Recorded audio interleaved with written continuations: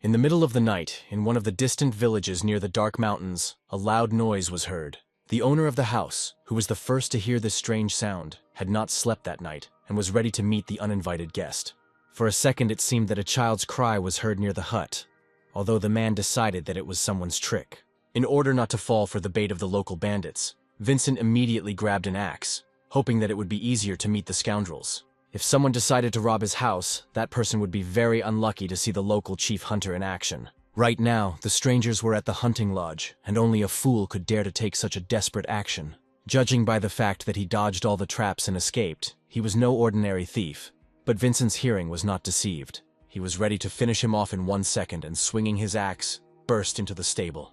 Once inside, he realized that there was no one there except horses. So where did this strange sound come from? Ever since the couple learned they could never have children, Vincent began hearing children's voices that only sounded in his head. And yet his eyes did not deceive him.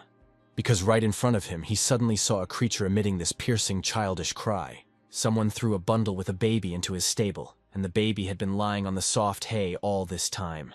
Vincent immediately picked him up, and holding him close, realized that the child was still alive. The baby was breathing, and his little heart was beating, which meant that God himself had sent a long-awaited guest to their home. Whoever it was, Vincent was grateful to fate for this night's luck and the addition of a little person to their family. At that moment, his young wife entered the stable, not yet knowing the reason for the strange noise. Coming closer, she saw in her husband's arms the very same baby that had been abandoned to them by his biological parents. Looking at her, Vincent realized that right now, he needed to tell his wife the most important words. Now it was their child, and they had to take care of him as if he were their own son. At that moment, something magical happened.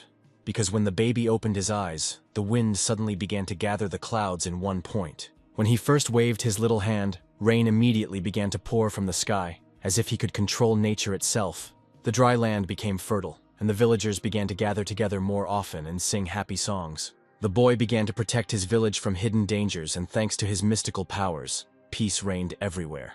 No one in the entire settlement suffered from hunger or thirst anymore, and he never stopped his research for a single day.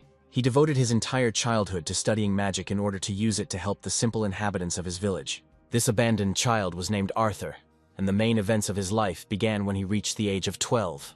By that time, his father Vincent had already managed to teach his son a lot, and was happy that he turned out to be so capable. Raising him on his arm, he was happy to meet him every day, and always hurried from work to spend more time with him. However, Arthur's passion increasingly directed him towards magic, and he wanted to learn how to control it as soon as possible. Vincent believed that shooting down a bear with one arrow or felling trees with one swing of an axe was as good as any magic.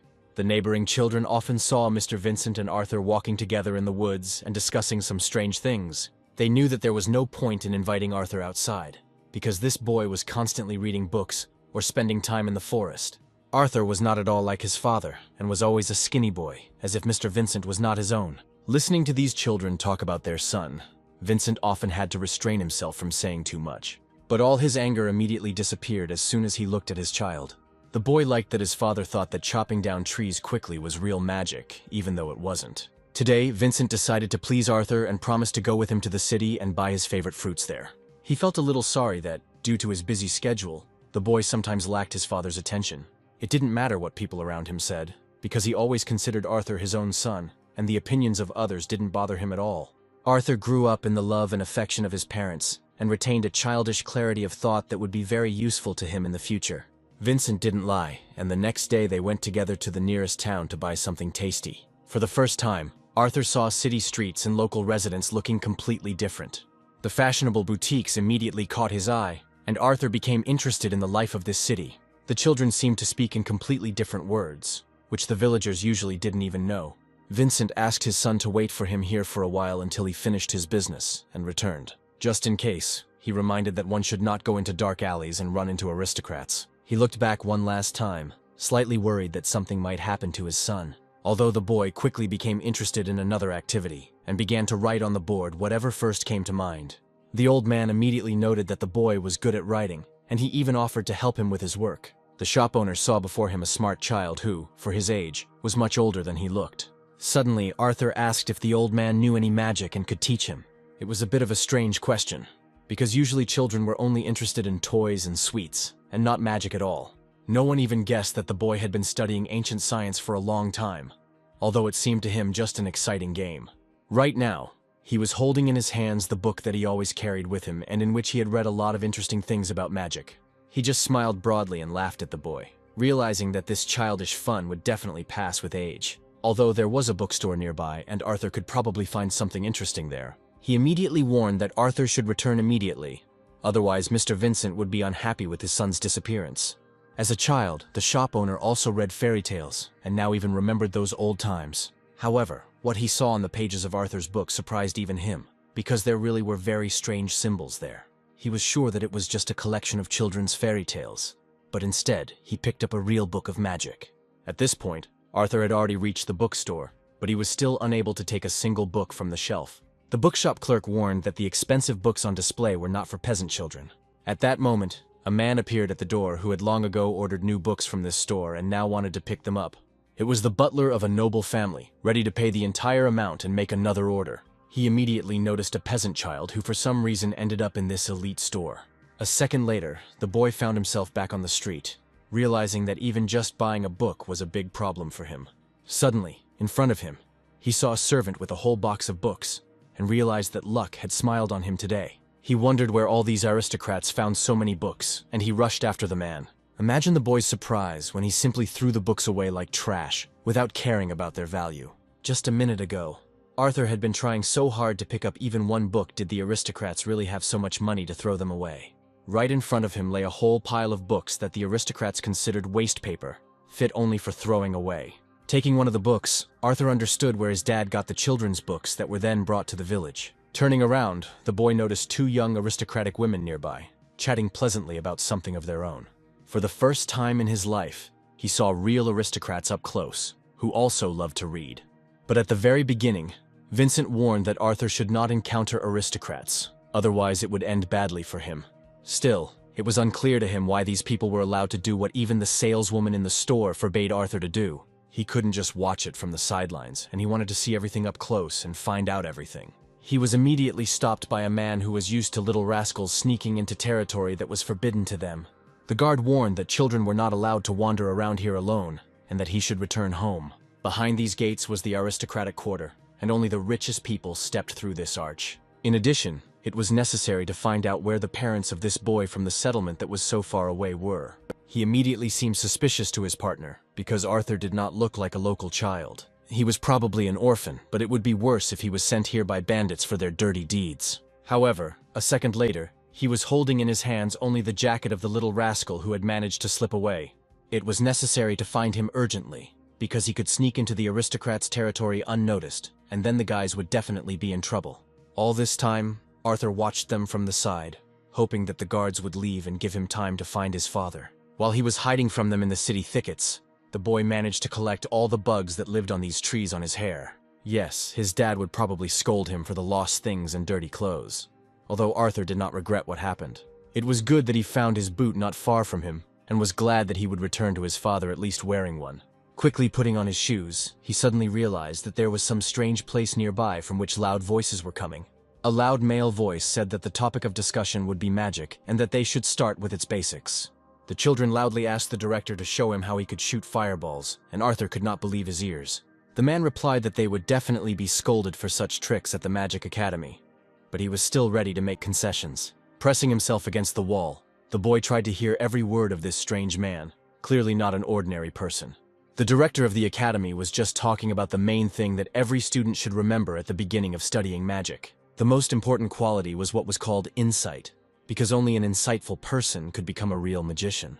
The children did not understand the meaning of this word, and were still too young for such adult conversations. Suddenly, the old man asked if any of the children knew what number you get if you add 1 and 1. The children shouted in unison that it would be 2, but it was strange that the director of the academy was asking such a simple question. With this example, he explained that magic is as common as the fact that adding these two prime numbers together gives 2. Everything in Genius was simple, and at the first lesson of young magicians, the director of the academy tried to teach them the simplest things. At this time, there was another uninvited guest next to them, about whom the director was immediately able to find out. He wanted to hear the thoughts of Arthur, who stood behind a thick stone wall and simply could not be seen. But if he went out to those students right now, they would notice how dirty and unremarkable the boy's clothes were. It's hard to imagine what will happen at this point, because the children will probably laugh at him. And yet, this was his only chance to get acquainted with magic and the people who studied it. He would regret forever if he didn't take advantage of this chance, so he immediately tried to climb the high wall. But what he saw before his eyes was even more interesting than all the fantasies that were swarming in his head. Opposite him, he saw a real magic academy, in the garden of which first-year students were crowded next to its director. An old man named Magnus said with a smile that he was glad the boy had come to keep them company. For the first few seconds, Arthur didn't know what to answer them, and just looked in front of him at all this. And then, gathering his courage, he closed his eyes and prepared to take a step forward. Arthur immediately jumped over the stone wall and jumped straight down into the unknown. Any other child in his place would have been afraid to jump from a high wall, but Arthur was one of those who was capable of such an act. In just a second, he found himself in a territory where no ordinary peasant child had ever been before. Under the old oak tree, the young wizards and the director continued their lesson, but now their company was joined by another student. The children noticed that this boy was not an aristocrat and asked the commoner to leave the academy. Looking at them, Arthur did not know what to answer and understood that with his actions he had violated his father's strict prohibition. But Mr. Magnus immediately declared that everything was in perfect order and that he should come closer to them. From afar, Arthur immediately said that he just wanted to see the magic he had read about in one of his books. Previously, the boy had only read about magic, although it was strange that a commoner could read at all. No matter what punishment would follow his misdeed, he was ready to do anything to see it with his own eyes. The director immediately warned that it was not at all difficult, and he was ready to show a spell that created a windstorm. The element of wind has long been under the control of Mr. Magnus since he mastered this ability in his youth. It was hard to understand how this little guy appeared here. But now he is destined to see a real miracle with his own eyes. The next second, all the children, along with Arthur, were floating in the air, and it became clear that the old man's magic really worked. The main thing was not to fall from such a height down to the ground, because all the students, except Arthur, had the appropriate ability for a soft landing. Only he, now soaring high in the sky, would certainly have crashed if the old man had intended to do something bad. Immediately after this, everyone immediately rushed down to the ground, because their lesson for today was not yet over. Arthur felt gravity pulling him towards the earth again and realized that the director of the academy was controlling him. He realized that he was no longer hovering in the sky, as he had been a second ago, and was heading straight down at full speed. The boy closed his eyes in fear, realizing that he was now perhaps seeing the last seconds of his life. But when he found himself right at the very earth, Arthur realized that at the last moment, the old man slowed his fall. Yes, it was funny to watch how scared he was of this magic, because none of his peers had been afraid of such tricks for a long time. He looked at them the same way a commoner looks at any aristocrat, although this was a completely different case. The ability to use magic distinguished all these kids from their peers, because this was not an ordinary school for rich kids. Mr. Magnus warned that this was exactly what Arthur had asked him to do after he had jumped off the high wall. But this was not enough, and the boy shouted loudly that he wanted to know all the secrets of these wizards. He began to shout so loudly that the students advised him to behave more calmly in the presence of the principal. No one dared to speak like that around Mr. Magnus, and even that kind old man could get angry with the boy. In fact, Arthur did not want to be rude to anyone at all, and was ready to do a lot to stay with them. In that case, Magnus decided to explain it to him a little more complicatedly, because magic works beyond common sense. Unexpectedly, Arthur himself picked up his words and said that magic has always been rational for any person. It seemed to him that magic was much closer to the truth than those stupid prejudices that people live by. Never in his life had the old man heard anything like this from a boy who was barely 12 years old. And he continued to say that many ideas of great magicians were initially considered irrational and rejected, but in the end, they were still accepted as truth. Perhaps this is why the truth was hidden in irrationality, and therefore inaccessible to all ordinary people. Now Arthur finally wanted to understand what he needed to do to become one of these students at the Magic Academy. The old man saw a real genius child in front of him, and even without strong teachers he was able to comprehend the basics of magic. Despite the complexity of the subject, Arthur managed to gain knowledge that was inaccessible to everyone else. Unfortunately, he was a commoner, and instead of explaining, the old man decided to show him something else. He asked his student to enter into a state of mind, and she immediately fulfilled the request. Arthur had never heard such words before, and could not understand what Mr. Magnus meant. The girl announced a second later that she had entered a state of mind and was ready to carry out the assignment. Then Magnus asked her if she could guess how many coins the old man was holding in his hand. She immediately counted that there were exactly 6 coins in her hand. although she did not have time to do this counting. When a wizard focuses, his mind becomes so sensitive that he senses everything around him. This excessive sensitivity of the mind is the state of mind into which the girl entered. Thanks to this, wizards are able to control reality by creating its projection inside their consciousness. It wasn't just that she quickly counted the coins, because this ability operated much deeper than the usual understanding of people. Anyone could do something similar if they first practiced a little in a quiet place and felt their strength. Magnus claimed that anyone who managed to open another world could do this, if, of course, the boy understood what he was talking about. Arthur immediately replied that if he could not feel this power within himself, he would not be able to erase it, and with it his state of mind. Yes, he never ceased to amaze the old man with his insight and suggested that he try it right now. After all, if he can't enter the state of mind, he won't be able to study magic at all. All this time, Arthur was trying to understand how to find this strength in himself and what it meant to feel himself in himself. After all, the brain was just an organ, and the reality around people could not be broader than the brain's ideas about it. Little by little, he tried to erase one by one those familiar things that had previously swarmed in his head. Only by squeezing your will to the limit and opening your mind, separated from the usual understanding of things, can you gain that very magical power. After a short time, the boy opened his eyes and realized that his internal state had changed. The children were still in the same place, but Arthur saw them completely differently. Mr. Magnus asked what his new student was feeling right now, and what had changed in his mind. The first thing he noticed were the sounds he had been hearing in his inner ear all this time.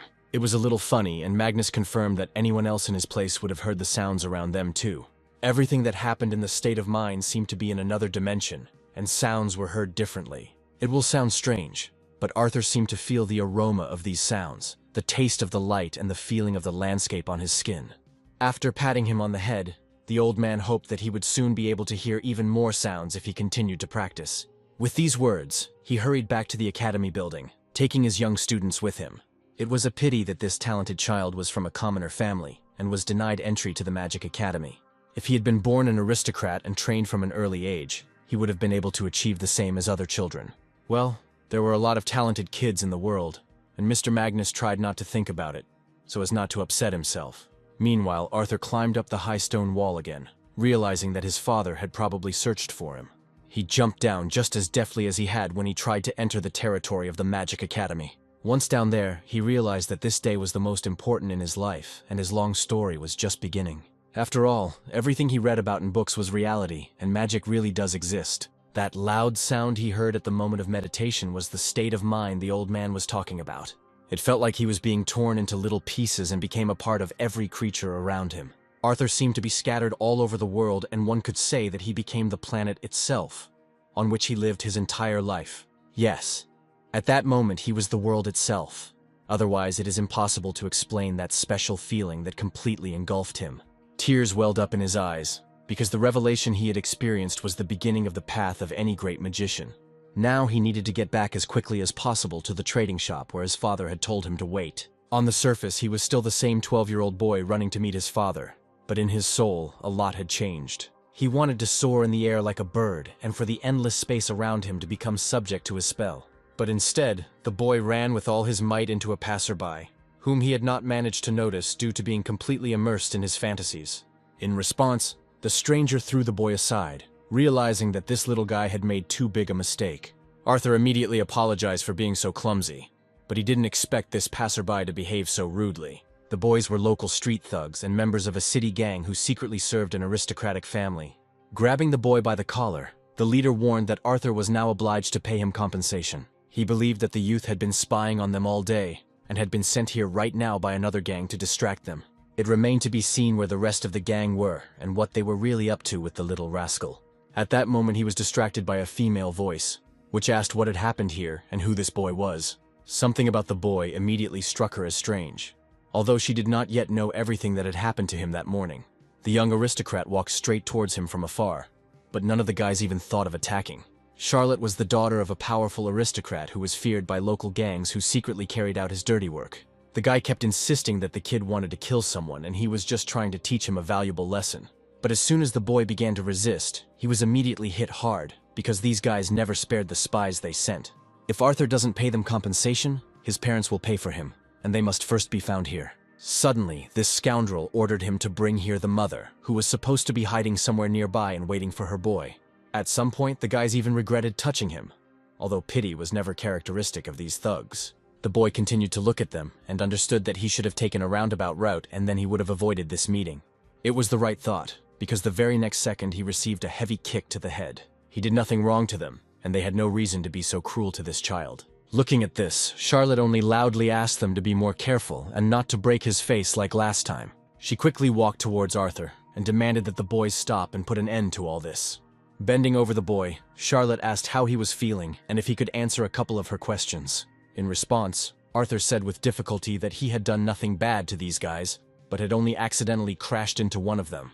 Despite the pain from the beating, the boy was upset that he had been treated so cruelly. Charlotte realized that it was time to finish, and if they didn't have anything more interesting to do, they could go home.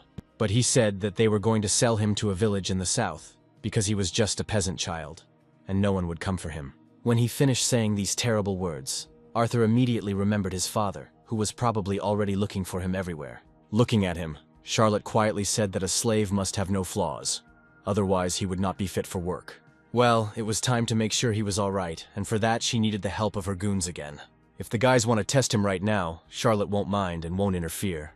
The gang leader ordered Arthur to take off all his clothes immediately, threatening to give him another good beating if he did not obey. Charlotte didn't ask them to undress Arthur at all and only wanted to look at his face. Were they seriously ready to do this?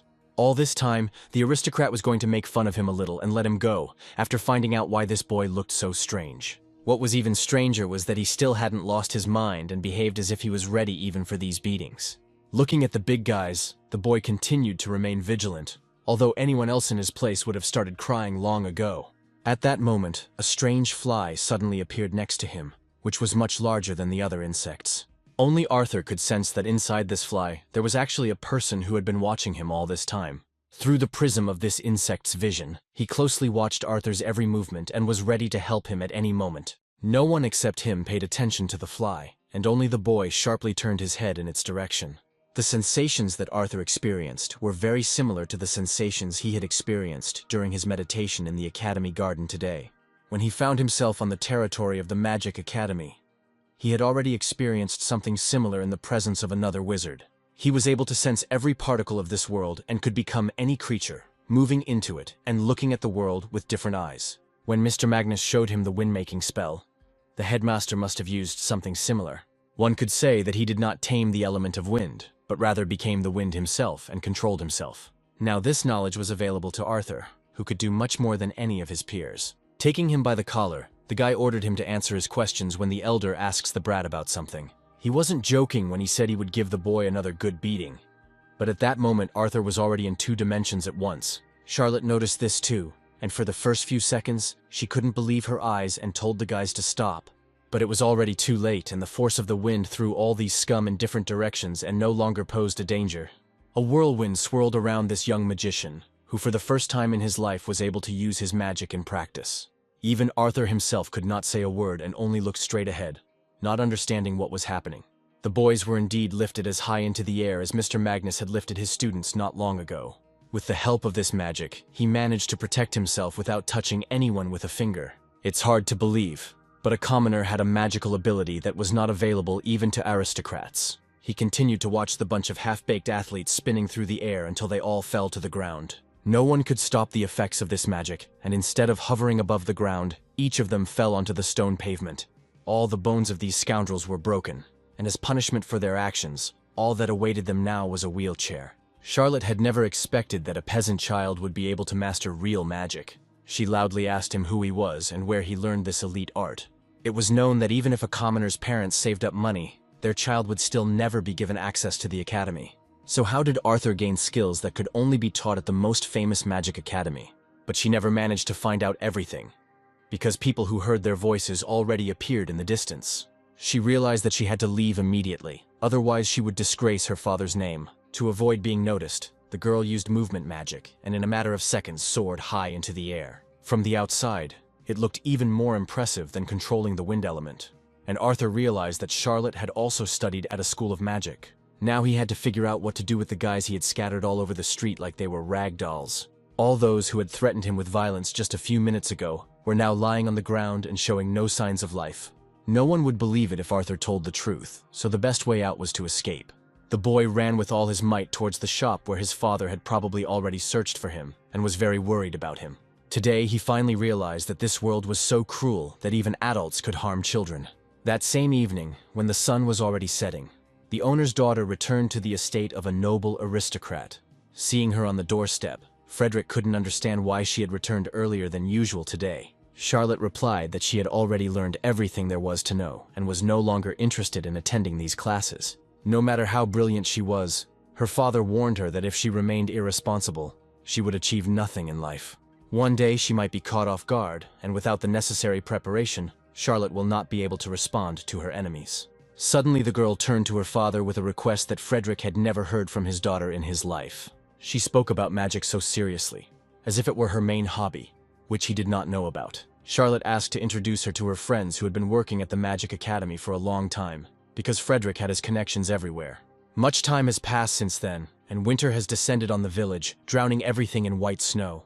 That day, Vincent could not find his son anywhere. Although his wife claimed that he had gone logging, the man decided to go in that direction, because Arthur was never found where his boy usually went. In the spring of the year when Vincent first brought his son to the city, he almost lost the boy. When Arthur came running back, he said that he had simply gotten lost, although his father felt that he was leaving something out. It was difficult to make out what had actually happened to him, but the boy was covered in tears. Arthur kept everything that happened to him a secret, and has kept this secret to this day. He was actually in the logging area and continued his work despite the severe cold. Remembering that day, Arthur regretted that he was never able to use magic again. That time he summoned it unconsciously, as if instinct itself told him to use this magic. It is unknown what important step he missed, acting intuitively, because the boy had no knowledge of magic, but he was still able to enter into a state of mind, and only today did he learn this for the first time. Just like last time, he seemed to connect with the whole world and felt every cell of the tree in front of him. When he was in this state, he felt the surface, shape, and smells of all the objects that surrounded him. He could even sense all the branches of the trees at once, as if he had multiplied into many parts and become a completely different being. It was difficult to explain where this energy came from, but gripping the handle of the axe tighter, he prepared to use it. He had become much stronger with magic and could now quickly complete work that would normally take at least 2 days. The young man struck the tree with such force with the axe that this blow was enough to completely complete the entire work. The very next second he saw in front of him only the stump of a tree that he had cut down with one blow. This magic helped him now, and therefore in the future it can bring a lot of benefit to him and his family. It was at this moment that Vincent appeared nearby, who at first thought it was a thunderclap.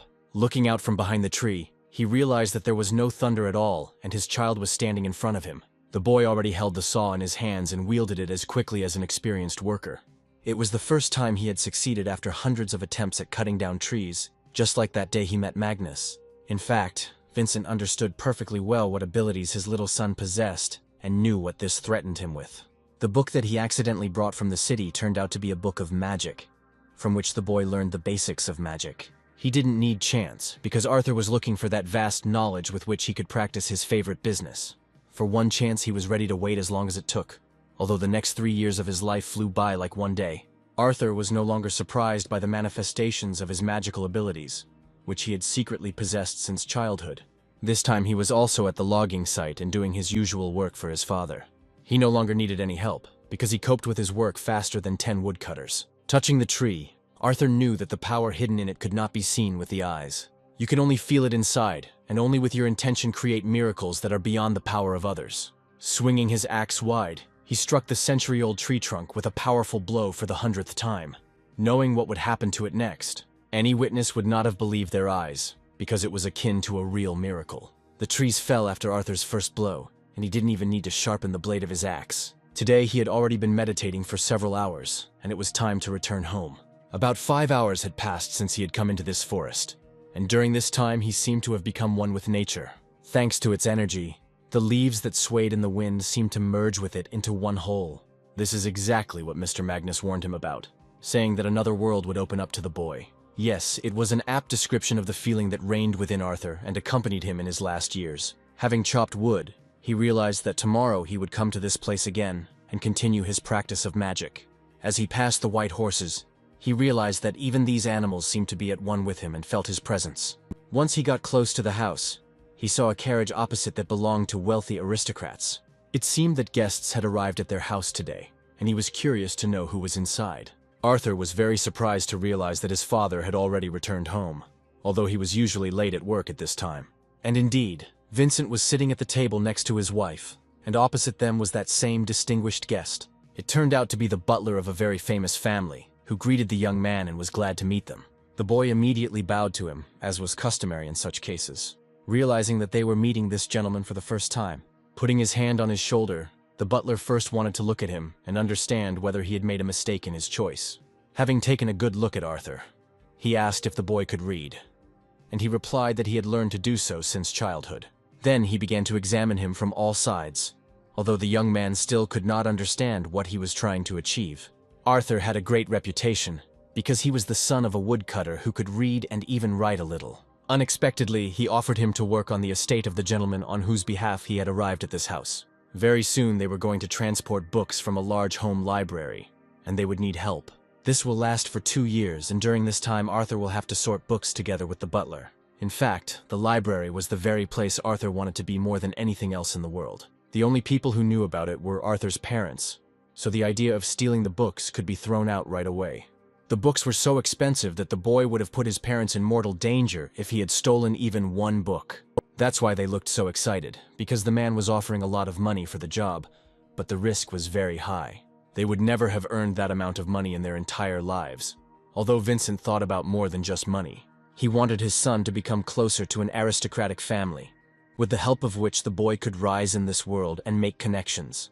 Besides, he knew about his son's main dream and wanted to do at least something to help him with it. But the butler only laughed at this, because a commoner cannot build a career as an aristocrat, even with the help of new connections. It was known that this peasant child could read, which is a great rarity for the children of commoners. The man advised him not to lie to his son, and not to instill in him unrealistic dreams that he would never realize. Even when Arthur was little, his young father promised himself that he would do everything for his son. Teresa taught him to read only a few words, but immediately after that her son became so engrossed in reading that he soon read all the books.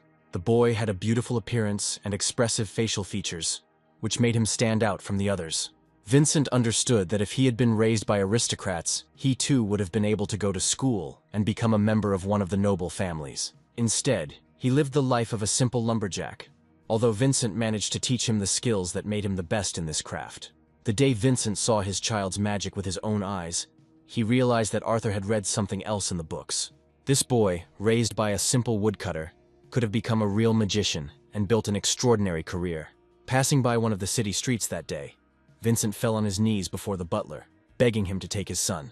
He said that Arthur had been able to read since childhood, and if he allowed him to read books from the library, he would be ready to send him to work in the city. Vincent then said that he did not need money, and he was giving his son away only because serving the aristocrats opened up new opportunities for the boy. And now he demanded that this scoundrel, who dared to behave so brazenly in his home, immediately get out of the house. Looking down at him, the butler knew the man was lying when he said he didn't need the money. However, Vincent no longer wanted to see this man in his house and took back his previous agreements. Putting on his hat, the man warned that he was making such an offer only once, and there would be no second one. Turning around, he suddenly realized that it was not only Vincent who made decisions in this house, because another person had intervened in their conversation. It was Arthur who asked the man to stop and listen to him. Yes, the young man decided to take on this job, but the butler reminded him that his head would fly off his shoulders, even for the slightest leak of secret information. Arthur gave his word that he would never reveal the secret, and if something went wrong, he was ready to answer for his misdeeds. Well, if the young man was seriously interested in this job, the butler promised to pick him up in exactly a week. It was worth remembering that Arthur would not leave the estate until all the work was done and every book was in its place.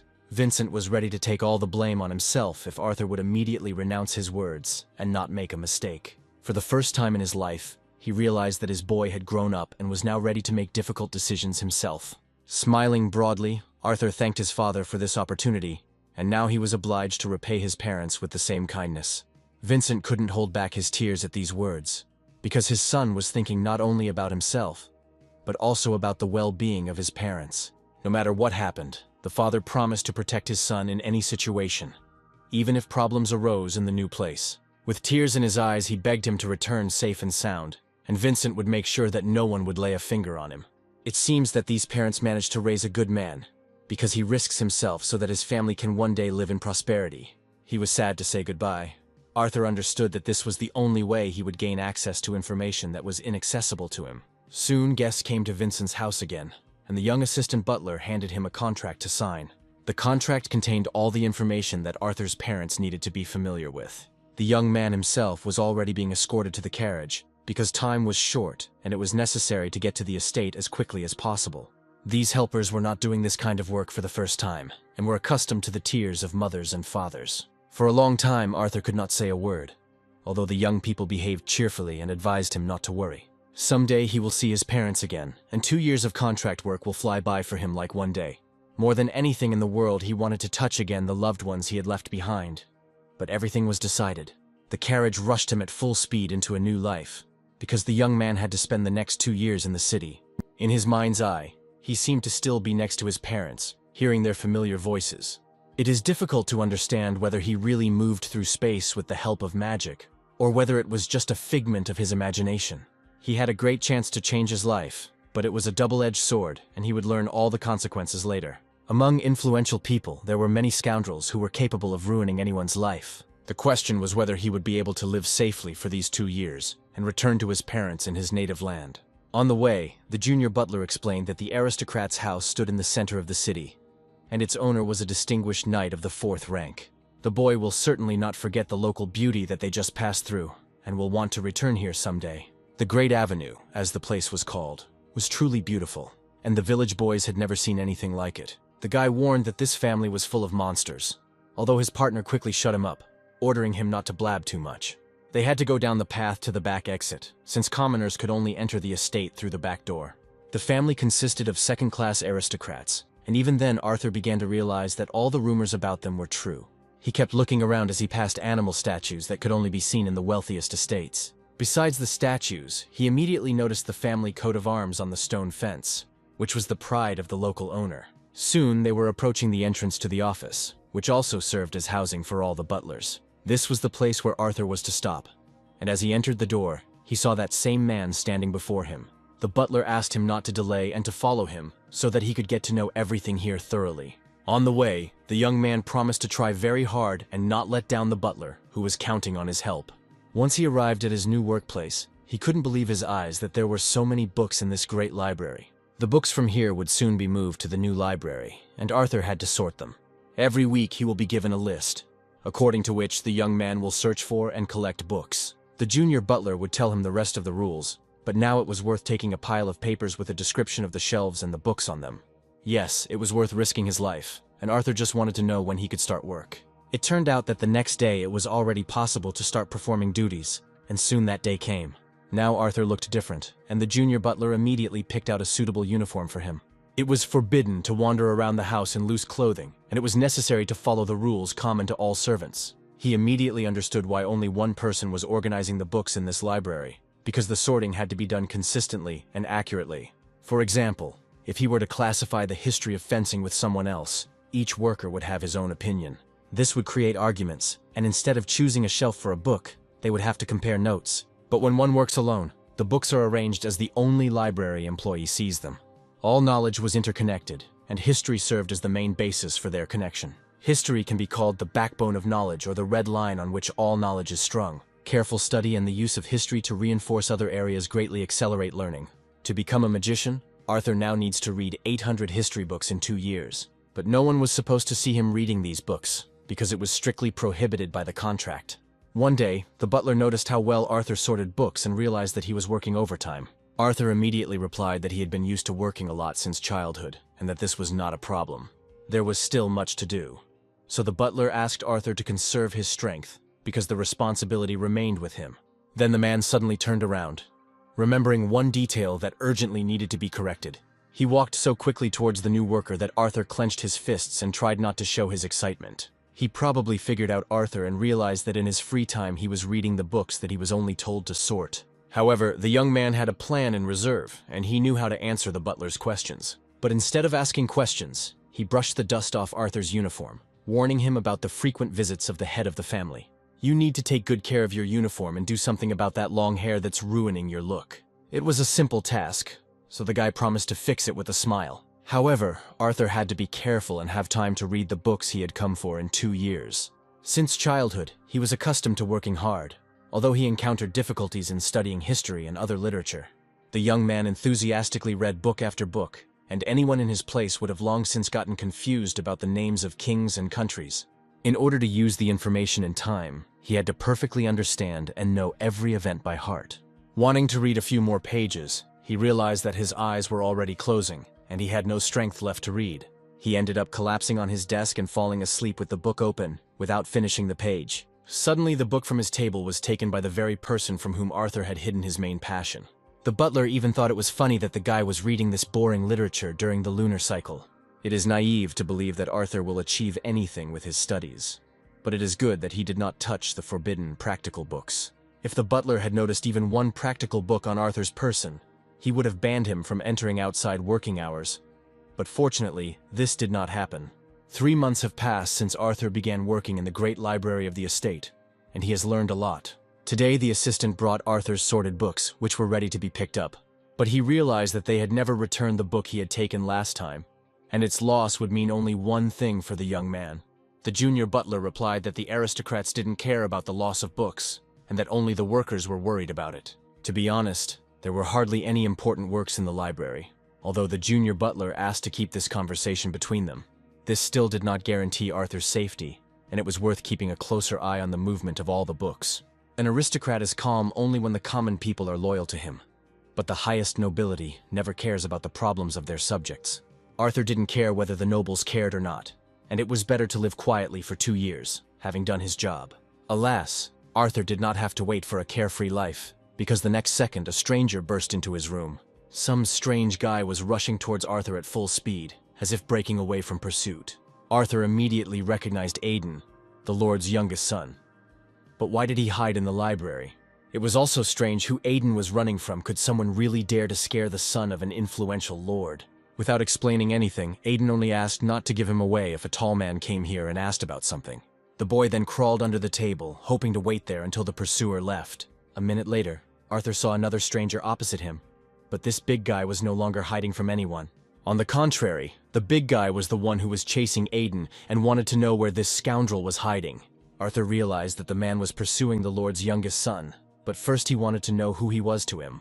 The stranger introduced himself as a fencing teacher, and the only one who had the legal right to beat Aiden. If Arthur didn't want to stand in line to receive bruises, he should have immediately told where his student was hiding.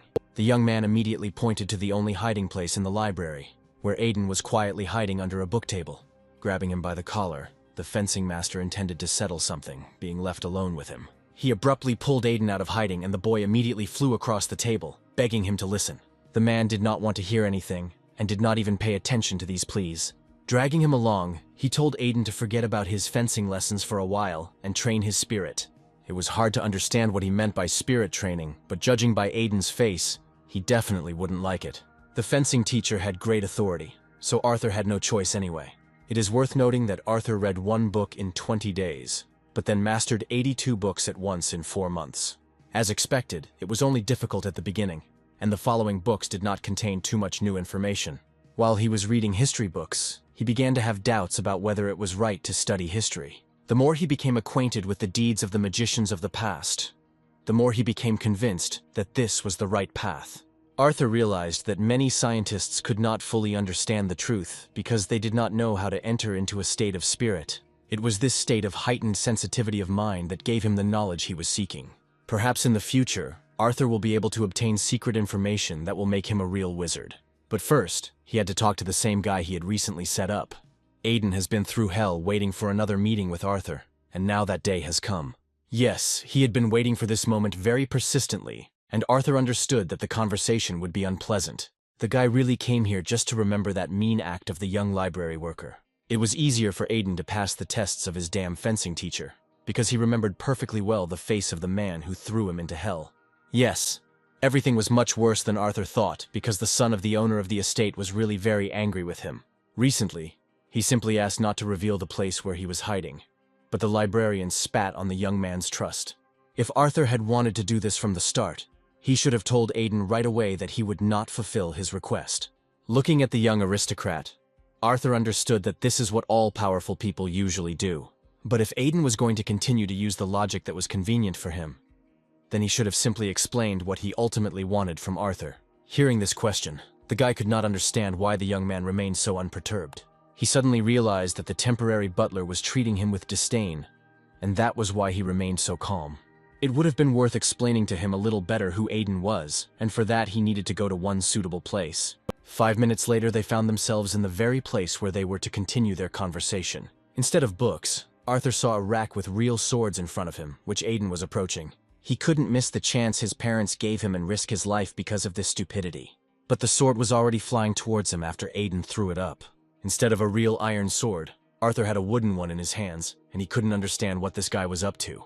It seems he is serious about fighting a duel, but using training swords instead of real combat swords. Arthur shouted that he had not acted like a coward at all, but had simply followed the orders of his fencing coach. However, by doing this, he gave Aiden to his master, after which he received punishments that no one would wish on anyone.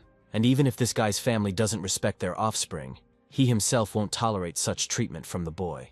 Given the difference in skill, Aiden was willing to let his opponent attack 3 times before he began his own. Even if this fight ends with a broken bone, Arthur will still have to go home. But since the opponent gave him 3 attempts to attack, it was worth taking advantage of this chance. He had no other choice, so Arthur rushed to attack his opponent. The first attempt was immediately repelled by a signature block, which Aiden executed perfectly. Fencing coach Lucas was indeed a great master, and was able to teach him a lot. Such power could only belong to the best student, and it is strange that he was underestimated in the family. Gathering his strength, Arthur struck him again, but it was again easily blocked.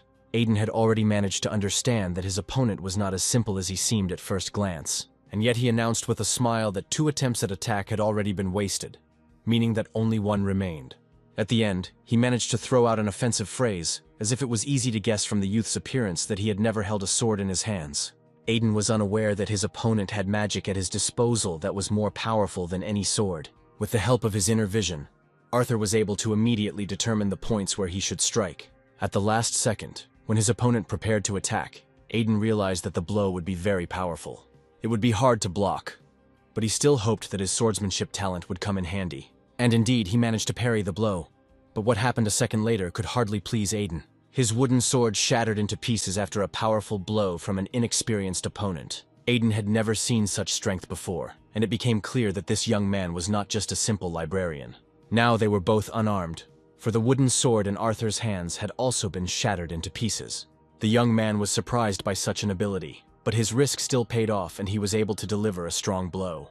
With the first blow, he sensed the essence of things, and with the second he calculated the speed of the enemy. That thunderous blow that Arthur had been practicing for over 3 years came in very handy and surprised even himself. Looking at his opponent, Aiden couldn't understand where this young man learned fencing and who was able to teach him such a rare technique. However, he immediately explained that this was not simple fencing at all, but a special thunder strike. Arthur's father works in the mountains, and the boy usually went with him to chop wood and help him with everything. His strength was not enough to cut down trees, so he had to learn this rare technique to be useful to his father. The lumberjacks call this technique thunder strike, but hearing about it, Aiden immediately realized that it sounded like wild nonsense. Unlike Arthur, he had been training in swordsmanship for 15 years, and it was not a skill that could be learned simply by chopping wood. Aiden's older brother was a master swordsman from childhood, even though he trained with wooden weapons. When he was 12 years old, he had already mastered the secret technique and defeated his younger brother. The father always thought that his eldest son had inherited this genius from his parents and promised to throw a grand banquet. The younger one just looked at all this from the outside and understood that he would forever remain the second in his family. Worse still, even now he could not catch up in skill with this young librarian, who simply chopped wood with his father. Aiden couldn't accept this for anything in the world and was determined to prove that he was capable of something. Looking at him, Arthur understood that inside this guy the feelings of an offended child who did not get his father's attention were raging. But what he saw the next second surprised even him, because his opponent had no intention of stopping. Instead of a wooden sword, he suddenly grabbed a real iron sword and began to slowly draw it from its sheath. Yes, he seriously decided to fight him with swords, and was ready to throw one of them to his opponent. A second later, the guy had a real sword in his hands. Was this madman really ready to do even that? Both of their wooden weapons were destroyed. so the winner will not be determined until the next round. If this brat could master such a blow, then Aiden should learn how to handle a sword properly and repeat this duel in a month. It was good that he decided not to do it right now, and Arthur had another month at his disposal. Fighting with real swords was too dangerous, and Arthur's hands even shook with fear at the thought. He begged his young master to think again before taking this step. After all, Arthur had never learned fencing from a real master, so he was not prepared for such a duel. However, if he was so talented that he learned it while chopping wood, then he would somehow come up with a way to prepare for the duel. Now Arthur's job was made even more difficult by the fact that he had made an enemy whose feelings he had accidentally hurt by his victory over him. Sitting in his office, he clearly understood what had happened. But there was no way to turn back time. He knew that the head of this family had 3 sons and 1 daughter, and all the children could inherit his rights. The eldest son was a professional 6th-class swordsman, and the daughter had a talent for music, preparing her for the role of the main pianist. The second son, named Sean, was called a genius by everyone, who was the main competitor in the struggle for leadership. Unlike his talented siblings, Aiden was unremarkable, and everyone knew he had no abilities. With his accidental victory, Arthur hurt the pride of this heir, who had been compared to someone else all his life. He thought he would stay alive just by doing this work in the library. But now things were completely different. If he dies in this duel, his parents will never survive the loss of their only son. After all, his main goal was to become a wizard, and this stupid duel was not part of his plans at all. Taking the thickest book in the library in his hands, he understood that magic would help him not only look beyond the edge of reality, but also survive right now.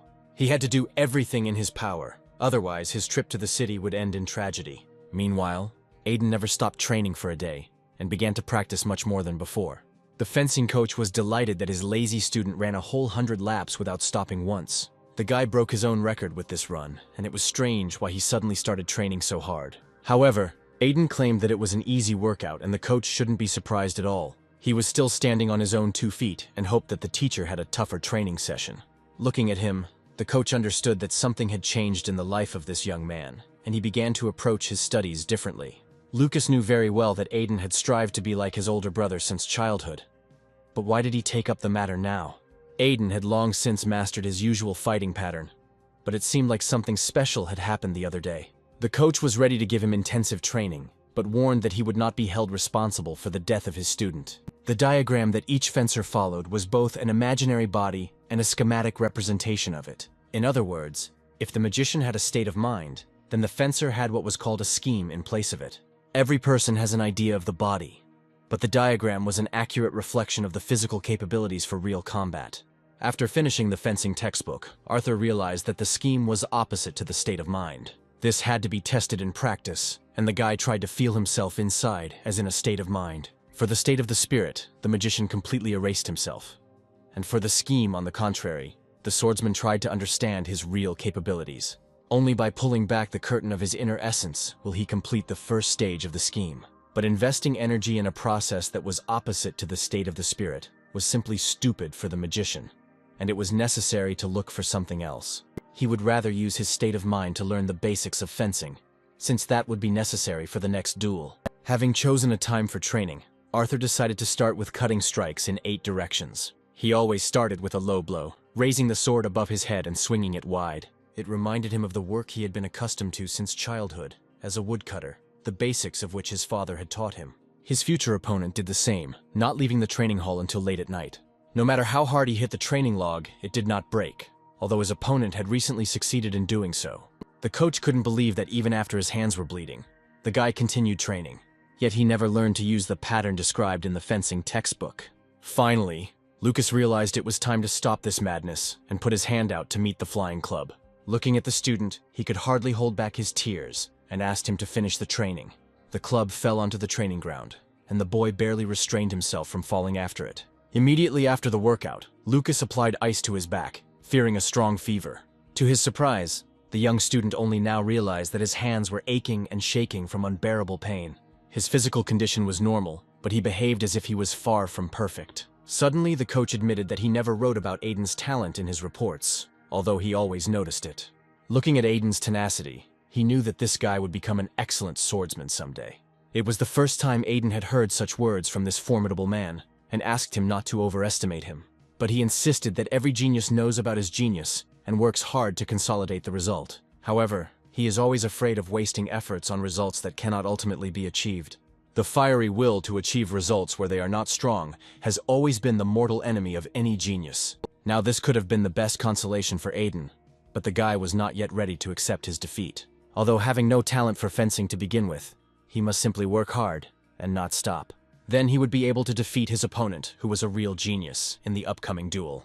This can be compared to the confrontation between Mozart and Salieri, where perseverance and self-improvement always strive to overcome talent. From that moment on, Aiden wanted to become the mortal enemy of all geniuses, because he himself initially had no talent. With the sword, he could prove that a person who strives for results at any cost can defeat even the most talented student. Arthur also managed to prepare well, because he spent a whole month learning cutting strikes in 8 directions. These strikes could simultaneously block the movement of an opponent who was delivering a counterattack. First, it was necessary to take a defensive position and take the enemy's first blow. After this, it was worth carefully monitoring the trajectory of the enemy, who used personal equipment in combat. All successfully blocked blows had to be immediately directed in the opposite direction. The young man learned all this in just a month, although many needed years to do this. But it was only thanks to the lesson in magic easily received from Mr. Magnus that Arthur was able to use it. Somehow he managed to combine the 2 techniques, and now he used the state of mind to enhance his swordsmanship. At the end of the training, his sword fell to the ground, and at that moment, Arthur realized something important for himself. The world of fencing was as endless as the world of magic, and he had previously underestimated this art. It was worth asking his parents for forgiveness in advance for agreeing to this duel, because after it, they might never see their son again. He stood at the crossroads of life and death, but was glad that at least in this way he saw this amazing world for real. That night, in the vast arena, there was no one but the 2 who were destined to cross blades. Aiden slowly walked out to the center of the sandy area, where hundreds of fighters were already fighting, and a lot of blood had been spilled. In front of him he saw an old rival who had dared to humiliate him a month ago, and now the time had come for revenge. During this time, the guy managed to train well and strengthen his weak skills. But this kid in front of him radiated such confidence that Aiden himself had to stubbornly resist it. Last time he was very good in combat, although he never studied fencing with a trainer. Now he was calm, as if he held a sword every day, although this was the first time he had entered into such a duel with a strong opponent. Back then, their meeting ended with broken wooden swords, but today things could have been different. Pushing off hard, Aiden was the first to attack, knowing he had to win. It became clear that his skill had grown over the month, and the fight would be much more difficult than their first duel. However, he still felt the path of the sword that he had acquired over the month and was going to fight with it. He acted according to plan, and his opponent's first attack missed. The second blow of the blade also passed within centimeters of his face, but did not touch Arthur. The kid used a technique that Aiden's older brother was very good at, but where did he learn it? This brat really isn't afraid to fight with iron swords and took a stance familiar to Aiden from childhood. In fact, Arthur carefully concealed the fear of death that still remained in his soul, and did not leave the young man for a minute. Future destruction was the source of his fear, although he understood that the future was only an illusion that did not yet exist. If you throw away these thoughts and don't imagine the next second, then the fear will disappear. Anyone can jump off a cliff if they forget for a second what's waiting for them below. However, this young man was not going to die blindly, and fought the duel as if he had been preparing for it his whole life. It was as if he had absorbed all the emotions and stood on the edge of the abyss, but did not fall, standing firmly on his feet. But Aiden himself is not afraid of death, having become accustomed to seeing opponents with weapons since childhood. Today he had to prove that 15 years of training had not been in vain, and that he had acquired real mastery. And yet, one could not help but recognize the talent of the young fencer, because each of his positions was worthy of a master. As soon as their blades crossed, Aiden realized that his opponent had been carefully studying his movements, and was ready for his attack. Even after using all his best abilities, he was no longer confident of victory. Anyone else in Aiden's place would have stopped the fight, realizing that they had reached the point of no return, where life could end. There are obstacles that cannot be overcome with simple attacks and require real skill. His sword strikes became heavier and heavier, and his speed almost reached its limit. It even seemed to Arthur that the speed of his opponent exceeded the speed at which he could feel the direction of his sword. We must give credit to this restless guy who gave a lot to master complex technology. It paid off, as his next blow was accurate and caused Arthur a deep wound. Most of all, the boy was afraid for his parents, who would certainly not survive his death on this journey. Besides, if he took another hit like that, he would definitely lose, and Aiden would hardly show mercy. It was clear that he was trying to take revenge for past defeats and intended to bring the duel to an end. Right now, it was worth remembering Arthur's special skills, because without magic, he was risking his life. Yet his opponent did not lower his sword, fighting as if this was the main battle of his life. The young man understood that at some point something went wrong and his fencing technique failed. It's hard to say what he missed, but now he needed to fight off his opponent's increasing attacks. Yes, this guy was definitely out of his mind, and nothing but rage could be found in his eyes. Aiden put the strength of his entire skeleton into each strike, using a technique that had only been taught in his family since ancient times. He was ready to crush Arthur with his physical strength and the training he received from the Great Master. It's strange why Aiden didn't raise his sword after Arthur was wounded in the chest. Did he decide to change tactics? After all, he could easily cut him down now, ending the duel and the short life of his young rival. But he still continued his sweeping attacks, revealing his techniques in advance. Most likely, this guy's understanding of fencing was worse, and Arthur slightly overestimated his opponent. Their blades crossed again, but this time Arthur decided to change his approach in the protracted duel.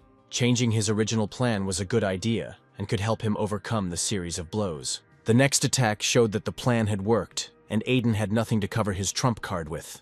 Now he realized that his opponent was one of the best swordsmen he had ever met in his life. It is impossible to imagine where this young man got his strength from, because even after being seriously wounded, he did not stop attacking. Despite the basic moves taught to beginners, he used them like a pro. Each of his next moves was becoming more and more difficult for Aiden to block, and he knew that this way he would be able to counterattack. The enemy's stamina seemed to grow with each passing second, and he maintained his rhythm even in a series of quick attacks. At that moment, he seemed to remember his duel in childhood, when his father had forever put a cross on him, dedicating himself to his eldest son. Sean was amazing that day, and most importantly, he used the same technique as that strange librarian. Then the boy could not come to terms with the defeat, and only the young butler calmed him down away from his family. Sean knew he had won the race for leadership, and that there would be no obstacles in his way. Aiden still remembered the nasty smile his older brother had given him at the last moment. From then on, he vowed to crush into dust anyone who dared to mock him and his technology. He was supposed to be the best swordsman in the world, not lose to the first brat who had just picked up a sword. But after the next blow, he realized that he had underestimated Arthur, who was not going to give in. Even if Arthur surrendered right now, Aiden would not lower his weapon. The madman decided to fight to the end, and only his magic could help Arthur today. Over the past month, the technique he had learned had helped him see Aiden's true nature, and this could be used in a duel with him. It seemed that at that moment the boy surpassed himself, using the technique that was being born before Arthur's eyes. It is always very difficult to fight such an opponent, because you never know his next move. But then Arthur realized that the moment had come to read the enemy's movement and make a precise lunge. One well-aimed blow instantly decided the outcome of the duel, throwing the opponent's sword aside. The sword's tip plunged into the sand of the arena, and the disarmed opponent could only admit defeat. Even Arthur himself had a hard time believing it. But looking at the result, he understood that he had surpassed himself in this fight. Sweating profusely, Aiden realized that his efforts had been in vain, and that he had not proven his worth to himself. This was indeed the case, and the young man, who had his first duel with real swords, defeated a swordsman with 15 years of experience. Now he, a swordsman with a blade knocked out of his hands, stood empty-handed before an armed opponent. At the last moment, Arthur only chose the opportunity to apply the developments he had been practicing all month. In a second, he changed his grip, and Aiden would no longer be able to do anything, because it was impossible to keep up with Arthur. As their blades crossed, Aiden knew what Arthur's counterattack would do, since that was how his older brother had defeated him in their childhood duels. All that remained was to figure out who this young butler was, and where he had learned such a rare technique. Although Arthur did not expect to win, he only hoped that the duel would not end in anyone's death. The commoner had once again hurt the aristocrat's pride, and it remained to be seen what problems this meeting would lead to. Aiden admitted that he had lost the duel, and there was no longer any point in justifying the humiliating defeat. But what's worse is that he lost for the second time, since their first fight with wooden swords also ended in his defeat. This young man with a weapon still stood opposite and could decide the outcome of the duel and the fate of his opponent. Arthur had the right to end the duel as he saw fit, and Aiden would not have dared to say a word if he had decided to get rid of him.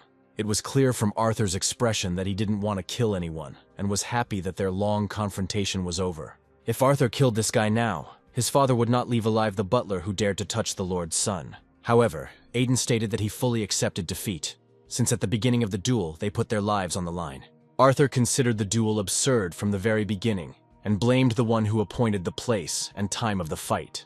It was Aiden who had to respect his opponent and fulfill his request. If he were worthy, he would never have put his butler in such a position. Was it really that hard for this idiot to understand? The guy had been threatening to kill him for the entire month, and anyone else in Arthur's place would have finished off the bastard long ago. Collapsing onto the sand of the arena, he shouted that he was already prepared for death, confident in his inevitable death in today's fight. Besides, after a duel, don't people say warm compliments and words of gratitude to each other for a good fight? The emotions that overwhelmed him after the duel made him ready to burst into tears, and he could barely hold back his tears in front of his opponent. There was a big difference between Arthur and Sean, because unlike his genius brother, Arthur did not mock his weakness. By the way, Aiden still hasn't even asked the name of the young butler with whom they fought to the death a minute ago.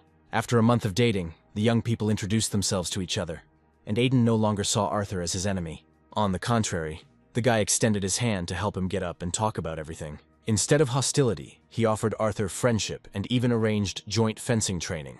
It was a great end to a test that Arthur had managed to survive. He did not forget his main work, sorting more than 7,000 of the library's 10,000 books. The head butler couldn't understand how Arthur managed it and where he found time for his main job. It must be admitted that Arthur tried hard, and half of his working term was successful.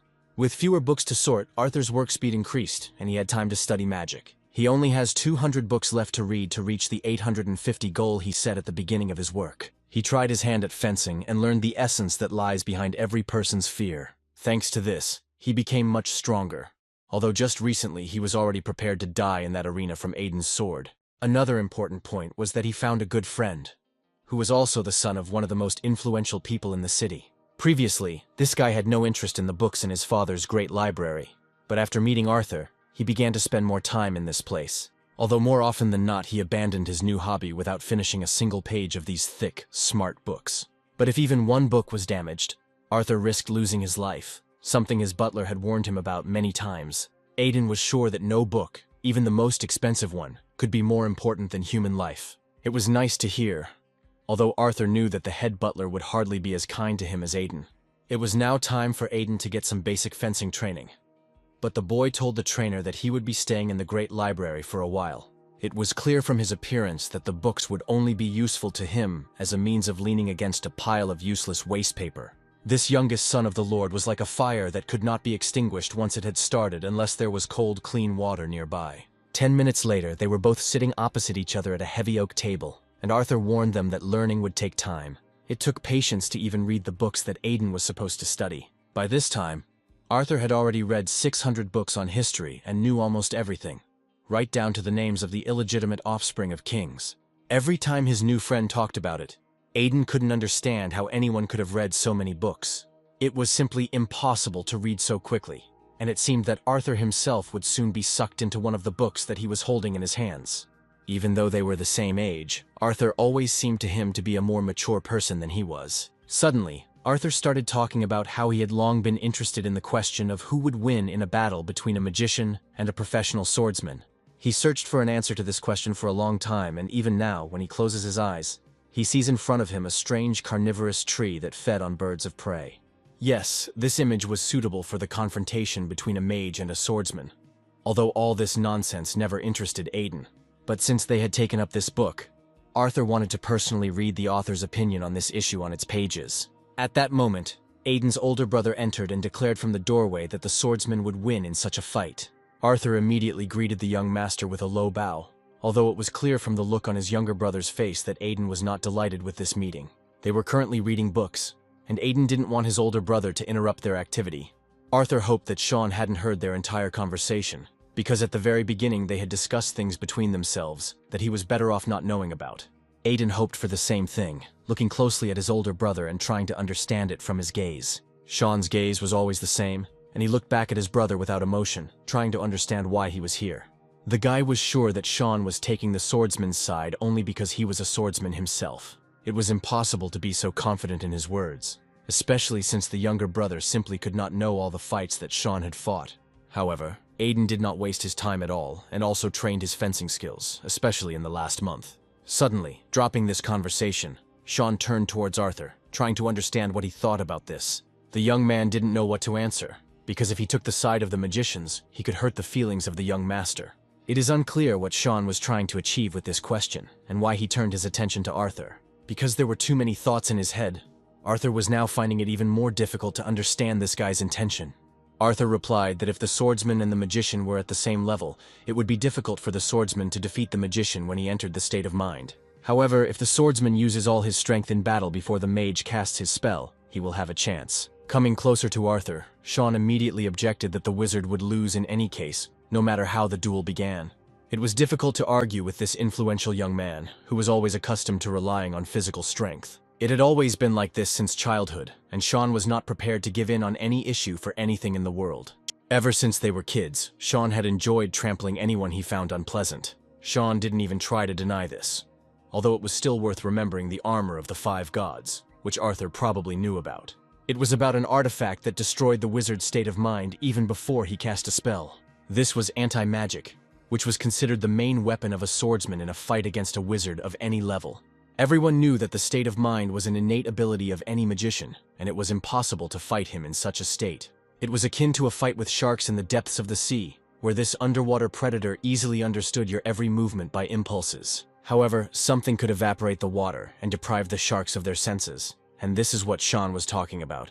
Anti-magic was a tool that helped many swordsmen in battle against the most experienced magicians. Even when the wizards in spirit tried to attack the knight, the swordsmen easily blocked their natural skills with anti-magic. If the state of the spirit did not reach this armor, then magic was powerless against such a warrior. Also, due to the fluctuating qualities of normal magic, its effectiveness dropped sharply when encountering mana from the dragon's heart. It was this mana that was called anti-magic, and only 65% of the energy of such protection would be enough to block the strongest attacking magic. The only problem was that the creators of anti-magic were themselves magicians, and therefore knew perfectly well the weak points of all wizards. The question of why they did this was even strange, because the demand for anti-magic was huge, and brought them a lot of money.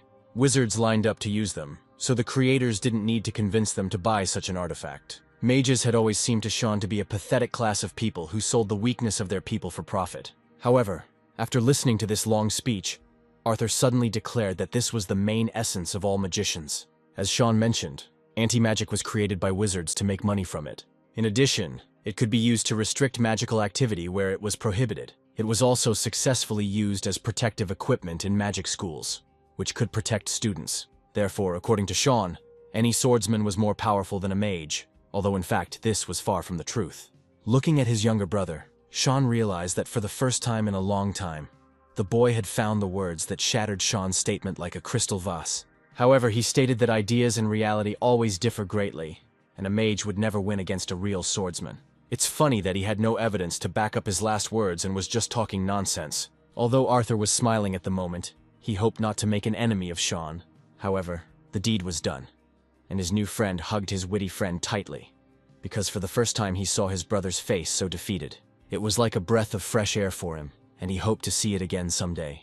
Another 6 months have passed since then, and winter has descended on the city, bringing cold and a lot of snow. The work was going on as usual, and the head butler was just signing a form to give it to the young assistant. He was glad that they had finished all the work before the inspections by the owner of the estate. Yes, this year they finished everything faster than the butler expected, although he still had unfinished business. He was even more pleased that the books, which had been neglected for 20 years, were perfectly sorted by their new employee. The junior butler advised him to renew the contract with the new librarian, but the man immediately told him to mind his own business. He understood that there was some sense in this, but he was still in no hurry and decided to wait until the work was finished. Meanwhile, Arthur, as usual, was turning the pages of the books he had already read. Closing a book was easy, but closing it after reading hundreds of pages was another matter entirely. We can consider that his long-standing dream has come true and he has done what he came here for. At that moment, Aiden burst in on him, having learned about his friend's imminent departure to his native land. Time flew by quickly and 2 years of work seemed like 2 days, after which Arthur had to leave this place. The young man was beaming with happiness, because in this library there was not a single book or piece of information about magic that he had not read. Aiden was happy with his friend's success, although he had a hard time believing that the young man could actually do it. It was amazing because he was the first to read such a huge number of books during this time. Suddenly, Arthur suggested going to Aiden's and playing cards, as they liked to do in their free time. Arthur had always kept their friendship a secret before, and now, For the first time, Aiden heard a proposal that would immediately reveal their friendship to everyone on the staff. Arthur regretted that he had not done this earlier, because he did not want the butler to interfere in his affairs and prevent him from fulfilling his main goal. They met more often in this library, but today Aiden's family was away and the house was his to use. After some time, they approached the building from which the family of the young aristocrat had recently left. This place slightly frightened the young man. Could he really walk through the main gate like an aristocrat? However, only the servants remained in the house, so Aiden asked him not to worry and follow him. It was so quiet in the corridors that Arthur felt a little uneasy from the silence in these wide palace corridors. In everyday life, Aiden didn't look like a child from a wealthy family, and it was strange that he spent his entire childhood within these walls. To Arthur's surprise, his friend was given the smallest room at the end of the corridor, which also served as a training ground. At the far end of this small room, he immediately saw a rack with training swords, which Aiden used to master fencing skills. This room was more like a small room where you go to change clothes after training. The Lord's youngest son lived in this room and no one seemed to care about his conditions. Once here, Arthur realized a lot, clearly seeing their deep similarities with Aiden. Now he had to think about how not to lose to Arthur at cards, and make an effort to do so. The guy realized again that he would give up this game and again end up looking like a fool, just like in the previous ones. Out of frustration, he scattered his cards, although at the beginning of the game he was confident of his victory. He was sure that his cunning friend was cheating, using his state of mind or magic replenishment tricks. But he assured that he uses magic only in rare cases, and not in an ordinary card game. However, observations are often more effective if you don't get hung up on the specifics. But look around. Yes, by following not the individual actions of the enemy, but him as a whole, you can predict his plans and defeat him. Although, if Aiden had awakened the swordsman's scheme now, he would have played better, and could have won at least the game. All this time, the guy had the feeling that he understood a lot, although the main thing was slipping away. But then his friend got carried away by another book and asked to borrow it for a while, if Aiden didn't mind. It seemed like this guy didn't care about the books, and even if Arthur had taken it without asking, he wouldn't have noticed. Looking at his watch, the young man realized that Aiden's parents would not return soon, which meant they had some time. But the next second he heard the piano from below. Was it possible that the court pianist was still in the house? There was only one person in this mansion who played the piano, and that was Aiden's older sister. Since childhood, she was fond of playing the instrument, soon mastering it to perfection and becoming a court pianist, deciding to dedicate her life to it. Ariel immediately heard the heavy door of her spacious room open, and turning around, saw a stranger. She immediately interrupted the sonata, realizing that the young man at the door had come here because of her loud playing. Arthur admitted that he really liked the girl's performance of this sonata, and he had already heard her performance at the last celebration. If you remember, just recently he was sorting the library on behalf of her father. Ariel had already heard about the talented child who sorted the books of the great library faster than anyone else, and was glad to meet him. Arthur remembered how his friend had spoken unflatteringly about his older sister, calling her the worst person in the estate. But now the girl didn't seem bad to him, especially since she herself offered to sit next to him and play something. He had never been in a position to sit next to an aristocrat and play her favorite instrument. The girl assured him that everything was fine, because she herself allowed him to come up and sit down at the instrument. She was very persistent, and Arthur could not refuse the offer of such a beautiful person. Besides, when else would he get the chance to sit at the grand piano with a famous aristocrat if he missed this opportunity today? Ariel immediately began teaching him how to play, placing her hand on the keys and playing a simple chord. The young man liked the beautiful sound from the very first notes, especially since the piano in the palace was perfectly tuned. Suddenly he asked her to allow him to play the familiar melody himself, as if he had been able to play the piano all his life. The girl was glad that he could play something, although Arthur thought that his playing would not be to the liking of the court pianist. It is curious that this young butler could play other melodies besides the chords she showed. Having remembered the notes, the young man gradually began to play the melody that sounded in his head.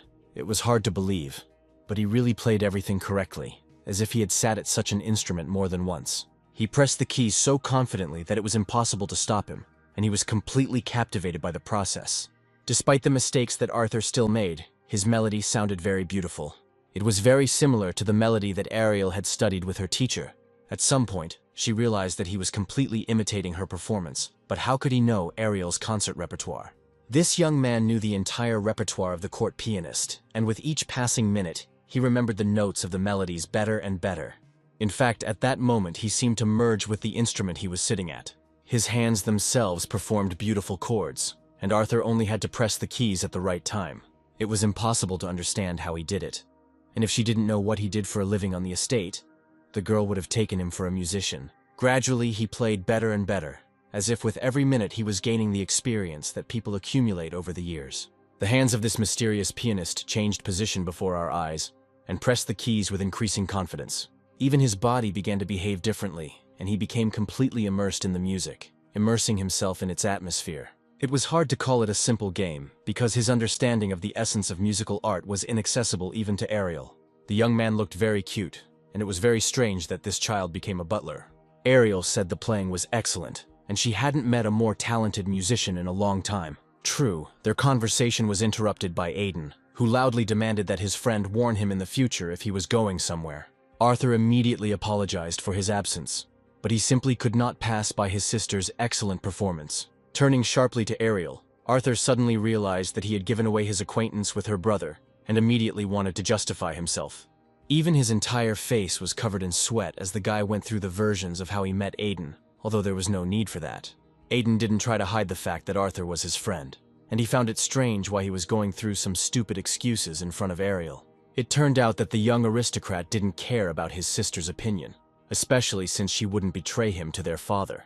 So there was no need to worry and just relax, because there was no one extra in this house. The girl also said that the friendship between her brother and the butler was absolutely normal. She was more interested in how he was able to learn the musical pieces from her repertoire, and even more so how he could play them himself. For a second it seemed that these two aristocrats were completely different, although they were united by a common disregard for each other. It was strange that Aiden said so many bad things about his sister, although this girl was a kind and beautiful lady. But he shouldn't have been so trusting, and Aiden knew that she was a real witch who wanted to swallow him whole. She laughed in response, calling her brother an ordinary, underdeveloped idiot who was lucky enough to meet such a friend. With a sly smile on his face, Aiden offered his sister to take the boy for herself if she liked him so much. The girl played along with him, because she was not against doing it, if only Aiden was ready to give Arthur his little sister. However, if he doesn't stop his nasty jokes right now, he could easily pay for it. If he thinks that it is okay to act like a jerk in the company of a stranger, then he is very much mistaken about this. Having finished with her brother, the girl explained that she and Sean would soon have to leave immediately after meeting with the father of the family. And a little later, Grandpa would arrive to see his old friend, which Aiden didn't know for sure. He completely forgot that he was going to take a certification test soon, and Sean would be the first to take the test. The certification license was a standard for swordsmen and mages that was recognized throughout the continent. Every year, about 1,000 people take this test, but only a lucky few pass the exam. After passing the test, each participant could increase their rank by gaining achievement points through associations and guilds. It's surprising that Sean is going to take this test at his age, when he could easily refuse it. Now the girl had to prepare everything for dinner, because the seafood had already arrived from the royal palace. Finally, she said once again that meeting Arthur had been very pleasant for her, and she hoped to meet again. The guy was very surprised to realize that today's meeting was not the last, and that someday they would be able to play the piano again. Although tomorrow he was going to leave this mansion forever, because his contract had expired. Now he no longer considered her the evil witch that Aiden had so confidently described in his stories. Then he suddenly asked if this girl had a significant other, or if she was single right now. At first, such a question caught Aiden off guard, because it was about his own sister. However, Arthur immediately asked to forget about this stupid question, although the wide smile on Aiden's face spoke for itself. He turned around abruptly and suddenly ran after his sister, but what was he planning? It's a shame that Arthur didn't come to his senses in time and didn't have time to watch his tongue when he asked this stupid question. Almost immediately he appeared on the balcony and loudly asked Ariel if she had a boyfriend now. It was too frank a question, and all the servants in the house could not believe that they were hearing it. By that time, Arthur had already managed to run up to him and covered his mouth with all his might, so that he wouldn't blurt out anything unnecessary. However, the question had already been asked, and the girl asked the maids not to pay attention to the children's games. There was one person next to them who heard what Aiden asked his sister at the request of his young friend. He immediately realized that the owner of the estate's son had guests today, although no meetings were planned. If Arthur had notified the head butler of his visit in advance, all the other staff would have been aware as well. Even from afar, the young man recognized the face of the butler who was next to Aiden. Turning quickly to his assistant, he ordered that the second young butler be found immediately and sent to his office. Since then, the young master did not stop his training and hoped to someday fulfill his dream. He wanted to become the best swordsman on the entire continent, and even refused to take 10-minute breaks at the request of his coach. A year has passed since that first training session, when the guy began to train much more diligently and since then has not lost his attitude. Lucas was sure that everything would change once his older brother entered the royal palace and stopped being a competitor. While training, he heard someone's loud voice, because one of the servants was calling him by name. For some reason, he ran straight to the training ground, saying that the lady was asking him to return to the mansion urgently.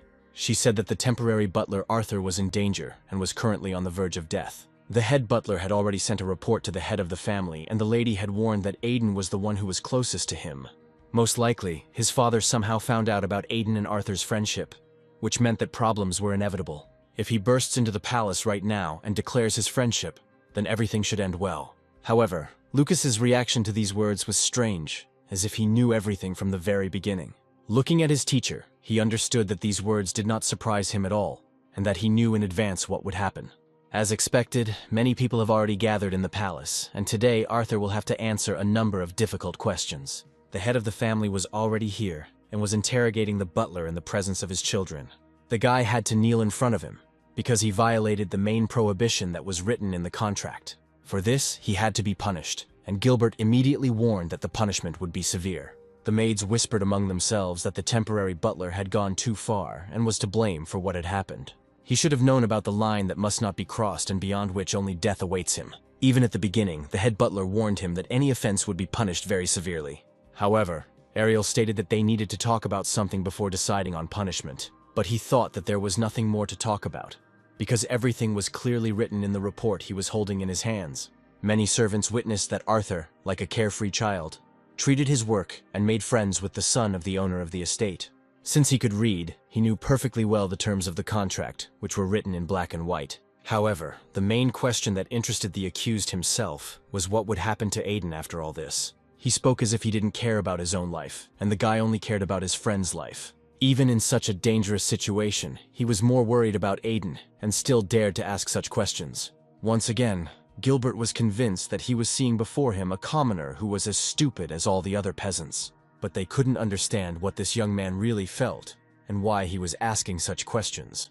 Aiden was indeed Arthur's friend, although their friendship began with a blood feud. They spent a whole year together, and, to the surprise of all the servants, Arthur declared that they would continue to be friends here. Looking at him, the owner of the estate understood that this boy was not at all afraid of the punishment that awaited him. In response to this idiotic question, he ordered the head butler to quickly deal with him and begin the punishment. However, the girl stood up for him again and asked him to listen to at least a few words. The junior butler's opinions were divided, with some supporting the chief's decision and others believing it was too cruel. To the guy's surprise, his partner suddenly declared that they were obliged to follow Gilbert's orders without question. After all, Mr. Gilbert had already encountered many times the problems that peasant children usually cause. Due to their inexperience, they can do a lot of things that can then lead to serious consequences. But there was a man in this house who would never allow this to happen, and he burst into the hall right then. Ariel was happy that her little brother was here just in time, because she was never able to convince her father. Arthur also understood that this was the last thread of hope that could save him from inevitable punishment. The guy loudly declared that without his permission, no one dares to judge his friend or interfere in his affairs. But what if this decision was made by the head of the family himself? Will he really go against his father's words? However, this young man did not commit any mortal sin and simply became Aiden's friend completely by accident. Aiden's privileges as the son of an aristocrat mean nothing if they cost him his friends. Friendship between a peasant and a nobleman implies an equal relationship, and Gilbert could not allow this. He believed that this peasant child did not see him as a comrade, but only wanted to sit on the neck of the stupid son of an aristocrat. But Arthur was different from everyone else, and would never have acted so meanly towards him. To somehow dispel Gilbert's doubts, his son had to prove whether the friendship between them was truly genuine. It was unexpected, because the guy had never had to prove his friendship with anyone to his father. Was it possible? If he refuses this and says that he has no proof of friendship, then their conversation will end forever. The guy has to figure out how to prove his feelings to the man so that he comes to his senses and lets Arthur go. If he were as talented as Arthur himself, he would easily defeat this position of his formidable father. But right now, he could not find the words. He had long been following his friend's example, and now was the very time when he should behave the same way as he did. I wonder what Arthur himself would do if he were in his place and making such a difficult decision. His gaze seemed to always calculate everything that was happening in advance, and with the same gaze he fought in the last duel. Aiden recalled that his friend advised him not to follow the enemy's individual actions, but to try to penetrate his mind. To win a difficult game, you need to use every cell of your soul and throw away all logic. The only way to understand his father's true intentions was to reach the state of mind that Arthur himself had enjoyed for many years. The black-haired man in front of him was a fourth-class knight, and had always been proud of his position in society. One could even say that it was not just a quarrel between a son and a father, but a real knightly duel with swords. Aiden learned this news about 30 minutes ago and immediately loudly told the coach about it. To his surprise, Lucas also considered friendship between a commoner and an aristocrat impossible, and supported the decision of the head of the family. He loudly reminded him that just recently he and Arthur had crossed blades in a fair fight. And after that, couldn't there be friendship between them? From his own experience, Luca knew that the most important thing for an aristocrat was to get rid of everything that undermined the reputation of his family. Did this guy ever think about the pressure his friend, who was no more important than a small fly, was under? After he thoughtlessly befriended him, there was no point in even trying to argue with his father to resolve the issue. The guy was no longer going to remain a coward, because it was Aiden who first asked Arthur to be his friend. It was clear from the look in the young man's eyes that he was determined, and Lucas had never seen him in such a mood. Deep down, he supported anyone who was willing to prove themselves as a man and handed them a sword that could be useful to them. Lucas was willing to let him leave training if he took the sword with him, but he had to be prepared for that. Yes, now Aiden understood without words why the teacher had given him his sword, and promised never to forget this brave act. Finally, Lucas reminded that abandoning his friends was like renouncing a part of himself. Standing in the palace hall, he shouted loudly to Gilbert that he had almost defeated him in this fight. It was a truly vile statement, since the only way to save his friend's life was if Aiden proved their true friendship. He wasn't going to follow his father's lead, because the fact that they had been walking side by side for the last 2 years was the main proof. Never in their lives had the servants seen such a serious squabble between the owner of the estate and his son. To Ariel's surprise, the man was willing to give up even his own son to prevent the family's downfall. If it was so necessary to protect his friend, the guy was ready to take even this step. He said that he would happily leave this place forever right now if there was no other way out. But Gilbert was not going to give in so easily, and demanded that this arrogant brat immediately raise his sword. Since the kid really considers the commoner his true friend, he should be willing to risk his life for him. Imagine his surprise when the guy really did begin to slowly raise his sword, as if he had foreseen his words in advance. But now that sword was raised against his father, although Aiden still claimed that he had no intention of using it at all. Gilbert was sure that his son had been at odds with other nobles all his life, because he was far from the level of even the worst of them. And now he keeps a man from a simple peasant family close to him, only in order to assert himself at his expense. On the contrary, Aiden was sure that his friend was much better than he was, and that he had the power to help Arthur find himself in high society. This fight had been brewing for a long time, and Aiden himself was to blame for it, having angered Gilbert. Arthur quietly wanted to intervene in this dispute, although his friend promised to take everything on himself. But he had already made his decision, and once again asked Aiden to lower his sword. He was not responsible for everything that happened, so the guy could take responsibility for himself and not anger the head of the family. When Aiden wanted to be his friend, Arthur assumed that one day he would have to choose between friendship and life. Even if he died right now, the young man would never regret his choice and the friendship between them. For the first time in his life, Aiden heard such words and tears welled up in his eyes. This is exactly what he wanted to tell his father, who only now saw the true feelings of friendship in the hearts of each of them. If Aiden were to be cast out of the family today, he was willing to sacrifice his position to maintain a strong friendship with Arthur. The elder sister understood that the emotions and feelings of these young people were immature, but still, she had never heard such sincere words. Even the junior butler, who had initially supported his master, understood this. But now his opinion had changed. Only one person in this house felt disgusted by Arthur's words, because he knew that his own plan had almost failed. It was at this moment that a guest appeared on the balcony, whose visit interrupted their protracted argument. It was Aiden and Ariel's grandfather, who didn't expect to see such a wild performance at his age. Looking at his father, Gilbert said that he had expected his arrival much later. But the old man had arrived at the most inopportune moment. He arrived early only because his friend had recently run away with the maid, so he himself was forced to postpone other matters. Today, Arthur saw for the first time this famous general, who was a third-class swordsman and was considered the strongest warrior on the continent. Howard was glad that today it was as noisy here as always, and he could remember the times of his youth. But in this situation there was no need for unnecessary noise, because the image of their family had already sunk to the bottom. Ariel still believed that Arthur was the smartest and most talented child she knew. Besides, he had already fulfilled all the requirements of the contract and was supposed to leave their mansion today. The girl tried to convince Howard that the actions of this temporary butler did not tarnish their family's reputation in any way. The word was left to Howard's grandson, but it was clear that the man still didn't like Arthur.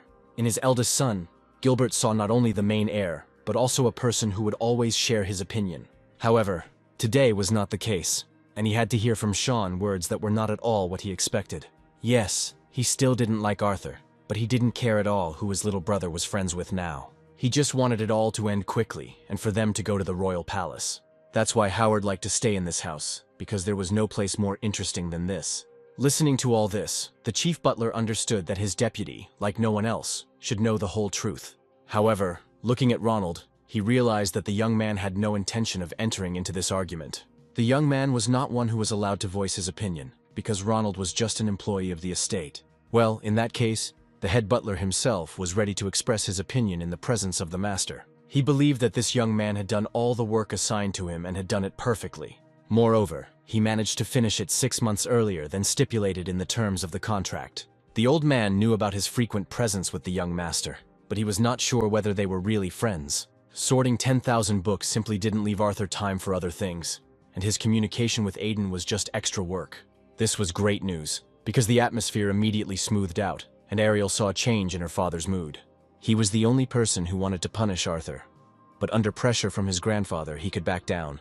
To her surprise, Howard suddenly declared that he could not approve of their friendship, even if it was real. The two could indeed be friends, but Aiden's position does not allow him to be friends with a commoner. If this continues, rumors will spread across the continent, and their political enemies will take it as weakness. Everyone in this family holds an important position in the kingdom, and the stupidity of the children should not undermine the reputation of the entire family. Even the maids took Arthur's side, believing that this young man was truly a worthy man. Grandfather was the last ray of hope for Ariel, and now she had to hear something that would put an end to the friendship of the young people. And yet, from childhood, Aiden could not stand it when other people made decisions about his fate instead of him. Looking at his grandson, Howard knew that this guy was determined, but it was unlikely that he would go against his word. He must know how great the risk is of losing face in front of all the other influential families and losing influence. As for Arthur, Howard was grateful to the young man for his work ethic and the dedication he showed to Aiden.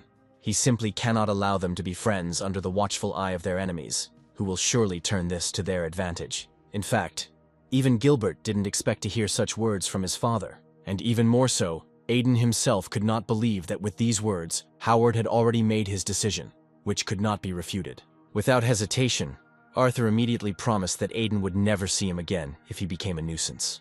This does not mean that he will no longer be able to consider him his friend, and that he will forever keep the memory of him in his soul. Clutching the hilt of his blade tightly, Aiden knew that he was acting like a coward now. He cried from resentment, because the guy once again couldn't do anything, even when it came to the most precious thing he had. The only time in his life he met a worthy person whom he could trust in everything. But their friendship ended so abruptly. Today was the day when the boy was ready to cast aside all doubts and rise up against this terrible injustice. The whole family had to watch as the youngest of the heirs suddenly went against the opinion of the head. Ariel knew what her brother was trying to achieve by this, and begged him to stop immediately. But it was already too late, and Aiden plunged the tip of his blade into the floor, meaning there was no turning back. The guy stood right next to Arthur and acted on behalf of the legitimate heir of his family. He shouted loudly throughout the palace hall that he would not renounce his words as long as he was considered the successor to his family title. Gilbert could not contain his rage when he heard his son officially declare himself Arthur's sword. It was a desperate act, and it is difficult to imagine what was going on in the heart of the head of the estate. The history of the knightly oath, if you remember, goes back to the time of the formation of the kingdom. The first king many years ago was able to unite all the nations into one whole, but the new kingdom was opposed by a powerful neighboring country. It was during this confrontation that the knightly oath emerged, when a commoner could gain the status of a nobleman by becoming the sword of his master. For the noble successor to break the oath that Aiden had just taken was worse than turning into a stray dog. It was for this reason that after today's training, Lucas gave his sword to his student, knowing that it was the only way. Arthur also knew very well what Aiden had done now, and he couldn't believe his eyes. If he really said that he would become this commoner's sword, then Arthur was seriously deserving of respect. Still, his grandfather asked him if this young man was really that capable, or if Aiden just wanted to shine against the peasant's offspring. The question could only mean one thing, and Aiden immediately smiled his wide smile. He loudly declared that the sword does not judge, but only protects the master. And from that moment on, he has the right to act only in this way. Of course, it could have been said a little more quietly, but every servant knew what these words meant for the head of the family. Howard laughed heartily, knowing that these children had no other way of expressing what was boiling in their hearts. The guy was only good in words, but he seriously felt sorry for Arthur, who had just received such a weak swordsman. However, even if Aiden was not the best swordsman, he would never point a blade at a friend. Placing his hand on the young man's shoulder, he asked him to take care of Aiden and never betray him. Arthur could only thank Howard for his trust, and he promised that this would not happen. Immediately after that, he ordered the head butler to take a carriage and quickly deliver Aiden's parents to the palace. Now Ronald understood that his game was lost, since even Howard himself had decided to take on this matter. He could never understand what the nobles thought and what they really wanted from life, although Aiden didn't care at all and was only glad that everything worked out. He will never forget the faces of his family, whom he was finally able to put in their place. Unexpectedly, he admitted that he did not do it because Arthur was his real friend. The young man was indeed very different from the others, and could easily attract people to himself. With his help, Aiden was able to do what he wanted at least once in his life, because there might not have been another convenient opportunity. But if he seriously decides to protect his young master, he will have to work hard. At that moment, Ariel burst into their room, having recently learned of her brother's defeat in the duel. She couldn't believe that Aiden actually lost to a temporary butler who had only recently picked up a sword. The main news was the knightly oath that her younger brother had taken today, which had caused a stir in the palace. Now the father wants to enroll them both in the fencing academy in order to somehow hide this shame from other families. The girl had already managed to tell about Arthur's talent so that Gilbert would not change his mind about his decision. Once again, they wanted to send the boy to school without his consent, which Aiden could never stand. In response to this, the sister even beat him hard with her feet, because this young scoundrel had already managed to do a lot of things. But how can they send Arthur to fencing school when the boy has long shown talent in magic? The girl should have known that Arthur had recently discovered a state of mind, which meant he had real talent. If that's the case, today Aiden gave his knightly oath to the future magician, and this could only happen on the pages of a novel. Yes, with this, Aiden himself confirmed that a wizard can become stronger than a swordsman, but it would be better if his sister didn't say this. The young man actually managed to use synesthesia, which can only be felt in a state of mind. Arthur's state of mind had almost reached its limit, which meant that he was indeed very talented. Ariel heard that the school only taught mages from aristocratic families, and it was great that a commoner managed to gain such knowledge. Although if he remains as shy as he is, he will never be able to start a relationship with them. The girl was willing to personally talk to her grandfather about Arthur's career if Aiden would attend fencing school. Teacher Lucas already knows about this, so he decided to complete his contract tomorrow and give a farewell speech. This sword in his hands became the last lesson Lucas taught his student without a single word. And now he was leaving this place forever, leaving behind only memories. At that moment, Matthew entered their room and delighted Arthur with the great news that his parents had arrived. The head of the family said that if Arthur wanted to meet them, he could do so right now. It was the happiest moment in his life in the last 2 years that Arthur spent at the estate. Without even paying attention to the steep steps, the young man ran as fast as he could to meet his parents, who had come to visit him. Arthur immediately noticed that both junior butlers began to speak to him completely differently. Although he had not become a nobleman at all, now it didn't matter anymore, because the long-awaited meeting was already waiting for him behind the door of the reception hall. Quickly opening the door, he saw before him the faces of the closest people with whom he had been separated for 2 years. The young man's parents immediately got up from the sofa, seeing how much their beloved son had changed. Without saying a word, he rushed towards them, wanting to immediately hug them tightly. For the first time in 2 years, the whole family was together, and it is difficult to describe in words the happy faces of these people. Looking at his parents, it seemed to Arthur that they had lost a lot of weight and were probably very worried about him. In their conversation, the young man explained that he had recently received a good opportunity, and that his life would soon change. Teresa didn't understand what a good opportunity her son was talking about and what made him change so much. Arthur had always been a smiling boy, but now he exuded incredible confidence.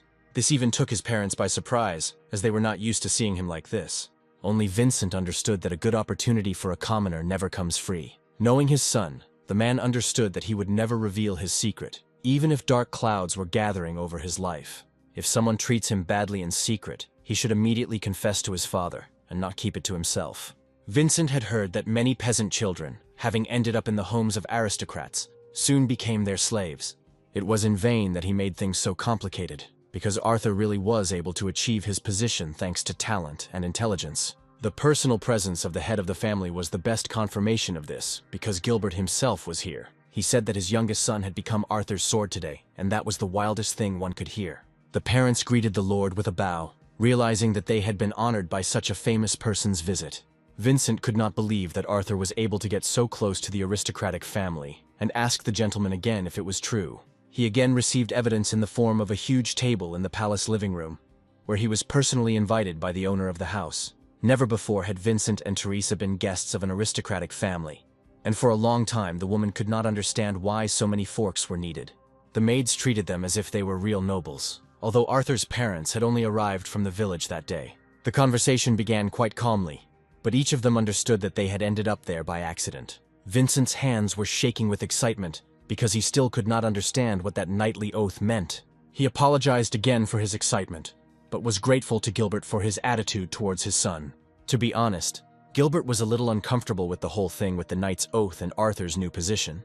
But still, the knight's oath was indisputable, and refusing it would tarnish Aidan's honor. From now on, they were required to use respectful forms in their communication, and Gilbert asked the guests to make themselves at home. It had been a long time since Howard had heard the right thoughts from his son, and he hoped that Gilbert would continue to behave in the same way.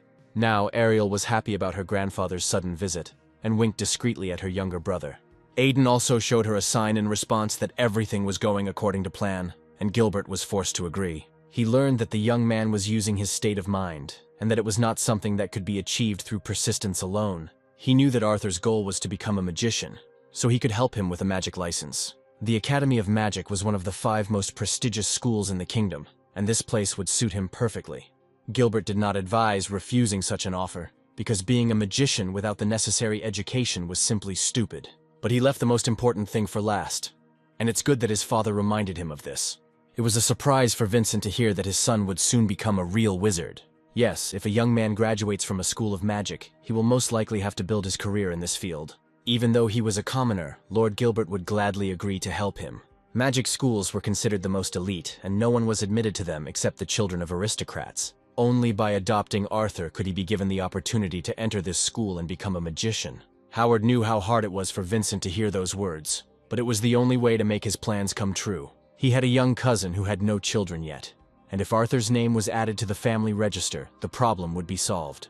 Thus, this young man will become a real nobleman, which is what Vincent dreamed of all his life. True, the price of obtaining such a title was very high, and his father did not know what to do in this case. Turning sharply to Arthur, Vincent could already tell from his gaze what his son's decision was.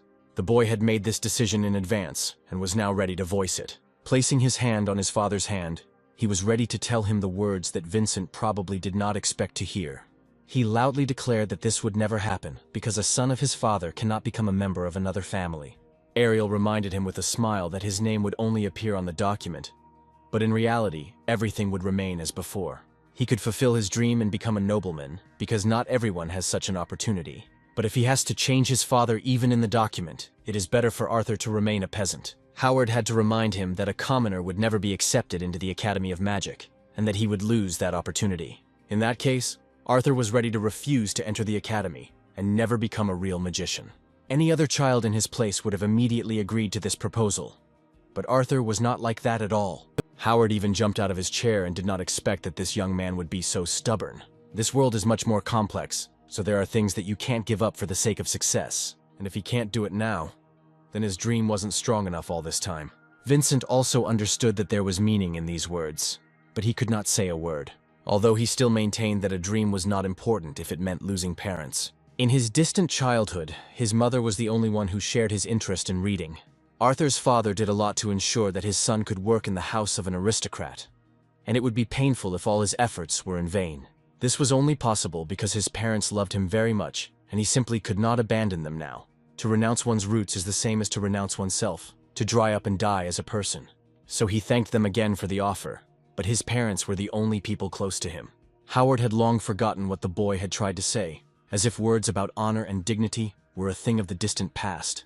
Now everyone around is just talking about it, but in reality they are ready to do anything for success. Suddenly, Vincent realized that his son would continue to insist on his own way, unless he intervened. In front of everyone, he confessed that Arthur was not his biological son, but had been abandoned in his stable as a baby. He said that he and his wife couldn't have children, and Teresa couldn't believe that he had the guts to do that. Yes, Arthur was indeed a child who had come to them by chance. Although to Vincent he always seemed like a true nobleman. Vincent was sure that he did not deserve such a son, and that Arthur simply had to become the adopted son of aristocrats. This was actually good news for Gilbert, because if it was true, his family's honor would not be tarnished. Everyone here guessed about it, because Arthur was not at all like his parents. But if you think about it, isn't this statement a rejection of one's own child? Finally, Arthur rushed to his father, realizing that he was making an irreparable mistake against his will. However, the boy had already grown up and should have found out about this sooner or later, having every right to do so. Imagine Vincent's surprise when his son admitted that he had known about this for a long time. There was only one reason why he didn't ask his father about this, because all this time the young man simply didn't want to upset his parents. If Vincent wanted Arthur to have 6 parents at once after this, it was a mistake. With tears in his eyes, the man begged to listen to him, because he simply did not want Arthur to give up on his dream. But no one was going to give up on the dream, and eventually such an opportunity would arise someday. If Vincent had thought for even a second about Arthur's feelings, he would have realized that the boy would then be abandoned by his parents twice. Only now did Vincent understand why his son did not want to accept these conditions, and he squeezed his trembling hands tightly. Hugging his son, he loudly declared that it was his fault and he would never abandon him to his fate. Vincent begged his son to forgive his foolish father, because the boy was all he had in life. Such a touching scene could touch the soul of anyone, even the most callous aristocrat. Howard was no exception, and understood that being a parent is really hard. Looking at this, even Gilbert could not restrain himself, because he too often suffered, trying to do everything possible for his children. Looking at his youngest son, he noticed that Aiden had not been holding back his tears for a long time. For the first time in many years, he saw tears in the eyes of this boy who had long been estranged from his father. However, there was another way to enter the Academy of Magic, if Howard agreed to make some concessions. Gilbert heard that Howard had helped the director of that academy in his youth, and the old man was still in his debt to him. Well, if everyone in this house was so stubborn, then Howard was ready to go to the academy himself. His son did not doubt this answer at all, and was glad that the old man did not remind him of his past sins. When Howard handed over the position of head of the family to his son, he did exactly the same thing as he does today. 3 days later, thanks to the mercy of the owner of the estate, Arthur's family was able to stay in their house. Father still continued to apologize to Arthur, although he had not been angry with his parents for a long time. For the first time, he and Aiden had free time and were no longer distracted by work or classes. Aiden was glad that everything ended well, and now there was a new purpose in their lives. Entering the Academy of Magic will change the life of not only Arthur, but also his friend. After a short time, the young man was already at the place from where he was to set off on his main journey. But now it was time to say goodbye to the estate and all its inhabitants, with whom he had spent 2 whole years. Turning to his friend, he realized that not all grown-up guys were able to contain their emotions at such moments. As usual, Aiden was in tears as he said goodbye to his new friend. Although he simply could not say goodbye in any other way, because having got into the carriage, the guy was leaving for a long time to fencing school. Arthur didn't yet know whether he would be admitted to the Academy of Magic on special rights, or whether this idea would be a failure. Placing his hand on Arthur's shoulder, Aiden was ready to say a few goodbye words to him.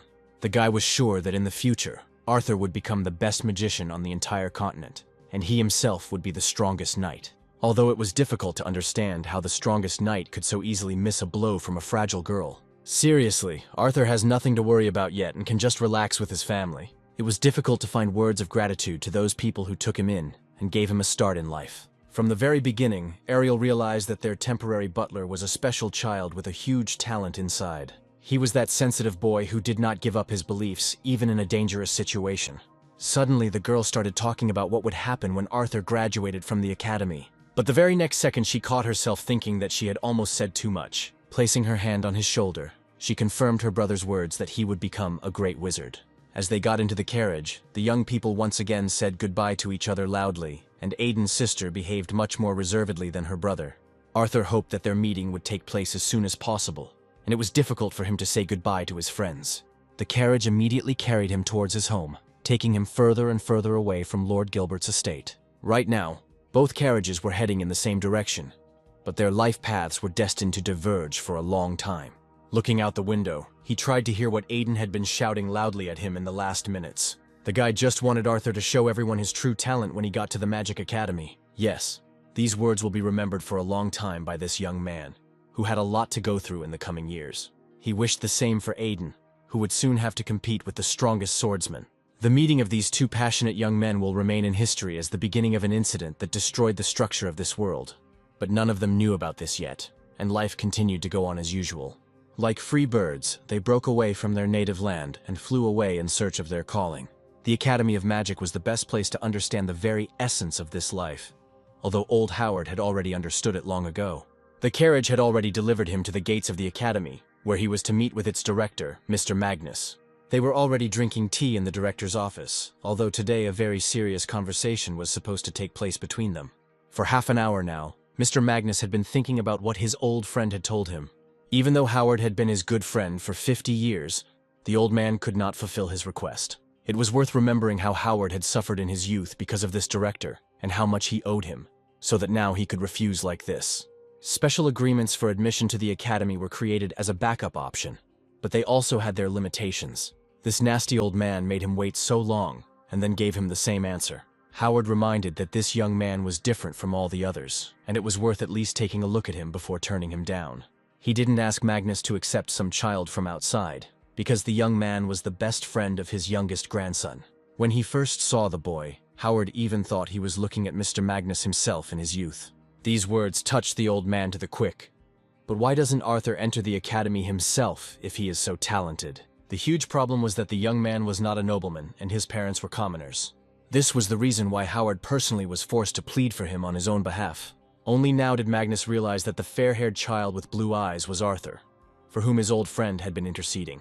Howard also managed to notice that the young man knew how to speak well and create a wonderful impression of himself. At first, he also thought that he was seeing in front of him a smart child who knew how to manipulate adults. But when he offered to adopt Arthur, he flatly refused the offer, wanting to remain his father's son. It was terribly funny, but the young man really did refuse to become a nobleman because of some stupid signature. However, after listening to this story, Magnus immediately realized that the young man understood the connection between cause and effect well. Too many people, misunderstanding the nature of things, foolishly go astray just before their goal. A new opportunity comes into everyone's life at least once, but people refuse it because of their beliefs. In the end, they lose everything, and that is exactly how Mr. Magnus once gave up opportunities for the sake of conviction. Although the old man believed that if a person does not make concessions, it means he had his own reasons for doing so. Now he looked exactly like the squeamish friend that Mr. Magnus himself had been to Howard many years ago. Looking at Howard, Magnus understood that he, the director of the academy, still had not forgiven himself for that act. Magnus sincerely believed that forgiving himself would be too arrogant, and he had long since become accustomed to living differently. The reason he taught children was because Magnus didn't want anyone like himself to appear when he was younger. If that child was so similar to him, then there was no guarantee that in the future Arthur would not lead everyone down the wrong path. However, Mr. Magnus was a true genius, born once in a century, and Arthur was hardly the same. He was always called the light of the wizarding family until Mr. Magnus himself went down a bad path. He eventually returned and became an old-fashioned academy director in the middle of nowhere. This conversation could not end in anything else, and Mr. Magnus abruptly stood up from his seat. Looking into the distance, he suddenly quietly said that there is no effect without a cause, because such is the law of the universe. It is curious that old Magnus knew this boy who returned 4 years later. The old man never believed in fate, but still this coincidence was really very funny. Arthur had a talent even as a child, which was always hindered by his low status. Turning quickly to Howard, he declared that he would accept Arthur into his magical academy. 3 months later, in the spring, Arthur was returning home in his carriage to see his parents. Once on the stairs, he began to run even faster, realizing that the meeting was about to take place. Entering the hall, he shouted loudly that he had promised to return and had fulfilled his promise. Teresa was happy that her beloved son returned home because she thought about him every day. True, he was in his mother's arms for too long and completely forgot that his father was next to him. Vincent also wanted to kiss his beloved son, although he had long since become unaccustomed to his father's tenderness. But still, he couldn't avoid that kiss on the forehead, because Vincent really worried about his son every day and was waiting for this meeting. Hugging him tightly, he quietly said that he was proud of his son's actions and considered him an example for everyone else. This time, the young man suggested to his parents that they move to a city closer to the academy, but Vincent did not like this idea right away. Now their family was fully supported by Mr. Gilbert. who constantly sent them financial assistance. Near the house, Arthur was already met by a butler, who was ready to escort him straight to the academy. As he was saying goodbye, the young man shouted loudly to his parents that they would soon meet again, and the school year would fly by in the blink of an eye. Thus began his first day as a student at the Magic Academy, and that long path of Arthur, which he was destined to go through alone. True, at the beginning of this journey it was a little awkward, because now the butler behaved with him in the same way as with his young master Aiden. Arthur was already tired of repeating that he was still a commoner, and that he shouldn't be treated so servilely. Upon arrival, the butler was again at the carriage door and helped the young man down. This was the famous Academy of Magic, the territory of which the boy had wandered into as a child. The cost of school expenses and materials was entirely the responsibility of Gilbert's family, and all Arthur had to do was study well. Until this moment, he had not had time to thank the butler, although it was just his job. Yet he promised never to forget the kindness this man had shown him. Suddenly, the butler declared that the peasant would always remain a peasant and would not become better than the nobleman. It was a little strange to hear from the man who a minute ago had behaved like a servant before his master. Not everyone is given the opportunity that Arthur was given. So many aristocrats will look at him with distrust, but he must be persistent, and only by overcoming all this will he be able to reach the end. If he was ready, then he should have gone right now, because he needed to be registered with the admissions office. The place where he was located was called the Cradle of Geniuses, and the boy always dreamed of studying here. Imagining this magic school, it seemed to him that he would immediately meet a squad of fighters at the entrance who would demand a pass from him. Instead, he saw a spacious area, exactly the same as he remembered it from childhood. Once inside, the butler carried out his assignment and, as a parting gift, wished him success in his admission. Now it remained to understand who would meet him at this school, and Arthur quickly looked around. At the stand, he immediately noticed that the Magic Academy used a 10-class system of education. In total, 420 students studied here, of whom 30 were graduates. Suddenly, he heard someone calling his name and quickly turned towards the direction from which the male voice came. All this time, the director of this Academy of Magic himself was watching him, and this was Arthur's second meeting with Mr. Magnus. Arthur immediately thanked him for that incident from childhood, although they would still have time to talk about everything in detail. First of all, he had to pass an entrance test, in which a committee would assess his real capabilities. Magnus was glad that the young man had already learned to enter into a state of mind and would be able to prove his suitability to the commission. What was surprising was that he was able to discover his state of mind on his own, although no one had taught him this since childhood. Despite the fact that it was already late, the director was determined to teach him the basics of the art of magic himself. Walking slowly through the corridors of the academy, Arthur never ceased to be amazed by the students here. They read books and turned the pages without even touching them, and out of habit he constantly looked around. Soon they came to the room where the classes were held, and where the main classroom for all beginners was. Looking up, he realized that the space of the academy was not limited to walking on the floor, and many students were comfortably located right under the ceiling. They moved through the air so easily, as if it were a normal thing, because there was no point in wasting time walking on the floor. Even children's games looked completely different, and in order to move objects or throw dice, one could only use the power of one's magical abilities. Everyone around here was using magic, but the place they were going to was even more interesting. It was a little different from the class for beginner wizards, and the young man had yet to get used to it. There was a different atmosphere in this place, although everyone around was Arthur's age, who were talking animatedly about something. The conversations concerned complex magical objects that Arthur had long since been able to study on his own. But the very next second, a loud explosion was heard behind him, which was completely out of keeping with the local atmosphere. In the distance, they saw another student who apologized for her failed experiment right in the presence of the principal. The sound amplification experiment that this young sorceress was conducting went wrong, causing an explosion. She promised to try again, but this time to apply the advice that her experienced mentor quickly gave her. Then they walked straight down the corridor and, looking at the guys, Arthur realized that this explosion had not surprised anyone at all. True, there was still one person who would soon be greatly surprised by the one who stepped over the threshold of the Magic Academy today. The girl Arthur met at the age of 12 was also one of the best students at the magic school. This was the most exciting excursion in Arthur's life, because today he seemed to have entered another world. Suddenly he noticed a notice board next to him, which was hanging on one of the tall columns. All of the students listed had the same abilities as Arthur himself, but each of them could control them better. It seemed to him that, compared to the graduates of the academy, he would not be able to surprise anyone with his abilities. He still had to learn everything in the future, and someday he would be able to compete with these graduates at the same level. He wanted to take first place in this ranking, so that Arthur's name would rise to the top of the list. The girl he saw not far from him was the best witch in the middle class, and one of the best in the whole school. But looking closely at her, the young man immediately realized that they had met somewhere. That long red hair and green eyes clearly reminded him of someone from the past. On the day Arthur first entered the academy, he had the misfortune of encountering street thugs, and the girl who commanded them was very similar to the very student who stood in front of him. By the way, this was the day when Arthur was first able to use his ability and quickly solve the problem. Charlotte was furious when she realized that the commoner had somehow learned to do magic. And now, looking at her, he saw a thoughtful student of the Magic Academy, who did not at all behave like an evil devil. But her gaze still indicated that this student had a mind of her own and was closely monitoring what was happening every second.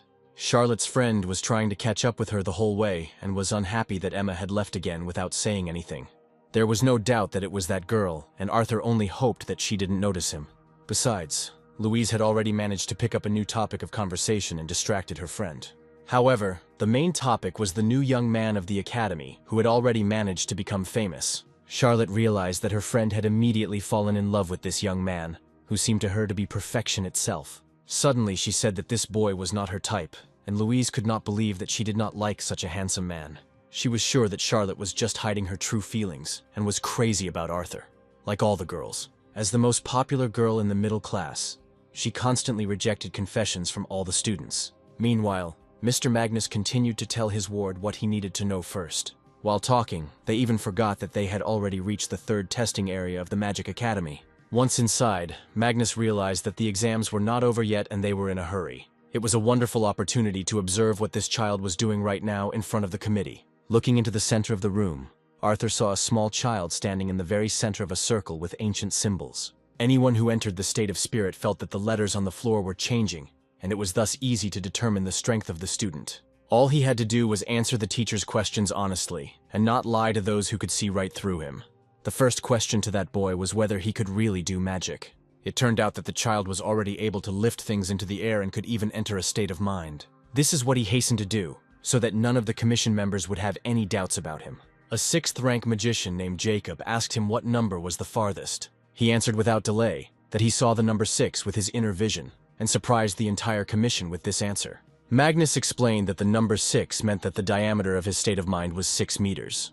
Moreover, red was the color that this child felt most strongly about. This meant that his state of mind was very strong for such a young boy. The commission members wrote down all this information in detail on forms that lay in front of them. Throughout the test, the teachers asked him different questions, and the boy answered them happily. Yes, the students this year were amazing, and it was difficult to identify the most talented among them. Although this boy made excellent use of his state of mind, his endurance was still a little lacking. Arthur was next in line, and Mr. Magnus gave him his final piece of advice to show what he was capable of. It was a rare case when a young man entered the Magic Academy after a special selection. Well, he may be a good mage, but this school will quickly put him in his place. Arthur immediately replied that he had not yet managed to learn anything, and could not, like the previous participant, demonstrate even simple abilities. Mr. Magnus knew in advance that the teachers would not be able to assess Arthur, and would consider his abilities too weak. However, the essence of magic was in releasing knowledge from the depths of one's mind, and this always takes time. Even when they asked him to simply enter into a state of mind, he began to make his attempts hesitantly. At some point, the jury decided that it was a mistake, and the young man should not have been there. Luckily, it wasn't a severe case of nepotism, and Arthur still managed to get into a good mood. The symbols on the floor actually began to change before his eyes, and he understood how the boy could see the number. In the mind of that boy, it looked exactly as it did now before Arthur's eyes, and he experienced this feeling for the first time in his life. Jacob asked him the same question, and asked him to name the very last number in the row. This time, the situation repeated itself, and it took Arthur a little time to respond. The teacher said that this young man was simply very embarrassed, and therefore he was not able to immediately apply the state of mind. From afar, Magnus reminded him that he should simply answer the questions honestly, and not take on too much. Arthur honestly admitted that he saw the number, but it was so far away that it was difficult to see. Jacob advised him to start with the closest numbers accessible to his inner vision. The task was simplified a little, but Arthur was again forced to remain silent for a few minutes. He tried his best to see the very first number in this endless line, but it was not easy for him. Finally, he was able to spot that treasured number and quickly announced it in the admissions office hall. However, this number was not at all in the magic circle in the center of which was the applicant. There were simply no other numbers in Arthur's mind, and he named only what he saw before his eyes. There were only a few cases when the number pi appeared before the inner eye of the applicant. Could this case be repeated? If this is so, then the state of mind of this young man already exceeded 30 meters, and the teacher asked which color he felt more strongly. In this state of mind, the entire space around Arthur was painted blue, which he told the teacher.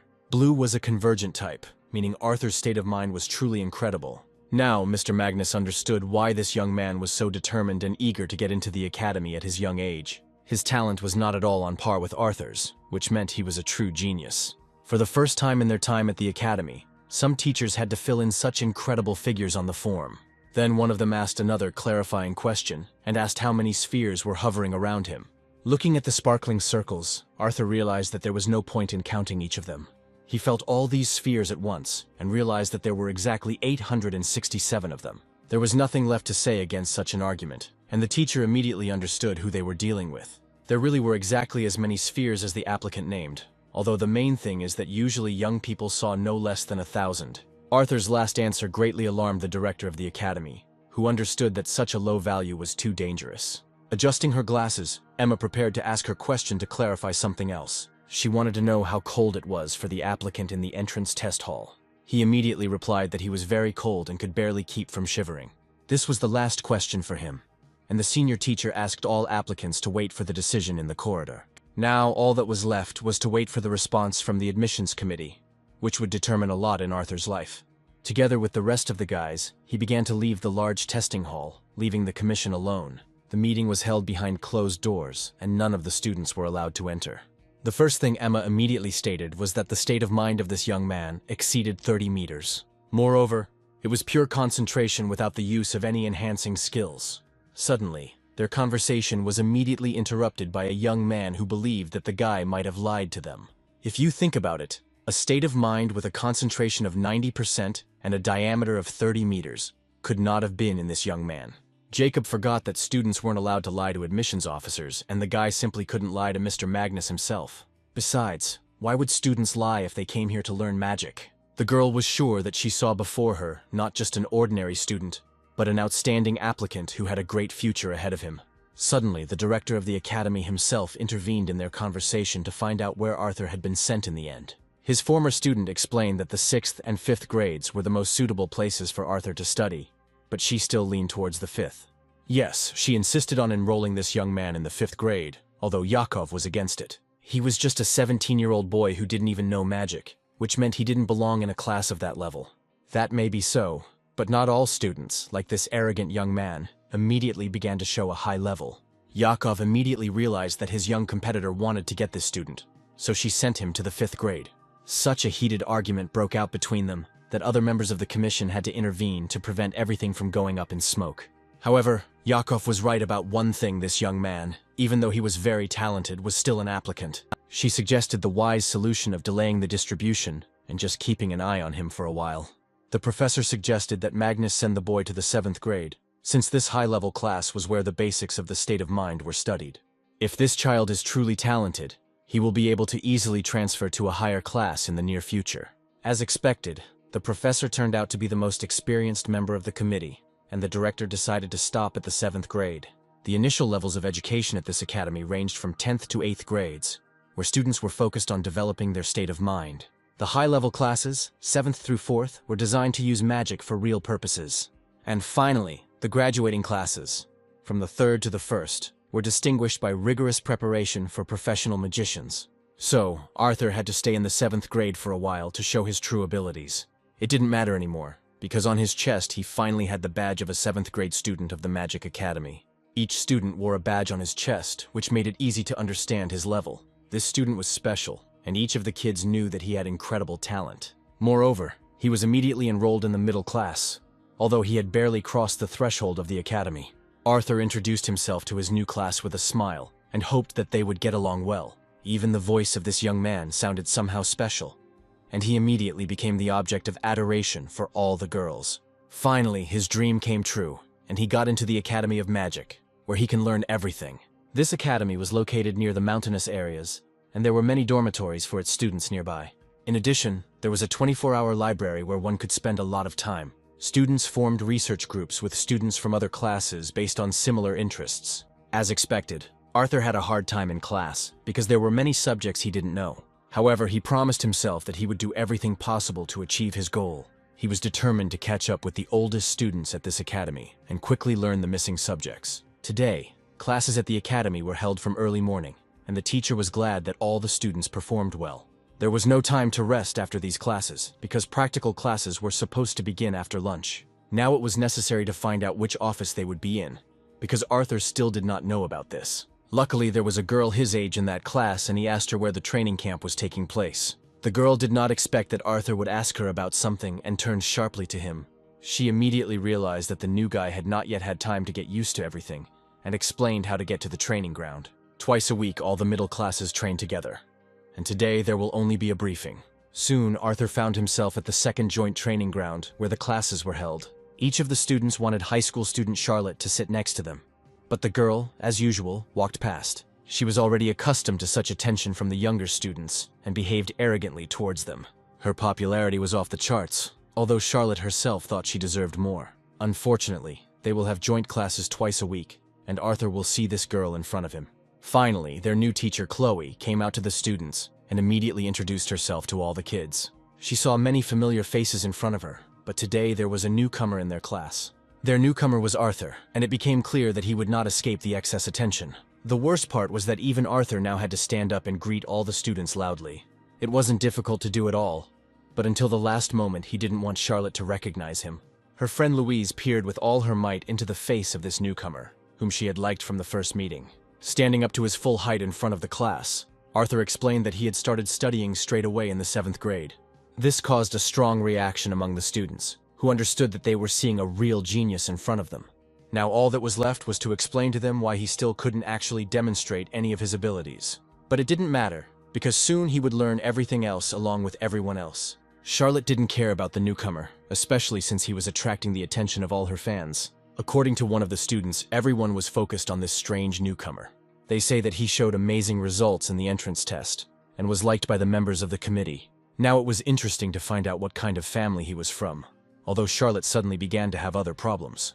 Unconsciously, the magic that seemed to be hidden somewhere deep inside her suddenly woke up. Memories of the past suddenly awakened, and she remembered the same child she had met on the street. This boy turned out to be so strong that he could use his magic even against her. He looked so confused, as if he was seeing his own magic being used for the first time in his life. Shedding tears, this commoner could not contain the inner instinct that burst forth from his soul. Remembering the brilliant wizard who entered the academy today, Charlotte realized that all her problems were just beginning. The lineage of this young sorceress produced many geniuses, and their distinctive feature was always their red eyes, which seemed to see right through. This view gave them the ability to accurately remember events from life without the slightest error. By the way, thanks to this, it was possible to use magic not only in close combat, but also to become an excellent archer. When a man first saw a second arrow hit a target straight through the first, he could not explain to himself how this was possible. There was no point in teaching this technique to ordinary people, and they could only watch from the sidelines. The youngest daughter, Charlotte, was recognized as the most talented in the entire family, because she inherited all the genius of her family. Since childhood, the girl was bored playing games with her servants, who always lost. Looking at them, she saw before her only talentless people, incapable of complex moves. When she got tired of all this, the young lady decided to go in search of something that could truly captivate her. Unfortunately, she crossed the line early, and on her orders, the most terrible things happened on the streets of the city. And although there were several devoted servants in her circle, even in these guys, she saw wretchedness. But one day, Charlotte's life turned upside down when she met Arthur. The day she came across this peasant boy in the alley was the first time she saw a wizard with the same powers. Now that boy had grown up, and she saw before her the most talented newcomer to the Magic Academy in recent times. It remained to be seen what words she would have to use to justify her past actions, which were forever imprinted in Arthur's memory. She accidentally spoke her thoughts out loud, and some of the girls began to suspect that she had already met this young man. She couldn't believe that a commoner could get into this academy, because until today, only nobles could learn magic.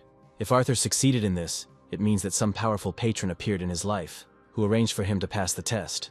In fact, for Charlotte, the past was a dark, shameful secret that she hid from everyone all her life. She wanted to fall through the ground, because the girl knew perfectly well what their next meeting with Arthur would turn out to be. Charlotte didn't want anyone to know about her dark past, but this man was the very thread from the past that she wanted to cut. This little rascal had broken out of her memories of the past into reality, and now everyone could find out who she really was. That day, she had no idea what this beating of the little wizard would lead to, and she did not hide her intentions from him. 5 years had passed since then. But the shame that Arthur had experienced would not allow him to forget it. This girl was not who she claimed to be, and Arthur was the only one who knew it. She could already imagine how he would tell this story to his classmates, and everyone would find out about Charlotte's connection with street gangsters. In addition, he will definitely tell about the fact that she asked her subordinates to undress this boy right on the street. It's scary to imagine how all the other students at the academy will look at her after this, and what the director will say about it. There was no way such a misunderstanding could be allowed, and Charlotte knew that the next step was hers. At that moment, Arthur felt with every cell of his body the anger directed at him from somewhere outside. However, it was time for classes to begin, and Chloe asked if anyone was familiar with the state of mind. To put it simply, the state of mind was the conscious mental state of any wizard if he possessed such a skill. In practice, this skill may be ineffective if the magician does not understand its true meaning well. To show by her own example what this looks like, the teacher entered a state of mind, leaving the magical sphere visible. For the first time, the students were able to see with their own eyes the powerful state of mind in which this young sorceress was able to be. The diameter of the visible sphere of her state of mind reached 10 meters, and this was only the basic form. But as she had said before, in practice the sphere was hardly applicable, and they needed to see one example. To hit the target, she will use magic in this lesson, and the 7th grade students will be able to see everything for themselves. So, the diameter of her state of mind was about 10 meters, but the target was 20 meters away from her. Everyone watched with bated breath as Chloe built up her fireball, and Arthur was the one who was most interested in seeing it. At first, she had control over a small flame, around which an energy vortex was spinning. But the very next second, she aimed it at the target, wanting to hit the very center. Amazingly, this small ball turned into a huge flaming projectile that rushed to the other end of the hall. The target was not that far from Chloe, although not everyone was able to hit it. The main thing was that, having barely reached its target, the fireball dissolved into the air, as if it had never been there. With this example, she once again confirmed that magic is not capable of going beyond the sphere of the state of the spirit, and retains its form only within it. In order for magic to hit the target accurately, it is necessary to change the shape of the state of the spirit and increase its diameter. Only in this case could the fire shot reach its target and hit the target accurately. And indeed, on her second try, Chloe did a great job and burned the target with her fire shot. Many students had no idea before that it was possible to change the shape of the sphere of the state of the spirit on the fly. There was a small drawback to this method, and they should not forget about it. Changing the shape of the state of mind required enormous concentration, and every second counted. Therefore, magicians use it in 4 forms, which means there are 4 methods for forming the state of the spirit.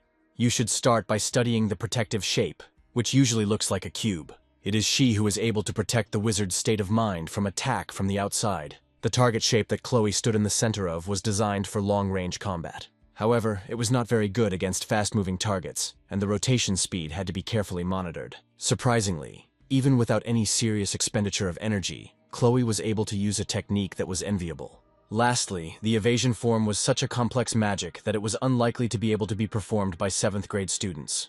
The academy student at the back of the class immediately wanted to be the first to succeed and quickly move up a class. But this could only be a dream, because many talented magicians had already tried something similar. Imagine the surprise of the 7th graders when, before their eyes, Chloe showed something completely different. Even Arthur, who had seen a lot, was surprised by the teacher's abilities. After all, the state of this girl's spirit was not limited by her body and went beyond it. It's hard to believe, but the magic ball began to slowly float away in the other direction, leaving its owner in the same place. Until today, Arthur believed that the state of mind was simply a feeling of the magician, which could not be separated from the body, like thoughts. Looking more closely, he tried to understand what was at the center of her magic. While performing these complex techniques, she immediately warned that only an experienced wizard could control the form of evasion. Although the teacher did this trick as if it was just fun for her.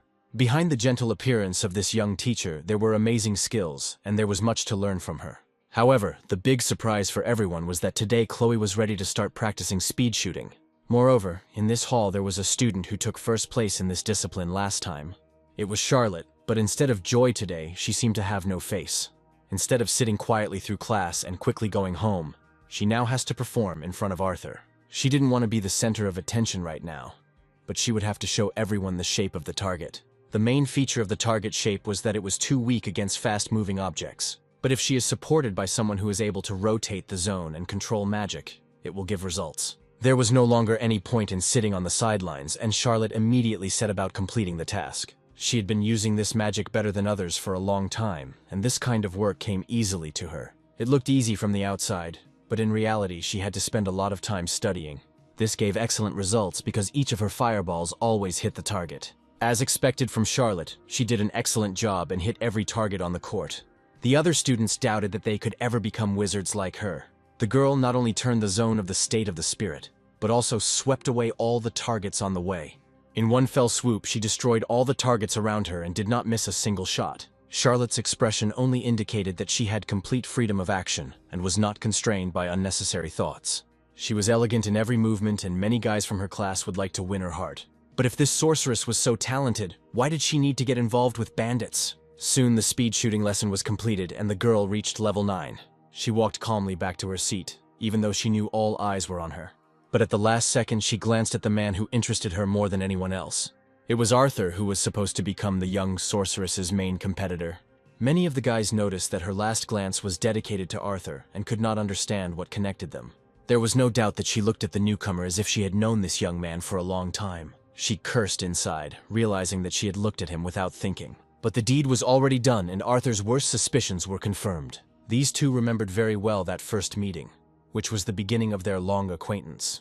If Arthur really does spread rumors about her past, Charlotte will be in big trouble. Although right now the best thing she could do was just calm down and act like an academy student should. At the very exit, Louise was already meeting her, not understanding why her friend was blushing from head to toe. After the show, the young wizards split up to practice as the teacher had instructed. Chloe walked to the center of the court and announced that today they would begin learning protective gear. The main thing was to feel how the consciousness in the head of each magician was compressed and condensed. It was necessary to focus on the inner state of the spirit and first create a structure within oneself. Only then could this illusory projection be turned into reality, because this was the main feature of magic. But everyone knew that knowing the method and putting it into practice were not the same thing. Arthur asked in advance if it was possible to use the visible zone in this lesson. However, Chloe warned that the seniors should do this first and only then the younger students. Although, if no one was using it, Arthur had a good opportunity to try it first. It was interesting to see how the new guy would cope with this task and whether he would be able to show what he was capable of. Charlotte nearly choked when Louise shouted loudly that there was a newcomer in sight. She couldn't believe that an ordinary 7th grader could perform such a move before the older students. And yet no one except Arthur dared to do this, which meant that he had a great chance. He was already standing in the very center of the huge training area where he hoped to perform this trick. If he manages to do this in full view of everyone, news of his success will certainly reach the director himself. If only they knew the hardships this young man had to go through, they would understand the reason for his desire to achieve his goal. His state of mind immediately reached such a huge diameter that it was impossible to take your eyes off it. Such a large size was beyond the reach of any student his age, as if an experienced master stood before them. Even at the entrance exams, they never told him what the size of his state of mind was, failing to determine it accurately. It could become so huge that there would not be enough numbers to express it in a meaningful way. Right now, the diameter of the visible zone reached 20 meters, and this was already impressive. Many 5th grade students believed that the maximum diameter did not exceed 13 meters. It was impossible not to believe your eyes, and Arthur really created such a diameter that was inaccessible to anyone. He was lucky that he was able to stop the diameter from increasing in time. Otherwise, it would have gone beyond the sight. But the moment everything was ready, he realized that the boundaries of magic were no longer raised. On the contrary, the boundaries seemed to be crumbling before his eyes, as if someone was preventing him from using magic. Although, if you look at Charlotte, the girl was looking forward, like everyone else, and had nothing to do with it. Most likely, the guy was simply scared by what he saw and was not prepared for his own abilities. However, something must have been the cause of these sudden changes. But what exactly, he did not understand. He must have just made a mistake, because the teacher showed everything so calmly, as if it was very simple. In fact, concentrating one's state of mind when it was constantly changing was incredibly difficult. It was necessary to change the focus of attention very often, because the dynamics of magic reached its limits at this moment. But if the problem was simply that Arthur was making the state of mind too small, there was one way out. He just had to create a normal size and not exceed the allowed diameter.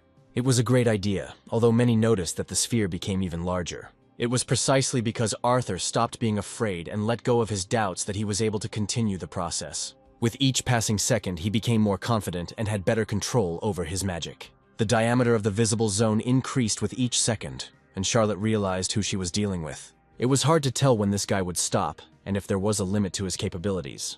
It is incredible, but the state of mind could be simply enormous and there were no limitations. Reaching his hand forward, Arthur decided to compress this energy field while it was under control. And indeed, almost immediately the field began to shrink and condense at one point. It was unlikely that any of them would have been able to repeat such a trick, and the guys could only watch. In the end, Arthur managed to create one of the forms of the state of mind in front of everyone on the very first day of school. The wizard himself felt as if he was inside a precious stone and surrounded by its facets. Even to the touch, this energy object resembled something similar, although it was only a projection of his magic. Chloe understood perfectly well how he managed to do it, and yet she was amazed at the student's abilities. It became clear why this applicant attracted attention even before entering the academy. However, for Charlotte, this scoundrel became the beginning of her humiliation, and now continued what he started. Seeing how well he was doing here, she was convinced that Arthur had a secret patron. It was time to change plans, and the secret had to get closer to Arthur, because there was simply no other way out. Looking at her student, Chloe saw in him an already accomplished magician, as if he had spent his whole life training. She explained that when the visible zone decreases, its density increases, and in such a state of mind one can withstand any external influence. It was a good job, and now he could get out of his mood. Everyone unanimously began to congratulate Arthur, because he was one of the few who succeeded. This guy is not used to being given so much attention, as if he were a real star. Of course, he was pleased by the recognition of his peers, but he still hurried off the stage. Although he showed great ability in creating a protective form, he still had a little secret. There was no doubt that someone was helping the young man from the outside, and it was worth watching his development more closely. Countless glances, expressing a variety of feelings, were directed only at him. The interest and admiration from the female students was understandable to anyone, because each of them wanted to be near him. This is where the envy and hatred of those guys who have now lost attention came from. And finally, among all of them, there was that one man whose eerie gaze made one shudder. It was the look in Charlotte's fiery eyes that from that day on would be directed at only one person. Every day at the academy, Arthur became stronger and better at comprehending the basics of magic. The very next day, another gaze was directed at Arthur, and it was the gaze of his teacher. Emma had already heard about the young student's past exploits during Chloe's lesson. Now she wanted to see for herself what else this wizard was capable of, besides creating a visible zone. It is no coincidence that all the kids loved attending this teacher's classes and never missed a single lesson. And even though Emma was that scary teacher from the entrance exam, it was still impossible not to love this young teacher. There was already a rumor going around among the kids that Emma had specifically suggested transferring Arthur to her class so that she could see him more often. In addition, Emma deliberately devoted her free time to the 7th grade, although it would have been more interesting to teach graduates. In order to take charge of Arthur's training herself, she was ready to spend most of her time on this class of wizards. It seems that now Arthur will have to get used not only to the general attention of the students, but also to the attention of the teachers. The guys immediately asked her to tell them something interesting, because this was their first activity together. For example, there was a rumor at the academy that she was secretly dating teacher Yakov, although it was better for her not to talk about it personally. After all, the power of her magic was so great that she could silence any of them. But right now, she activated the ability so that someone could explain this spell. Today they had to learn a freezing spell, and the magical cold was very similar to the frost outside the window. Immediately after activating this spell, the glass in the room instantly became covered with frost, as if there was a bitter frost in the hall. Many students regretted that they had brought warm clothes with them, because they still did not have enough magical energy to keep warm. Emma explained that there is no such thing as cold energy in the world, because temperatures can rise and fall infinitely. The state of zero energy was usually called absolute zero, when the exact value no longer had any meaning. If you take a little energy away from something at room temperature, you can easily create ice crystals. They had to learn to create temperatures so low that they would even be capable of killing a person. Surely the students were interested in how exactly the wizard absorbs energy. They should have known how a wizard uses his magic without equipment and special tools. Emma was ready to answer these and many other questions, not just with words, but with her example. The point was that the magician was able to control the world within the limits of his state of mind. which surrounded him on all sides. He was like a god who exhibited synesthesia, and could also touch light and see smells. The special senses of magicians gave them the ability to control reality and change it at will. But even with such powers within them, only a few managed to understand what they are capable of. To activate a spell, one must have abilities similar to those of a real deity, otherwise these spells will be useless. It is the wizards who use these abilities to activate their magic, and without knowledge, witchcraft will not bring results. Despite the fact that wizards have outstanding abilities, they must understand the structure of the world no worse than scientists. That's why Arthur couldn't use his magic, and it was breaking through from within without control. In the future, students will have to study various subjects at this academy, and the state of mind will be only a part of their studies. Emma warned that if they did not study hard, none of them would be able to become a worthy mage and bring benefit to the world. Now it was time to begin the basic lecture on chemistry, and each of the students was filled with a desire for knowledge. Only Arthur heard today for himself what he wanted to know for a very long time. Emma said that he really could become a real magician and fulfill his dream. It remained to be hoped that he had enough talent and strength to make it all happen. The time for exams was approaching, and many students spent all their time sitting in libraries or reading in the fresh air. Wherever they were, the main problem for any student was exams, so it was necessary to think about this in advance. For Arthur, the library was a familiar place, since he had worked in the Great Library for 2 years. This time, he also had to read every day, although he was having a hard time catching up with the aristocrats in his studies. Due to constant lack of sleep, he was very tired, and it was even harder than working in the Great Library. But he liked this place so much that he was ready to endure any future difficulties. I wonder if anyone has come up with a spell that would rid people of the need to sleep. If such a spell existed, he would easily agree to test it on himself, and not sleep for days on end. But what happened to him the next second was more interesting than any book, because the guy literally lifted off the ground and found himself in zero gravity. He immediately realized that his own magic had nothing to do with it, and that someone else had dragged him along. Yes, this stranger in a black robe instantly moved him to another place, and the two of them flew somewhere into the distance. After just a few minutes, Arthur saw a forest in front of him. Did they really want to kill him? The landing was not as pleasant as the takeoff, and the guy almost broke his leg when he fell. Looking around, he realized that they were left alone with this stranger.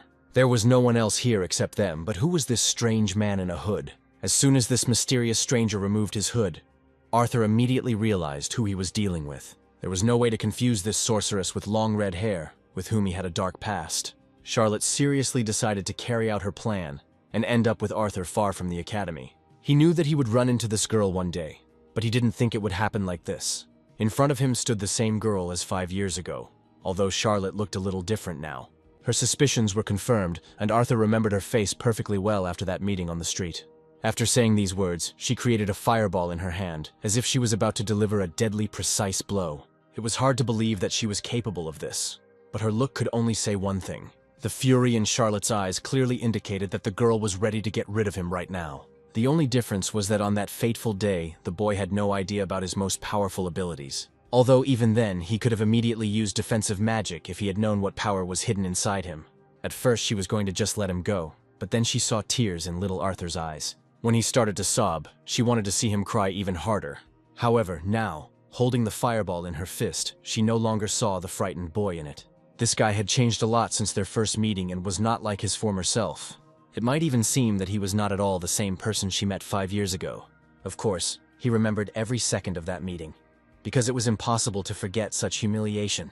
Then she ordered Arthur's clothes to be taken off, wanting to personally see him completely naked. Charlotte immediately explained that everything was completely different, and that there was a misunderstanding between her and those guys. She was not the pervert that Arthur imagined her to be, and she didn't want to look at him like that at all. Imagine his surprise when she said that the bandits themselves wanted to undress him. Charlotte had not ordered them to do anything like that and wanted to see something completely different. But then she stopped abruptly, realizing that she might blabber too much again. And by the way, she had never been interested in guys at all. And this revelation of hers was the most unexpected for the young wizard. But if she brought him here just to talk about it, then it was a bad idea. Looking closely, he realized that Charlotte was simply afraid of the rumors that Arthur might spread. After all, she could just apologize to him and forget that terrible day from the past. He understood that she wanted to forget that day, because she was the best student at the academy and very popular. Therefore, it would be easier for her to apologize to the guy, rather than come up with stupid excuses and drag him into the forest. Now Charlotte needed to collect her thoughts because she had the opportunity to resolve everything with words and close this topic forever. Perhaps Arthur was simply saying this to confuse his opponent and subjugate her. Suddenly, a sly smile appeared on her face, and she declared that the commoner himself had asked for this conversation. For some reason, she called him a commoner again, and it didn't look like a sincere apology at all. She immediately corrected herself, saying that she needed security guarantees in case the guy wanted to reveal her secret. With these words, she will immediately admit her past mistake and will appear in an unfavorable light to herself. It was too impudent of her, because an apology would only get her forgiveness. These words immediately made the arrogant girl laugh, because the young man still hadn't figured out how the world really works. She believed that there was no point in wasting energy if you did not get real benefit from it in the form of opportunities or monetary gain. With his view of the world, Arthur will have a hard time surviving at the academy, even if it leaves him alone. Surely he still didn't know what was the most terrible thing in the Magic Academy. Right now he was about to learn that the people he had to fear more than anyone else were the high schoolers. If he offends any senior student, Arthur will not only make enemies among them, but all his classmates will turn their backs on him. This was a kind of unspoken educational charter that every student knew about. It became clear that Charlotte secretly dreamed of expelling Arthur in order to ensure her safety forever and get rid of the young man. However, she promised that she would simply observe him for a while, and then decide whether he deserved her trust. From now on, he should bring her coffee every morning, and that way she can understand whether he is ready to carry out this task consistently. Arthur was a special wizard, because it would probably be difficult for a common man to get here. It will be very sad if he is swept off this chessboard and expelled from the academy forever. If after this Charlotte began to trust him, then Arthur was ready to go even to this, to prove his devotion to her. Finally, she asked him to fulfill his promise, because his future at the academy depended only on Arthur himself. If he decides to tell the teachers their little secret, the girl will kill him with her own hands, and these were not simple threats. Having thrown these words at him, she instantly found herself in the air and left the confines of the forest. Left alone, Arthur decided that this was the least of all the troubles that awaited him. After all, it's better than being expelled from the academy forever and missing out on your dream. The next day, meeting Charlotte near the academy, he was ready to fulfill the request they had discussed in private. As usual, as soon as the young man appeared on her territory, all eyes were immediately focused on him.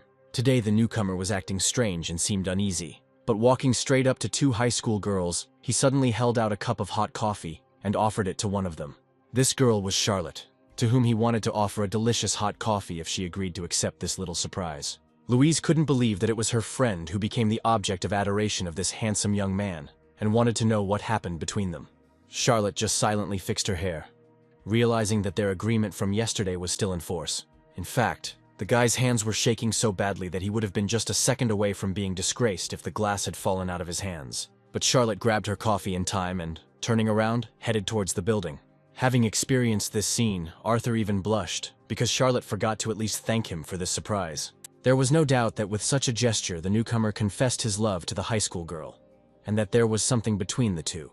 Only her friend knew this secret, although she immediately said that she was simply raising the younger ones. She hoped that this humiliation would make Arthur come to his senses and understand who was the boss here. For a long time, Arthur tried to come to his senses, because he still needed strength to continue the school day. All of Charlotte's worries over the past 5 years seemed to evaporate in one day, after just one glass of coffee was presented to her. She felt great, knowing that she had managed to humiliate Arthur again. If the guy were to give in to his emotions now, he would be the only one who would end up at a loss. And since he needed to gain her trust in this way, he was ready to do it in the best possible way. This continued for 10 days after that meeting in the forest, and another day came when the students could see this sweet scene. After all, the academy's main romantic was once again carrying hot coffee in his hands for his girlfriend, who was waiting for him in the same place. The students heard that Arthur had confessed his love to her 10 times in a row, but never received an answer from her. The number of spectators grew every day, and Charlotte always liked it. And the romantic himself, as usual, was silent and only brought her coffee every day. Since so many people watch this show, they most likely have no idea about their real relationship. They think he just fell in love with Charlotte, although in reality, everything was different. Unexpectedly, Louise suggested that her friend reciprocate, because rumors had already spread throughout the academy. Everyone was eagerly awaiting the appearance of the legendary couple, and now only Charlotte could live up to the audience's expectations. Just today, another convenient opportunity presented itself, because a cup of coffee was already right in front of her. With a smile on his face, the young man offered her some delicious coffee, hoping that it had not yet cooled down. The crowd behind him began to loudly ask Charlotte to accept this surprise and not to refuse the guy this request. Besides, this time, he was much more confident, and one could count on him not spilling coffee on his girlfriend.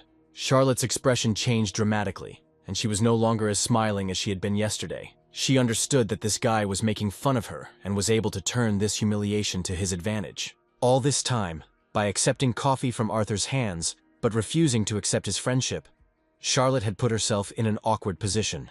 True. She was able to understand this only now and immediately threw the glass of hot coffee aside.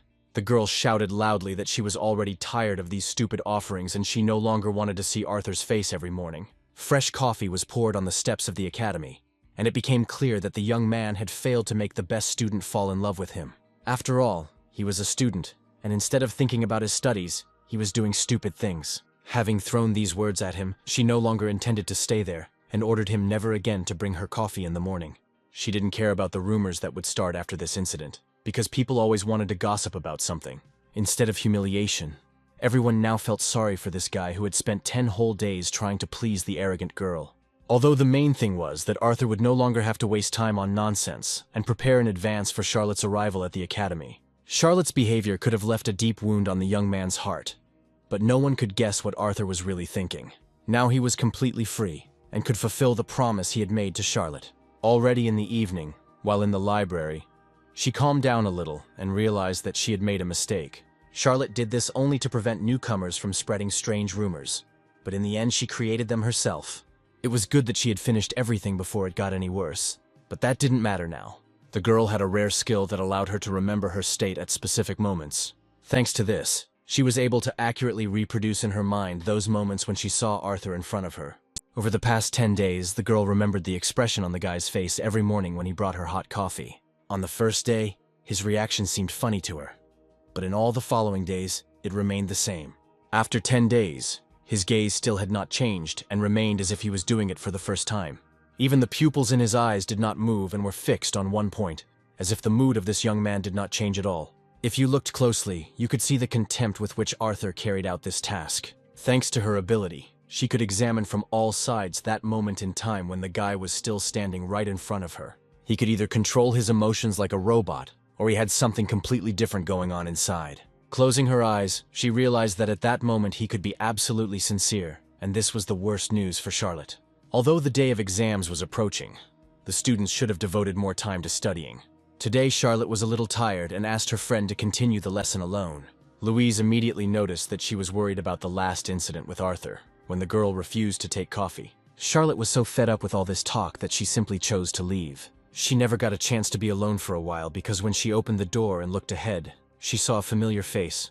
Michael was a little surprised that Charlotte finished early today and did not stay in the library until late. This guy had been waiting for her here for a long time and was ready to wait for her until midnight if necessary. It was unclear why he had waited for her for so long and was now taking up the girl's precious time. Suddenly, a cup of hot coffee appeared in front of her again, and it was the worst surprise Michael could have come up with. Just like Arthur, he decided to bring her the best nutmeg coffee that wasn't sold in the regular cafeteria. The greatest sorceress deserves all the treats in the world, and he decided to start winning her heart with a little surprise. Unlike that wretched boy, he was the future heir to a noble title and the most eligible bachelor.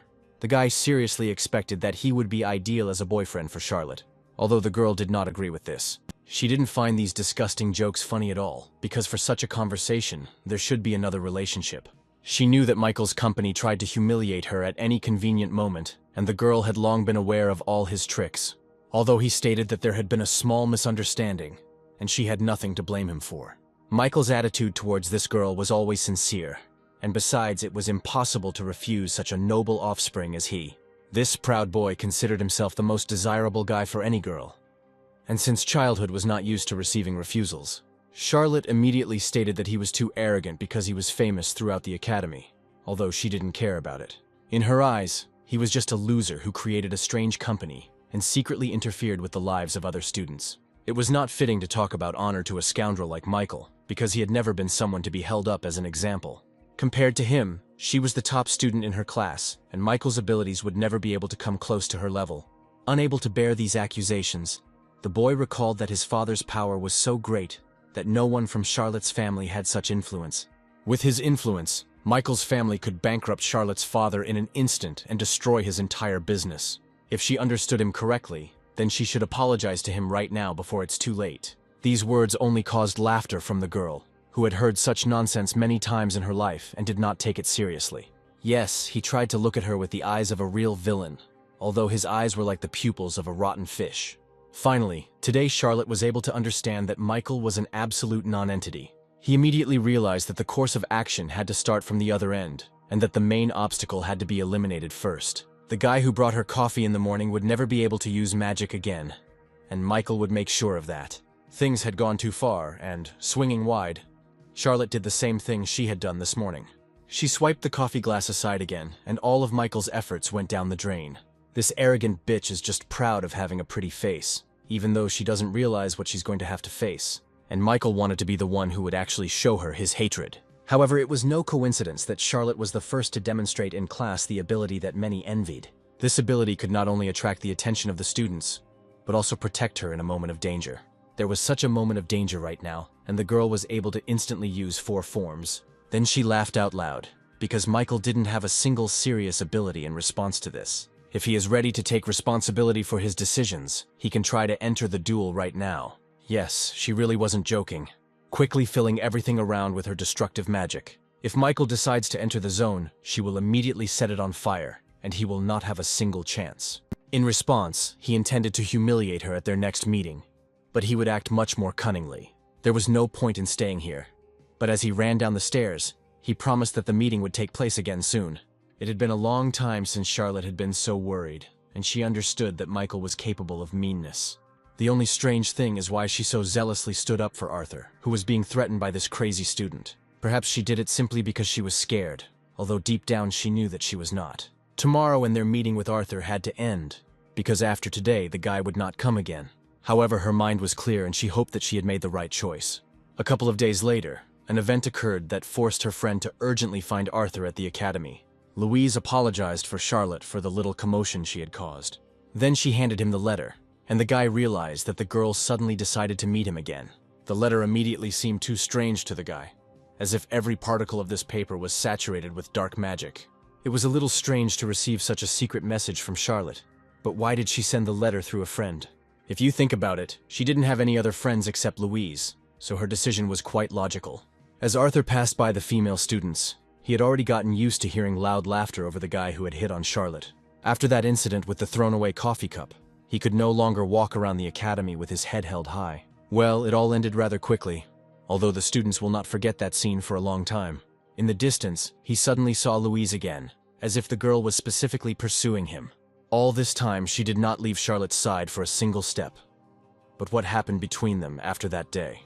He crept up on the poor girl so quietly that she only heard his steps at the last second. Louise even screamed loudly in fear, and it became clear that she was one of those timid girls. But the main thing was where Charlotte was now, and whether Arthur would be able to meet her.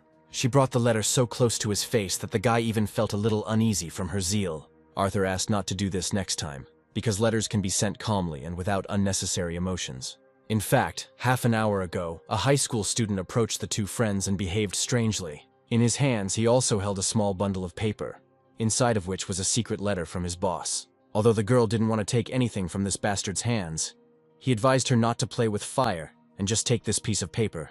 After all, if she doesn't accept Michael's invitation to meet, it will definitely be the end for Arthur. The last argument was the most important one, and for this reason, Charlotte still had to take this letter. She remembered how this scoundrel had threatened to kill Arthur in response to her refusal to be near him. But the girl had long since become tired of these abominations, and she crumpled the damned letter in her hands. Moreover, she had no relation to Arthur and did not force him to bring coffee in the morning. Louise immediately picked up the letter and realized that Michael was threatening her friend with a meeting with a real dark magician. Charlotte had heard such threats before and did not believe that a real magician would get involved with this scoundrel. You could tell the teacher about everything right now, if of course it doesn't make the situation worse. It was a good idea, but it wasn't as simple as it might seem at first glance. If the board of professors starts to look into everything, Charlotte will have to explain what kind of relationship she had with Arthur. Then her past will be revealed, because they will be able to find out what she was really doing. During this trial, they will immediately find out that Arthur was a commoner, not an aristocrat. It was already difficult for him to get into the academy, and because of her he could be expelled. The girl will never forget the day she treated the 12-year-old boy who was once Arthur cruelly. Turning to the teachers for help was tantamount to the same act as that vile betrayal from the past. One could say that by doing this, she would again be causing pain to the person who was not guilty of anything. There was no way she could allow this to happen, so she decided to take the full brunt of Michael's attacks on herself. She decided to go to this meeting alone, and if she didn't return by 7 o'clock, Louise should ask for help. Having said these words, the girl quickly walked in the other direction, because she had her own reasons for doing so. Even if there were 10 bastards like Michael in that place, they would be too weak against her. Although the letter stated that anyone who told the professors about this risked paying with their lives. After reading the letter to the end, Arthur realized that Charlotte had gone to meet those high school students to save him. It wasn't funny, because she still hadn't returned, and he anxiously wondered if something had happened to her. The girl asked to wait until 7 o'clock, which meant they still had a whole hour to spare. Arthur knew the reason why Charlotte didn't want to tell the teachers about it. Yes, she went to this meeting alone only to keep Arthur's secret about his origin, which means he wouldn't be himself if he didn't drop everything right then and run after her. The 14th training ground was located somewhere away from the mountain, and it was necessary to get there in time. But just like last time, a wizard appeared behind him again, who was able to hover above the ground. Only today, Louise picked him up on the way, and she could deliver the guy much faster. Moreover, it was much safer for two to go there, and with the help of magic they would be able to quickly reach their goal. Yes, it wouldn't hurt Arthur to also master such magic, which was very useful in such cases. Although Louise's ability to move was different in that she turned any object she moved into a stream of pure energy. Thanks to this, they instantly developed a speed comparable to the speed of light. The students who saw this bright flash in the sky could not understand what it was. Arthur had never experienced such sensations either, as if he had become a photon that instantly moved through space. A few seconds later, he already saw in front of him the place in the forest where he had met Charlotte. There was a risk of getting stuck in the tree when teleporting, so it would be better to go down right now. They needed to find a suitable place where they could safely land and then walk a little. During the flight, Arthur could not understand how it was possible to land on the ground at such a speed. And now it was time to find out about it. He didn't even have time to prepare for this flight, and he hoped he wouldn't throw up right in front of Louise. In the end, he was unable to avoid it, and was left for a while near the same tree where they had landed. However, there was no one at the 14th training ground, even though they had arrived 10 minutes early. This was unexpected news, and Arthur became increasingly aware that there was something wrong with this matter. Charlotte was probably in even more danger than they first thought. Her friend asked her to wait until 7 o'clock, but Louise understood that there was no point in waiting any longer. Nothing bad would have happened if Arthur had taken a step forward, so he asked his friend to go without him. The girl had to find out that Arthur was the reason why Charlotte went there alone. There was no time to explain everything now because the longer they waited, the higher the risk for Charlotte. To quickly determine Charlotte's location, Arthur resorted to a familiar technique. He still had excellent control over his ability and was able to quickly enter the state of mind. Having collected his thoughts, he tried to find at least one clue and penetrate into every cell of this forest. The clue was found immediately because the traces inside his consciousness led in one direction. The tracks were left by two travelers not long ago and suddenly ended halfway. Looking up, he realized that these magicians could have taken off from the ground right in this place where he was now. Somewhere high in the mountains, thick black smoke was already rising into the sky. But what happened in that place? He was not mistaken, because the man in front of Charlotte was already preparing to use his magic. It turned out that he had already released one fireball, which almost hit the girl right in the head. To his surprise, she didn't even flinch and remained in the same place where the shot was fired. If it weren't for those 4 mages hovering over her, she would have easily dealt with this idiot. Now she was confronted by 5 rather strong magicians who could attack her as a whole crowd. Out of nowhere, a few more people appeared and Charlotte realized she was in ambush. Their leader, as expected, was Michael, who asked the boys to be kind to their guest.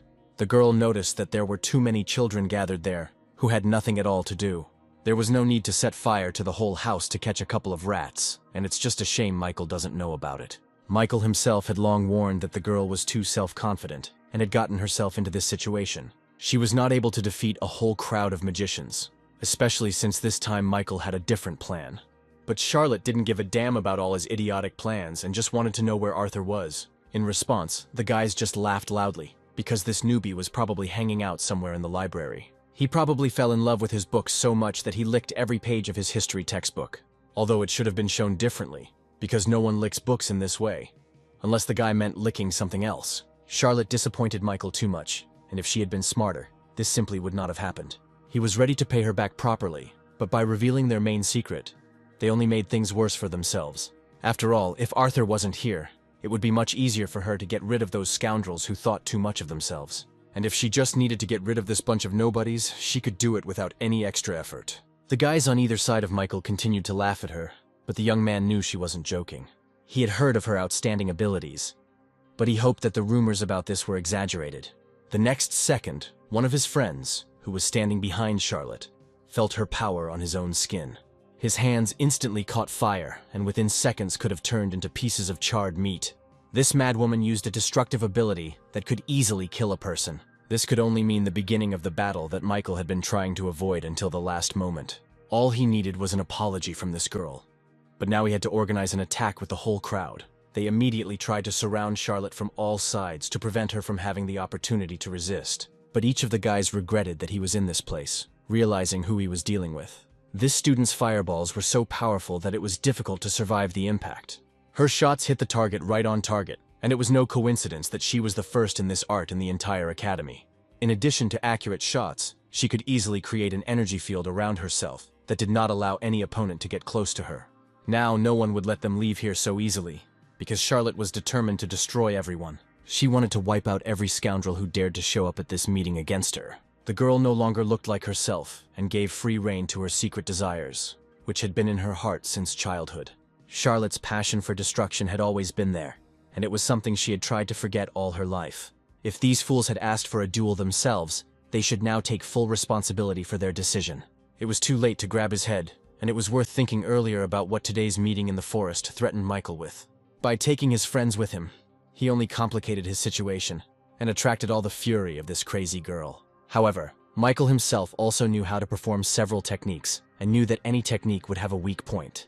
If he can find this weak spot in his opponent's magic, then he will have a chance to resist her. Against the defense Charlotte was using, vertical attacks from spinning energy projectiles could work well. It was exactly this kind of projectile that was sent down to the place where Charlotte was still standing, distracted by the duel with the other magicians. In the first moments, the sorceress seemed not to notice the danger that was approaching her. Even when the blades were about to touch her head, she still remained in the same place. Michael decided that this would be the end of the matter, and that he would solve this problem in 1 second. But the next moment he realized that Charlotte had deliberately stayed in place, waiting for the right moment. She had no intention of becoming an easy target for this bastard, who was used to getting results too easily. This kid had to experience for himself how an experienced magician works, using his honed technique. The fiery blow that the girl had been accumulating all this time was now supposed to go in the opposite direction. The bright beam of energy immediately hit the target, and Michael had no chance to dodge. It is hard to imagine what Michael felt at that moment when that terrible fiery shot hit him. Although it was his own fault that he hadn't listened to Charlotte right away and canceled this meeting a couple of days ago. This crazy bitch seriously wanted to get rid of every guy who came to the meeting with Michael. As Charlotte slowly approached the spot where the boy had fallen, she realized why he had bad grades. He was too used to wasting time on stupid things, forgetting that he needed to train his attacks. More than anything in the world, this rich man's son hated it when people looked down on him and told him how to live. But his attacks today were useless, and it is unlikely that he will be able to change anything with another such attack. Charlotte was ready to finish him off and forever bury Michael's hopes of winning the fight. At that moment, she felt that strange aura appeared around her that was not there just a few seconds ago. Unfortunately, all of Charlotte's successful attacks were just a distraction for Michael and his guys. After all, by that moment they had already managed to surround their victim from all sides and used common magic. Yes, the guy had been patient for a long time, waiting for the right moment, and now he was ready to checkmate Charlotte. If a girl stays in this magical field for a long time, she can easily go crazy from the stress. It was nothing other than anti-magic, which Aiden's older brother had told Arthur about long ago in their first conversation. Now this most powerful attack was directed at the one who could only attack with his magic. The girl immediately felt that her hands were bound by invisible chains, and the whirlwind seemed to tear her body from the ground. This was the main effect of anti-magic, which could easily trap any wizard. She could expect anything, but not such a vile deception from Michael, who violated the strict regulations of the Magic Academy. He already had a sharp knife ready in his hand, and it was in Charlotte's interests to answer each of his questions correctly. Right now, he would really like to ruin that cute face, and only the rumors that would spread throughout the academy stopped the scoundrel. She still seemed to be confused about her situation, but Michael was soon ready to correct that. Michael wanted to entrust this job to his guys, who were never shy about meeting beautiful girls. Although, if we return to the first plan and slightly correct Charlotte's face, then the younger students will stop bothering her. The madman actually brought the blade of his knife right to the face of the girl, who was tied hand and foot. This was what Michael was trying to achieve, because the girl was finally shaking with fear at the sight of him. He was willing to give her a chance if she started begging him for mercy right now. Closing her eyes at the moment when the blade was millimeters from her pupil, the girl realized that her strength was leaving her. She must have felt much the same as Arthur did that day when Charlotte humiliated him. Now the girl herself found herself in the same situation, and this could be considered a fair punishment for the sins of the past. Suddenly, at the most dangerous moment of her life, she heard a familiar voice not far from her. It was Arthur, who had already prepared a large club in his hands, hoping that it would help him stop the trouble. It was hard to believe that this guy was seriously determined to fight a crowd of mages, armed with only a stick. Charlotte, too, could not believe that the man she had humiliated for the second time had personally come here to save her. He looked so confident that this club was capable of withstanding the destructive force that these seniors could create together. What was funnier was that the guy came here alone, and knowing about the danger, could have called someone for help. If he was so bored with life, Michael was ready to help him go straight to the next world. The girl realized that this was a reckless act, and that she should not risk her life.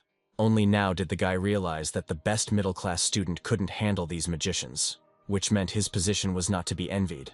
However, he had already defeated a serious opponent in a real duel, so he could handle it this time too. Although his brave jump only made these guys smile, and not at all panicky in fear of their opponent. In fact, none of these guys knew what this young man was really capable of. Some of the older students already realized that the jokes were over, although Michael remained just as confident. He believed that he could handle this upstart on his own, and the crowd of guys only added to his confidence. There was another reason why Michael didn't even move when he saw this magician in front of him. His talent would not be able to help him at the moment when anti-magic was directed against Arthur. This made Charlotte easy prey for even the weakest wizard, and now the same was directed against Arthur. Everything that Charlotte had felt a few minutes ago, her protector now had to experience as well. The stick would have been useless in this fight anyway, but the effect of the anti-magic was much more serious. As expected from this romantic, he disappointed all the guys, and looked even funnier with this stick in his hands. Charlotte loudly ordered him to come out of his funk, for the most insidious means had been used against him. Being in a state of mind, he only strengthened the effect of anti-magic and helped Michael to achieve his goal. If he continues to use his abilities, he may become permanently unable to use magic and go insane. And there really was a feeling that all of Arthur's previous skills were moving away, and his consciousness seemed to be splitting into pieces. He remembered that lesson Chloe had given him, where the girl had talked about concentration and the utmost focus of her attention. The protective form allowed him to maintain concentration even on a chaotic battlefield, and this is exactly what could help Arthur now. The guy knew that the defense was capable of withstanding any physical impact and even withstanding an attack on the psyche. After all, anti-magic and state of mind were just waves, not physical objects. If he can increase the density of his defenses enough that their components can penetrate inside, he can change the course of the fight. Without wasting any time, the boy touched the ground and tried to do what Chloe had taught them in her classes. Luckily, it worked, and he immediately felt his magic respond to the change in tactics that the teacher had warned him about. Everyone else immediately realized that a new force was trying to resist their anti-magic, and this newcomer was not so simple. The girl couldn't believe that Arthur had managed to find a way to resist anti-magic on the first try, something only a few were capable of. It was impossible to tolerate the use of this remedy by several experienced magicians at once, but this is exactly what their opponent was trying to achieve. Moreover, he was doing it very well, since the strengthening of anti-magic by the enemies did not lead to anything.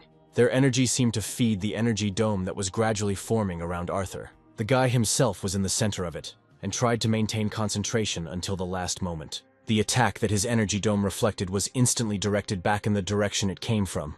Although Michael asked his guys to control themselves, he himself was gradually losing faith in his own strength. The same could not be said about Arthur, who became more determined with every passing second. Having repelled this blow, he even decided to take a countermove, hoping to confuse them. His energy was so powerful that even Michael's most powerful attack could not reduce his strength. With every step he took, he got closer, and some of the guys started to seriously panic. They knew that if he managed to repel this attack, he would be able to free his girlfriend, and they would have to face two mages at once. But it was worth thinking about this in advance, because the waves from Arthur's side were so strong that two guys were immediately knocked out of the fight. It was hard to believe that he managed to knock down several opponents at once. and blood instantly gushed from their noses. Arthur still couldn't use the state of mind, but the new skill he had recently obtained was even stronger than it. The next second, he did what those guys feared and freed Charlotte from the invisible chains. Now the girl was completely free and could join this battle. The guys she was supposed to fight were already lying on the grass and were unable to continue the fight. Just think, he actually managed to create such a cold and strong state of mind that he didn't even feel resistance. He was able to merge with the surrounding world so much that he felt every movement of the tiny worm underground. At the start of the fight, there were 6 of them. But now Michael realized that their balance of power had changed. None of the guys who came with him today could have helped him anymore. Yes, this brat probably specializes in anti-magic, and that is why he got into the school on recommendation. But Michael wouldn't be himself if he didn't try to prove that he was capable of more. The remaining forces that he had managed to accumulate were directed at Arthur, and this made him nervous. The opponent's hands suddenly appeared to have powerful energy vortices that were ready to rush forward. He never got to fire these projectiles, because his first victim's fist hit him square in the jaw. From such a blow, Michael himself began to spin in a spiral, flying several meters to the side. Not everyone could withstand such a powerful blow, and it was unlikely that Michael could handle it. Her next blow landed right in Michael's face, and one could only sympathize with this guy's teeth. Realizing that she would not stop until the very end, even Arthur had to calm her down, interrupting this beating. Michael himself was to blame for what happened. But if she continued at this rate, a real victim could not be avoided. I had to forcefully drag her away from the guy, who definitely wouldn't be able to use any of his abilities. Today was the very day when 2 mages, who were connected by a dark past, were able to unite into one team. If the girl herself had foreseen the situation she would find herself in with Arthur, she would certainly have refused to come to the forest today. The high school girl was still lying on him and had not had time to recover from the fall. Arthur loudly asked her to wake up and hoped that she had not hit her head too hard during the fall. The next second he realized that Charlotte was fine, so why was she still lying on his stomach? The girl instantly got to her feet, as if she had simply been resting all this time after a difficult fight. Looking down at him, the girl couldn't stop wondering how such a weakling dared to come here, alone. And yet she extended her hand to him, because Arthur had behaved like a real man, saving her from those idiots. They had a lot to talk about, and after everything that had happened, Charlotte should have forgotten about the past. She understood that the other wizards would try to find out the exact reasons for what happened, and would probably dig up her entire past. At that moment, Michael opened his eyes with difficulty and heard Charlotte's last words. Right now, she suggested just running away from here and thinking about all the consequences a little later. But before she could take a single step, a bright magical light appeared right above them, illuminating the entire field. It was clear that a teacher had arrived at this place. It only remained to understand who exactly would appear here. Unfortunately, 2 teachers were at the scene of the incident at once, because Yakov and Emma arrived just in time. Louise arrived with them and told the teachers about her friend's disappearance. While Louise was toying with her friend like a little child, Yakov had already used one of his most powerful abilities. The spell of the fiery sun was very difficult to use, and only the most experienced magician was capable of it.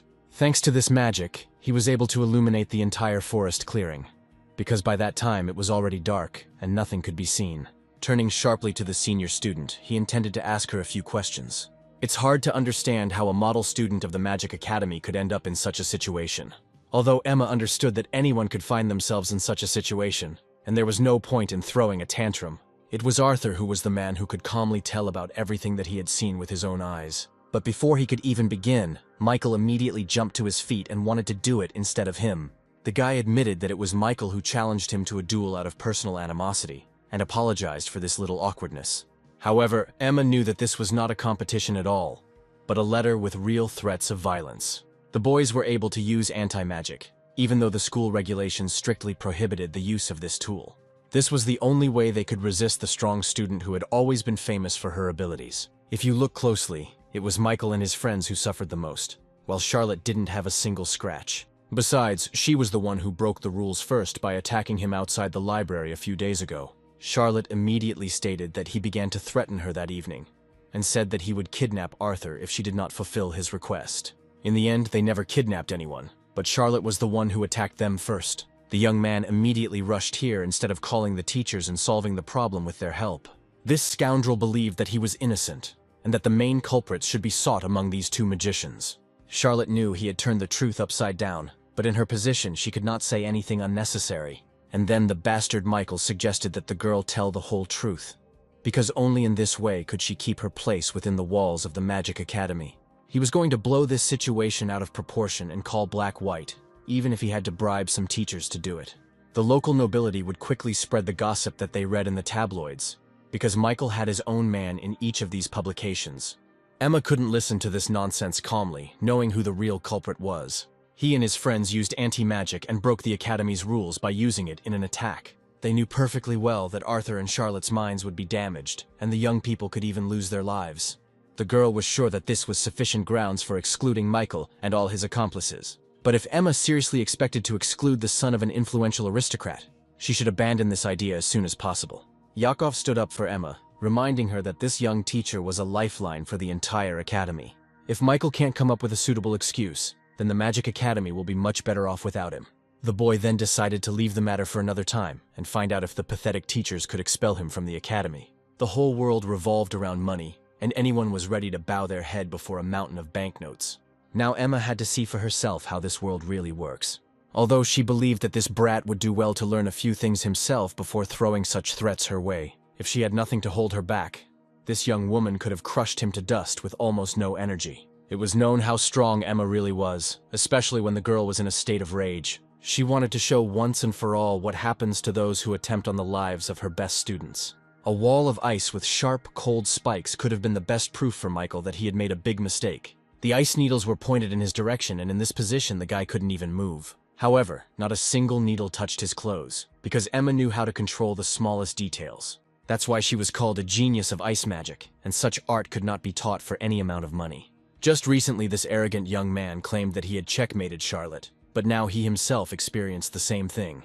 Emma knew very well that the guy had managed to harm many students, and some students had long complained about all his friends. Previously, the academy turned a blind eye to this, since Michael's father provided it with serious financial support.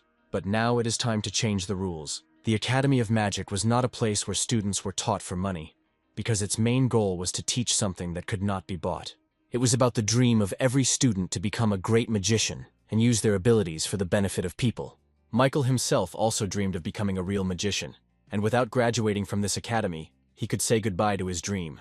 There was a feeling that she looked not into his eyes, but straight into his soul, finding there his most secret desires. He was ready to do anything to move to the 5th grade as soon as possible and become one of the best magicians. All this time he was learning to be a good wizard, and wasn't that why he had come this long way? From childhood, Michael showed his abilities and attracted his friends, who were obsessed with a common dream. Years later, they continued their journey within the walls of this academy, which gave them a lot of new knowledge. Does he now want to destroy the precious memories of this place with his own hands? Emma remained just as calm, but Michael himself seemed to have rediscovered the truth.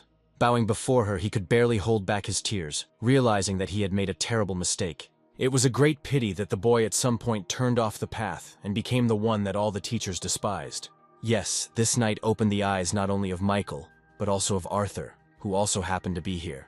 The most valuable thing for any person is his dream, but in pursuit of it, one should not lose one's humanity. Soon, Michael and his friends repented of their actions and got back on the right path. The inevitable punishment for Arthur and Charlotte still followed, because the boy did not immediately report the incident to the teachers. Instead, he went alone to save a more skilled high school girl and put his own life in danger. Now it was time for the girl to tell the whole truth, because it was impossible to hide forever. Even though she didn't know exactly who knew the truth about her past, it didn't matter now. Then she suddenly changed her mind and cheerfully announced that Arthur had just recently become her boyfriend. It was a desperate move on her part, and with these words, she achieved the desired effect. Even the teachers at the academy knew that it was almost impossible to win the favor of this girl, and yet the newcomer Arthur succeeded. She immediately told a fictitious story about how she was captured by Michael's friends, and all she could do was hope for a miracle. It was difficult to wait for help while deep in the mountains, because who would be able to be here at the most opportune moment? And yet, the knight on a white horse that every girl dreams of appeared before her right now. At first, she could not understand who was that brave prince who dared to fight these scoundrels. That brave guy was Prince Arthur, who was able to throw aside several opponents with one blow. The fight ended immediately, and now this fairy tale knight stood right in front of the freed Charlotte. Arthur declared that he would not allow these scoundrels to hold a beautiful girl captive and came here to stop this lawlessness. A second later, Charlotte was in his arms after Prince Arthur deftly freed her from captivity. Of course, no girl could resist this, and now Charlotte's heart belonged to only one person.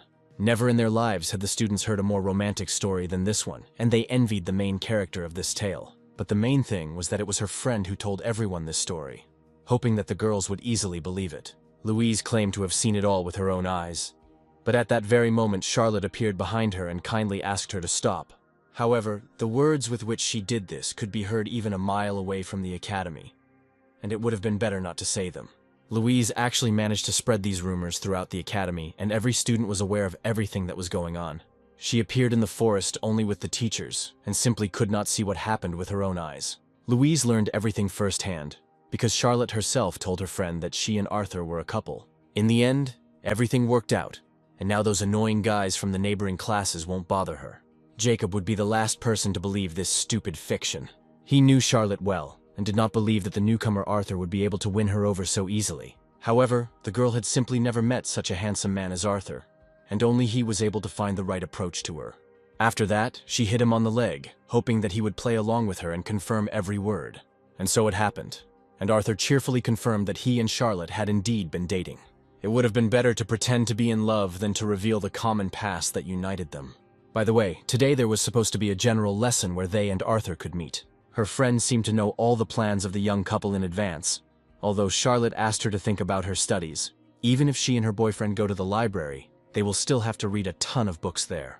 Arthur just needed to lead a quiet school life, and besides, he was doing well in his new role. This pleased Charlotte, for if there had been any fool in his place, he would certainly have spoiled her whole plan. Whenever he saw a girl in the hallways of the academy, he would wave at her sweetly, so that everyone could see their relationship.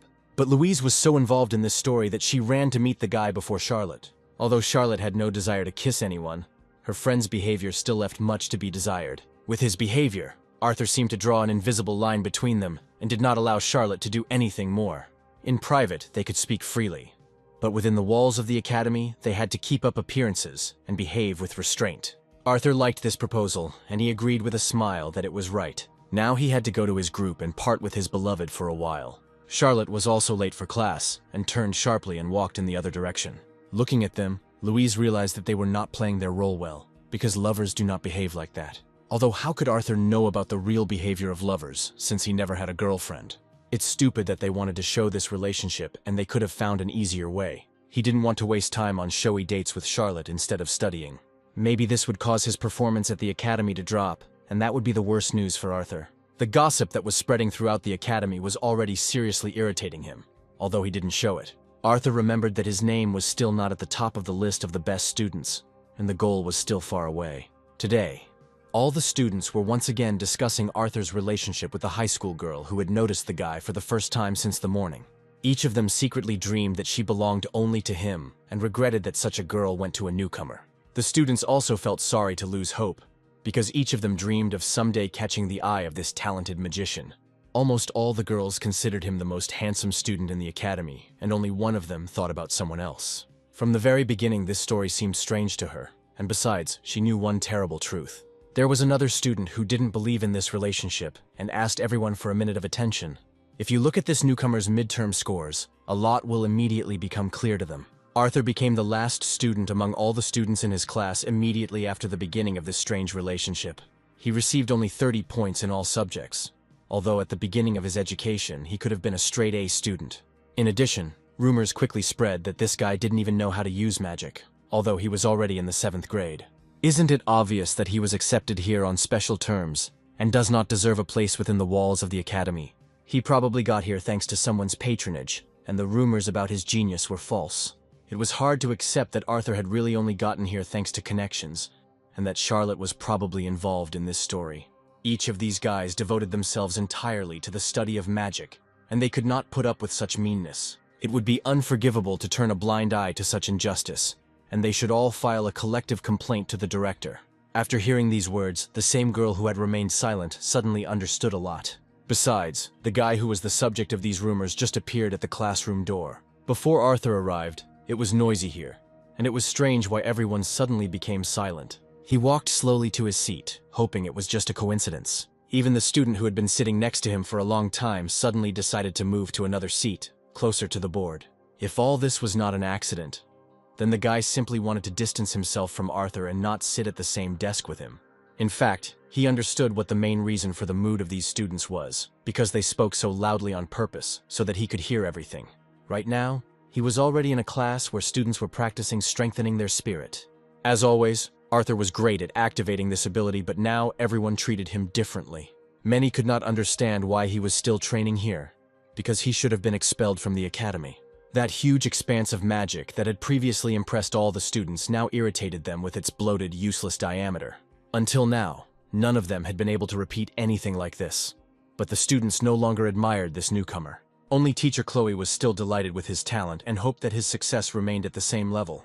Today the guy was forced to tell the truth because his results were much worse. When he tried to separate his spirit from his body, his consciousness seemed to follow him. However, this was explained by the fact that such a phenomenon was quite normal, because Arthur was a convergent type who follows his nature. In that case, there was no point in worrying and everything went exactly as it should. Suddenly, Chloe suggested that he demonstrate this visually and set an example for the other students. Right now, each of them stood with their backs to him and no longer wanted to support their recent idol. If the boy was in a bad mood today, he could postpone creating the form, although he was the only 7th grader with such strength. The teacher remembered that Arthur wanted to use the visible zone on the first day of school. Unexpectedly, he agreed to do it in front of everyone, and decided that his efforts would be appreciated today. Each of the young wizards understood that only this student was capable of creating all 4 forms at such an age, although many believed that Arthur had proven himself only in this and was not capable of anything else. As expected, Chloe asked him to show the whole class how to create 4 shapes at once, starting with the simplest one. The students were already beginning to laugh that Arthur would try again to make the state of the circle with the largest diameter, which many had become tired of. At first, I just had to collect my thoughts and not be distracted by extraneous nonsense. Defense form was the ability Arthur decided to create first, knowing it would be easy. She became much stronger after meeting the dark mages in the forest, as if he was able to take over the dark power from them. Many noticed that his form had 44 facets at once, although other students had difficulty creating even 10. Gradually, Arthur began to get used to the new attitude of his students towards him, and it no longer distracted him from his work. One after another, magical forms appeared on the huge platform, and the teacher was glad that everything worked out for him. The young man knew the basics of magic perfectly well, and changed forms faster than any 6th grader. The last form was the evasion form, but by that point, Arthur had already spent a lot of energy. For the sake of the teacher's instructions, he had to show everything he was capable of and not lose face. Even 5th graders were unable to create 4 shapes in a row, and saw a real genius in front of them. The form of evasion was no worse for him than all the other forms, and the envy on their faces was quite understandable. Arthur needed to move to the center of his state of mind at a key moment before it shrank and disappeared. But, as during practice, his consciousness seemed to follow him, and he could not learn to control it. He still had some strength left, so the young man decided to try again and hoped that everything would work out. The laughter from the audience still prevented him from collecting his thoughts, and Arthur himself, in the place of these students, would have definitely supported the wizard. Instead of support, he heard only offensive remarks directed at him, as if each of them wanted to see him fail. The dodging form was worse for him than the others, although he could still continue to use his magic. The friends were slightly surprised that Arthur never had problems with creating forms, and did not understand what happened this time. He doubted himself too much, and perhaps this was due to the general attention that was growing every day. It would hardly be enough to throw the guy off balance. So what had been going on with him in recent days? Arthur himself asked himself another question, trying to understand why all people love to enjoy other people's failures. Suddenly, in this crowd of wizards, there was a guy who advised him not to think too much and stop doubting himself. You just have to act if you want to achieve something more, because that's why he entered the Academy of Magicians. These words came at the right time, and Arthur realized that he was spending too much time on his doubts. He came to this place only to become a magician, and the envy of the students will not be able to stop him. Immediately after that, he started doing much better, and the students saw what this 7th grader was capable of. He had to come to terms with the fact that he had control not only over magic, but also over his mind, even in such difficult moments. On the first day, Mr. Magnus said that a person who cannot control his own mind cannot become a real wizard. All that was left was to wait until the creation of the form was completed, and he hoped that it would not separate to the side, like last time. It was obvious that Arthur was having a hard time with his task, but he tried his best to complete it.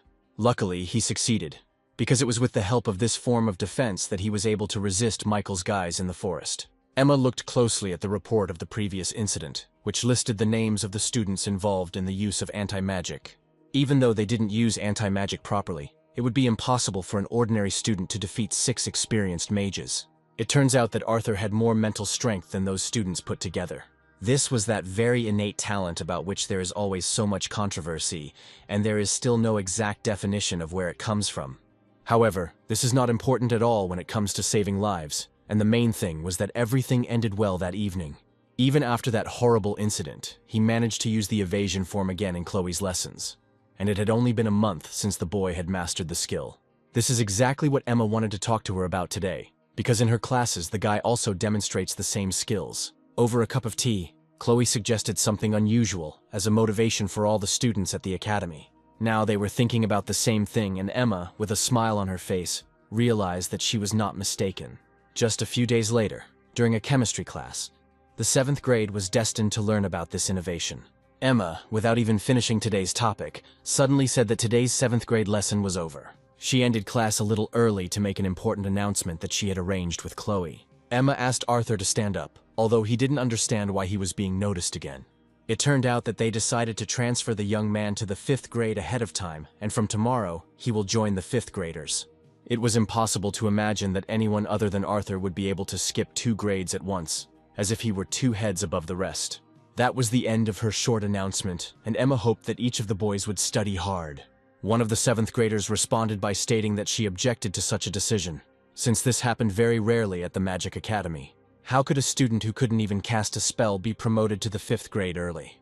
Only now did Emma realize that there was something she didn't know about Arthur, and asked if he really hadn't used spells. He had nothing to say to this, although if he were in that student's place he would not have done so. He was so close to moving up to the 5th grade, and only the envy of his students prevented it from happening. When they all suddenly turned to look at him, the guy admitted that he really didn't know how to use the spell. However, in the 6th grade, magic was not assessed, so there were no obstacles to the transfer. Some students were not prepared to accept this at all, and were determined to stand firm until the end. It seemed to them that strange things were happening behind their backs, and that injustice had long reigned in the academy. This was real discrimination, because the state of mind was far from the most necessary magic. It was worth wondering what this guy was so good at and why he stood out from the other students. If we compare their academic performance, many of them could easily have had higher grades than this young man. He couldn't even study the theory properly and prepare for the exam, so why should he skip 2 grades? Behind all these screams there was something that Emma didn't even know about, and she promised to take it into account. The final decision would be announced after the official meeting of teachers, and many envious people understood that this was a victory. For a long time after this terrible scene, Emma sat silently in her office, pondering every word. The students were as angry as if Arthur had crossed each of them, although the young man was not like that at all. At that moment, the same girl who had been silently listening to the accusations against Arthur for a long time appeared next to the teacher. She didn't want to keep silent about it any longer, and came here so that Emma could find out the whole truth. It all started about a week ago, and at first the students simply ignored Arthur. Then the hatred from the students began to grow, and they began to spread dirty rumors about him. They interfered with his studies, and did everything to ensure that Arthur's academic performance quickly declined. Catherine saw it all with her own eyes, and knew everyone who started gossiping and inciting others. The girl even cried, unable to bear this injustice, and Emma understood what the main reason for the students' discontent was. Each of them already had a bad opinion of their classmate, but this was only influenced by the rumors that Arthur's envious people spread. She thanked the student for having the courage to tell her teacher everything herself. When the clock struck midnight, Arthur knew it was time to finish preparing for his lessons. He spent too much time in the library today, because his academic performance was really much worse than that of other students.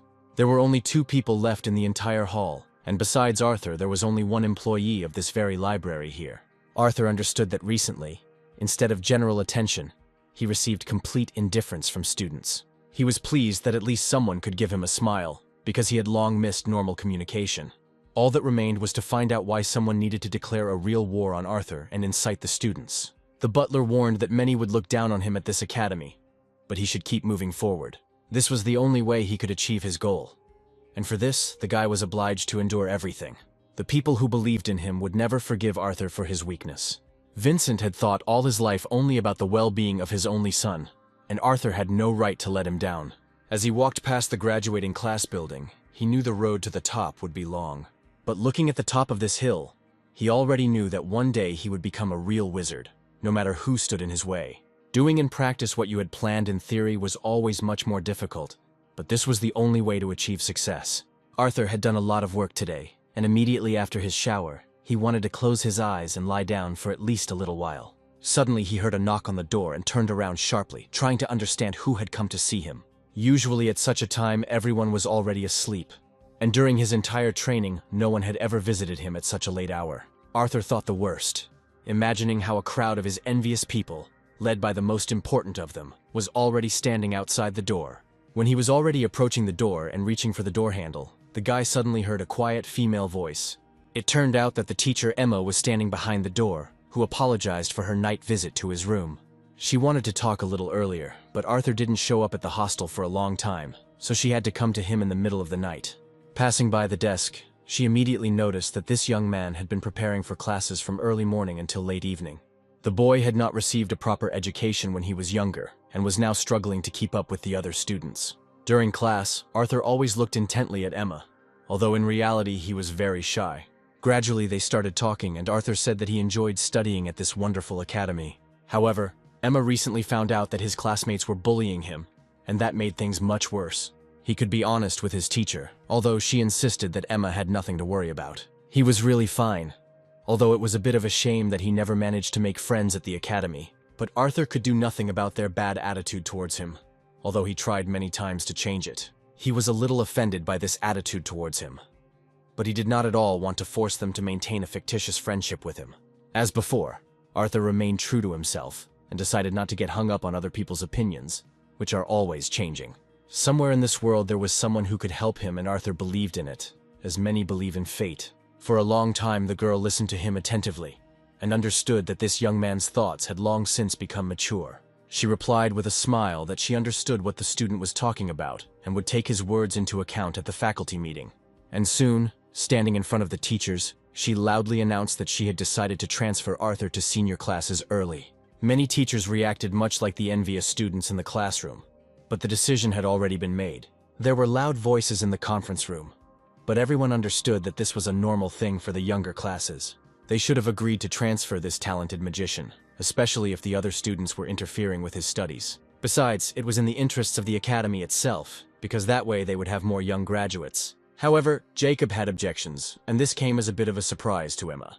The meeting was chaired by the director of the academy, Magnus, and he wanted to hear the objections raised by the young teacher. He could not understand why Yakov wanted to prevent Arthur from being transferred 2 grades, and whether there would be anyone who agreed with him. Jacob started by saying that Arthur was indeed a talented student, but the problem was that he still couldn't use magic. The negative reaction of the others was understandable, but Emma reminded him that he would still have time to improve on this subject. She had noticed before that this young mentor always went against her decisions. Suddenly, Yakov told her straight to her face that Emma had long been treating the young man with obvious partiality. The other students might have been weaker than him, but they were head and shoulders above him in every other subject. It was too serious an accusation, and Emma would not tolerate it if Jacob wanted to turn Arthur's talent into dust. There was another altercation between the two, although the other teachers had long since gotten used to it.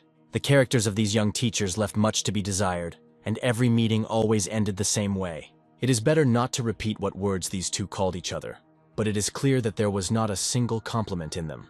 Old man Magnus realized that he was the only one in the room who could stop this circus. He politely asked them to stop, because in this dispute, both sides were right in their own way. Each teacher's words made sense, so in this squabble it was impossible to determine who would ultimately be right. Yakov immediately took the director's words as support for his opinion, although, if you think about it, this was not at all the case. After all, if the academy didn't have teachers like Emma, they wouldn't be able to find the most talented wizards. So, with a smile on his face, Magnus suggested another plan that might please both parties. The next morning, the students walked to the building as usual, but none of them knew what awaited them. At first glance, it was a completely ordinary school day, although many had already noticed a new announcement in the distance. There was already a huge poster hanging on the wall with an announcement that was worth reading before starting classes. It turned out that Magnus had proposed holding an open exam for all students wishing to transfer to the 5th grade. All those who previously disagreed with his quick translation could try their hand. At that moment, the man for whom all this was arranged appeared behind them. Arthur slowly made his way through the crowd of students to the stand where he intended to read the terms of the transfer in more detail. The exam would not be easy for him, because Arthur still could not show decent results in spells. Looking up, he realized that one of the main criteria for the transfer would be teleportation, which would have to be shown to the commission.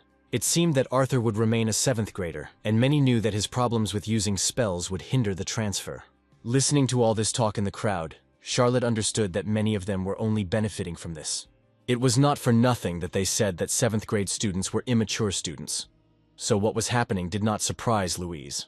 The girl was not going to tolerate this so easily, and, turning sharply, headed in the other direction. She would have given him a good beating now, because he never said a word to Charlotte about it. The friend could not leave her alone, and clutching her robe tightly, went after Charlotte.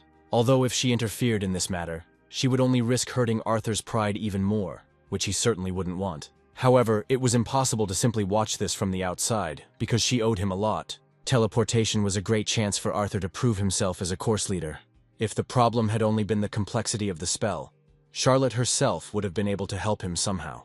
However, this guy simply would not accept her help, and the exams before the transfer were just around the corner. If Arthur fails to complete this task himself, then another similar chance will appear only in a year. So today Charlotte prepared well and decided to take matters into her own hands. She moved through the air so quickly that it was difficult to follow her movement towards the dormitory. In Arthur's room, which was on the very edge, the light was on, and that was to her advantage. Although if she had to wake this scoundrel up, she would certainly have done it. Because of him, she now had to hide and move as quickly as Charlotte could. The girl hoped that he would beg her for mercy and accept all the conditions that she had prepared for him. Instantly appearing on the windowsill of his room, the girl greatly frightened Arthur with her appearance, who was still preparing for classes. She quickly covered his mouth with her hand so that he would not attract unnecessary attention with his loud scream. If he was hoping to hide the fact that all the students were putting spokes in his wheels, then he was wasting his time playing the silent game. Charlotte should have thought in advance about how to catch the young man alone and not run into a witness. After all, instead of Arthur reading a book, as she had imagined, the girl suddenly saw the teacher Emma in front of her. Emma couldn't understand what this student was doing here at such a late hour, and why she didn't come in through the door. If Charlotte was sneaking into the boys' dorm every night like that, it could end badly for her at the disciplinary committee. Charlotte had to search for words to justify herself for a long time, because this situation could not be understood otherwise. In fact, Emma always found it strange that they both behaved so quietly and rarely met in public. Charlotte had the same question for the teacher, who for some reason ended up in the boys' room so late. But she didn't have time to finish the question, because Arthur was already rushing to distract her attention with delicious tea. But Charlotte didn't come here to drink tea, because the students have been humiliating Arthur for a long time, and he has been silent all this time. Still, Emma suggested that they sit down first and talk calmly about the upcoming exam. When Arthur saw the announcement at the academy today, he didn't immediately understand why this unscheduled transfer exam was scheduled. It looked as if the three of them had actually gotten together to just drink some fresh tea. Charlotte spoke first, reminding him that Arthur had never studied magic, but that the subject was already on the exam list. This was the decision of the director, Mr. Magnus, and Emma was also a little worried about Arthur. The teleportation spell uses the properties of light, but Arthur was never able to show a good result in any of the lessons. Light has absolute speed, and no matter in the world can exceed the speed of photons. Teleportation magic essentially turns the body into photons of light, so an object can instantly move to another point in the world. The spell could be used if Arthur managed to develop even 1/100th of the speed of light. It became clear to Arthur why teleportation was prohibited on the academy grounds. It remained to find out how to conduct such a dangerous exam, if even the director forbade the use of teleportation outside of school. All this time, no one even listened to Charlotte, and yet she had valuable information that was worth knowing. She said that a special place without any obstacles will be prepared for the exam. The girl pointed her finger upward and, raising his head, Arthur tried to understand what she meant. If his guess was correct, there was only one place where such magic could be used safely. It was located somewhere high in the mountains, because only there could a safe training ground be located. The students had to compete in how fast they could move from one mountain peak to another, and Arthur was eager to begin the exam. Although it wouldn't be so funny if, while jumping on the mountains, one of the 7th graders jumped down. If no one finishes during the exam, the winner will be the one who covers the greatest distance between the mountains. Excited students may lose their heads and start attacking each other due to the thirst for winning. In this case, Arthur would become the main target of many students who were already angry at this newcomer. If all the other guys are targeting Arthur, it will probably be much more difficult for him to pass this dangerous exam. The difficulty of the exam, as well as its danger, no longer worried Arthur, and he just wanted to try his hand. The final word still remained with Arthur, because if he changed his mind, he could refuse the exam. Emma would have liked to see him in the 5th grade even on the day of the entrance exam, when she saw his level with her own eyes. But her wish only created more problems for the student, so she wanted to personally teach him teleportation. It's not often that a teacher makes such a suggestion, and when Charlotte heard it, she began to suspect something was wrong. Emma felt that she was to blame for her student because of the increased attention from other students. However, if she does so, she will only make things worse by personally taking control of his training. Charlotte was ready to take on this, knowing that the difficulty of the exam would not exceed the 1st level. It was strange that she was no longer angry with the young man, as she had been at the very beginning, and there was sense in her proposal. But if Charlotte herself wanted to take the final exam early, she would not have time to prepare. Upon hearing about the graduating class, a light immediately sparkled in the young man's eyes, because this had been his main dream since the day he entered. Each student always envies the student who was recommended by professional wizards. The level of graduates is considered completely differently, and those students who decide to take this exam are always the subject of entire newspaper articles. From the very beginning, Charlotte was eager to get on these lists before all her classmates. At her age, it was too early to think about such things, and Arthur was seriously worried about Charlotte's safety.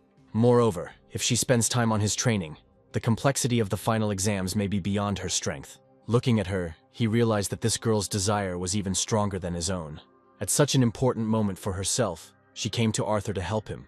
But why did she do it? Emma still insisted that the teacher's help would be more useful to Arthur now than the help of his classmate. Arthur understood that he himself could choose the girl who would teach him the art of spellcasting. Throughout his life, he had usually never had a choice, but now, between the two most powerful wizards, he could choose either one. As his girlfriend, Charlotte decided that her candidacy would be better for Arthur. Unexpectedly, he replied with a smile that he appreciated their concern, but would try to do everything himself. Yes, with this answer, he turned down 2 girls at once, and this was clearly too much even for such a talented guy. Charlotte had become so immersed in the role of Arthur's girlfriend that she had completely forgotten that it was just a role, and that she could not dictate the terms. Although Arthur simply did not want to be a burden to her, because difficult trials awaited her ahead. He believed that this could be learned on his own, and there was no reason to seek help. This young man was so self-confident that he was even willing to learn teleportation without anyone's help. Entering the 5th grade was the next step for him to become a wizard, although it was hard to listen to this nonsense. He asked to believe him and promised that none of the teachers would regret placing their hopes on the new student. Well, if that was what Arthur himself wanted, Emma wasn't against giving him a chance to show his powers. It was time for her to leave. But if Arthur had any problems, he could come at any time. Finally, she warned that if Charlotte tried to enter the boys' dormitory through the window again, she would be in trouble. It's a good thing she didn't threaten to call a disciplinary committee, otherwise the girl would have definitely gotten into trouble. Suddenly, she realized that she was sitting on the same wide bed next to Arthur in his room, and there was no one else except the 2 of them. Immediately, jumping up from her seat, the girl announced that it was time for her to go home and prepare for her exams. And yet she came here to find out why Arthur hadn't told her everything. Why did he avoid Charlotte all this time and not tell her about the bullying the boy endures every day? If his pride prevented him from doing so, Charlotte could understand it. And yet it was foolish. She would never have considered him an outcast, even if Arthur himself had told her about the loneliness he felt at the academy. In many ways, she was right, and the young man simply did not want to distance himself from her and become an even bigger outcast. She even had to restrain herself, because he had just confirmed the version that her friend had told her about. To be honest, when Arthur first came to the academy and saw Charlotte's name at the top of the list, he began to envy her.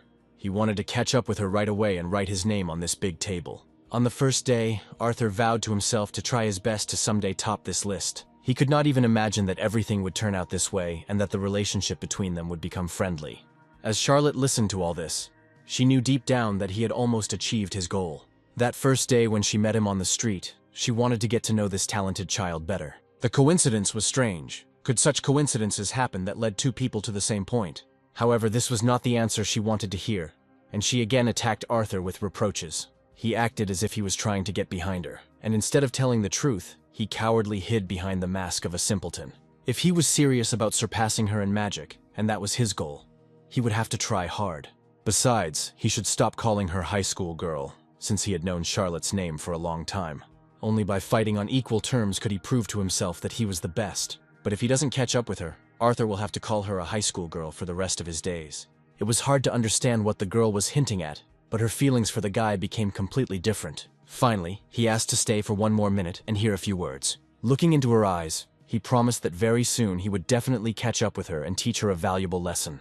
She responded with the same smile, saying that his result depended only on his diligence. Then the girl instantly appeared in the air, and Arthur realized that it was no coincidence that Charlotte had been at the top of the list for a long time. It was difficult to even notice the quick movements that this sorceress performed so easily.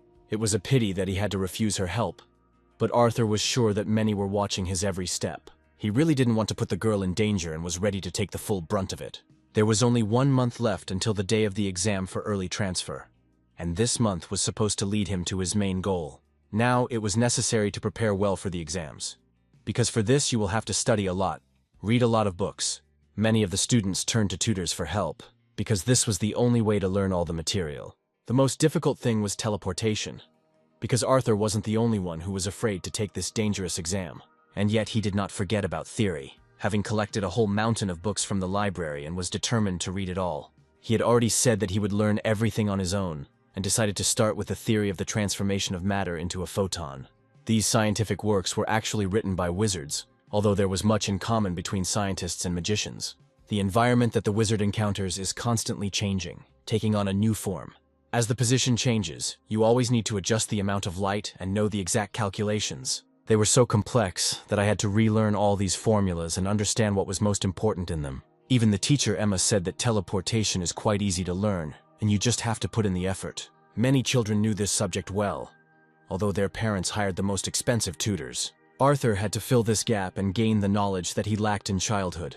He could have become the best if he had studied magic since childhood, but the young man only got such a chance now. Of course, among all the students there were always the best, and one of these students was just at training. His tutor was delighted with the results of his student, who surpassed all the others. Teleportation came so easily to him, as if it were his main ability. This young gentleman was in the 7th grade, just like Arthur, but he was the best at teleportation. At first, he was a little nervous, but once he took the first step, everything fell into place. It was impossible to hone this skill in just 1 month, but his current level was quite sufficient. Very soon, he will be able to skip 2 grades at once and find himself in the 5th, among his equals. By the way, the surveillance of Arthur did not stop for a single day, and the young man decided to study on his own.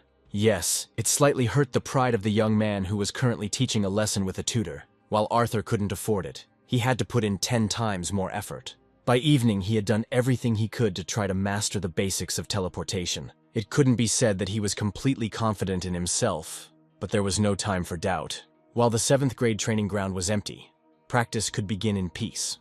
Arthur hoped that the spell would activate at the time he expected. First of all, it was necessary to create a theory of photoionization in one's consciousness, while being in a state of mind. A person who is between omniscience and omnipotence is capable of many things, and even more so of moving in space. This is exactly the kind of person Arthur wanted to become, erasing all his doubts from his mind. One could say that to achieve this, one had to erase oneself and gain an absolute understanding of the truth. Suddenly he realized that from the very first try this method worked, and he felt different. It felt like every cell in his body had turned into a light substance, which meant that this was what is called photonization. Even on the first day of his meeting with Mr. Magnus, he realized that it was impossible to comprehend from afar what was hidden from the eyes. The wizard, using supernatural potential, can see the outside world and feel every object. In other words, you can control reality only by fully experiencing all the space around you and becoming one with it. Meanwhile, the exam was approaching, and there were 9 days left until the teleportation test. The students began to notice the changes that were happening to Arthur, because the guy was merciless to himself. He wanted to pass the test so badly that he trained without any protection. His whole face was covered in abrasions, and Arthur came every day with a new plaster on his face. They were not wrong, because he really did risk his life to learn this. Having fallen to the ground once again and hurt his knee, he was only afraid of missing the exam because of this injury. But at the same time, he managed to attend theory classes, hoping to improve his academic performance. The error in his calculations was quite insignificant, although another method of teleportation should have been found. All these days, leading up to the exam, he did not stop and continued to search for a method. Every time he fell to the ground after a failed attempt, the injuries became even more serious. This was the only way his body could remember all the failed attempts for the sake of one precise teleportation. The exam was already very close, and there would be no chance for mistakes during it. The worst thing was that, having corrected one mistake, another one would follow suit. There was simply nowhere else to make changes, so his efforts had to be crowned with success. His entire body was covered in bruises, but he hoped that he had not wasted his time here and would be able to stand firm. He slapped his cheeks to bring himself to his senses and tried to gather himself before the final approach. No matter what, Arthur had to do it, and if not today, it would never happen.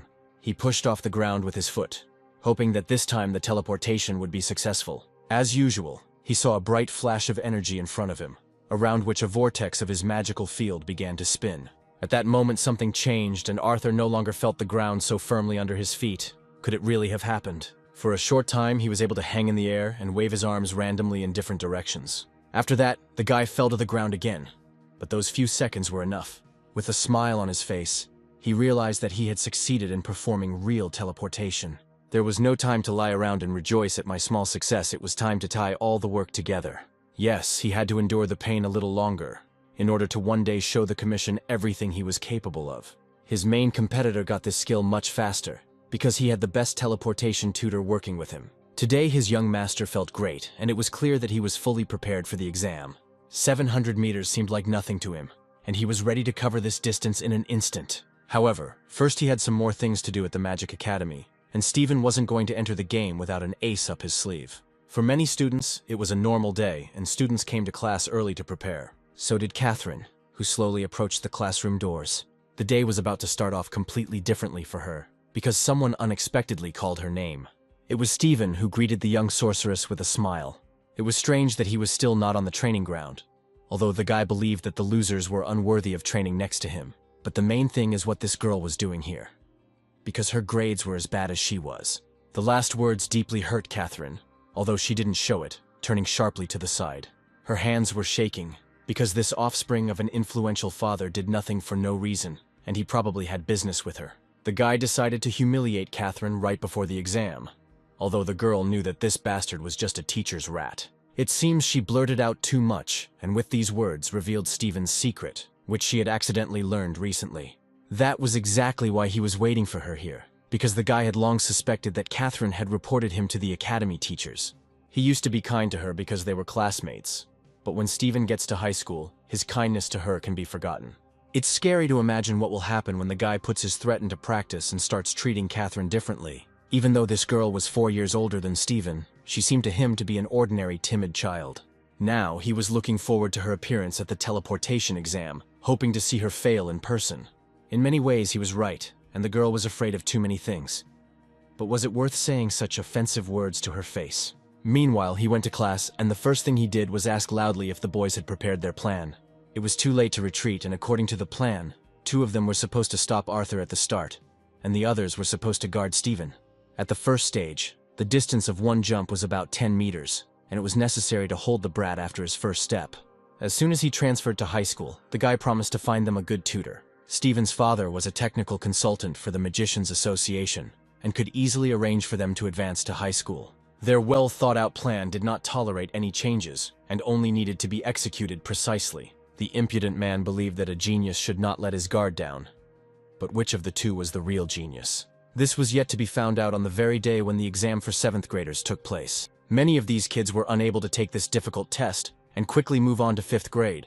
Instead of being happy for other students, some were envious and angry at those who were more fortunate. In addition to the 7th graders and their teachers, there were also senior students at the exam, who were amused to see the young people. The chief judge of this competition was Mr. Magnus, and no one would dare to challenge his right to this place. So, it was time to move from preparation to the exam itself, and somewhere high above the mountain a bright flash flared up. Turning to the participants, Teacher Chloe loudly asked them to get ready and wait for her command. The exam for 21 subjects was scheduled to begin in 10 minutes, and all the participants lined up at the starting line. There was a real cliff below the students, and it became clear why the exam was considered the most dangerous. There was no bridge between the 2 sheer cliffs here, because every wizard had to be able to overcome this distance himself. For this, it was necessary to have the teleportation skill, and this was the best place to gain experience. Louise even took binoculars with her to observe the actions of each participant and not lose sight of Arthur. Charlotte knew that those who were destined to fail this exam would not be able to avoid it. Of course, Stephen considered himself the best among them all, but his plan immediately went down the drain. After all, Arthur's main competitor was not there, and the guys didn't know what to do in this case. All this time, the young man was still on the training ground, having fallen asleep right on the ground the previous night. Only a small ant that crawled onto his face was able to wake up the exam participant in time. Jumping up suddenly in fright, he realized that any minute now, the main event for which he had been preparing all month would begin. At that moment, Charlotte snatched the binoculars from her friend's hands and made sure that they had lost Arthur. The guy really was nowhere to be found, and if he didn't show up for the exam, it means he was never able to learn teleportation.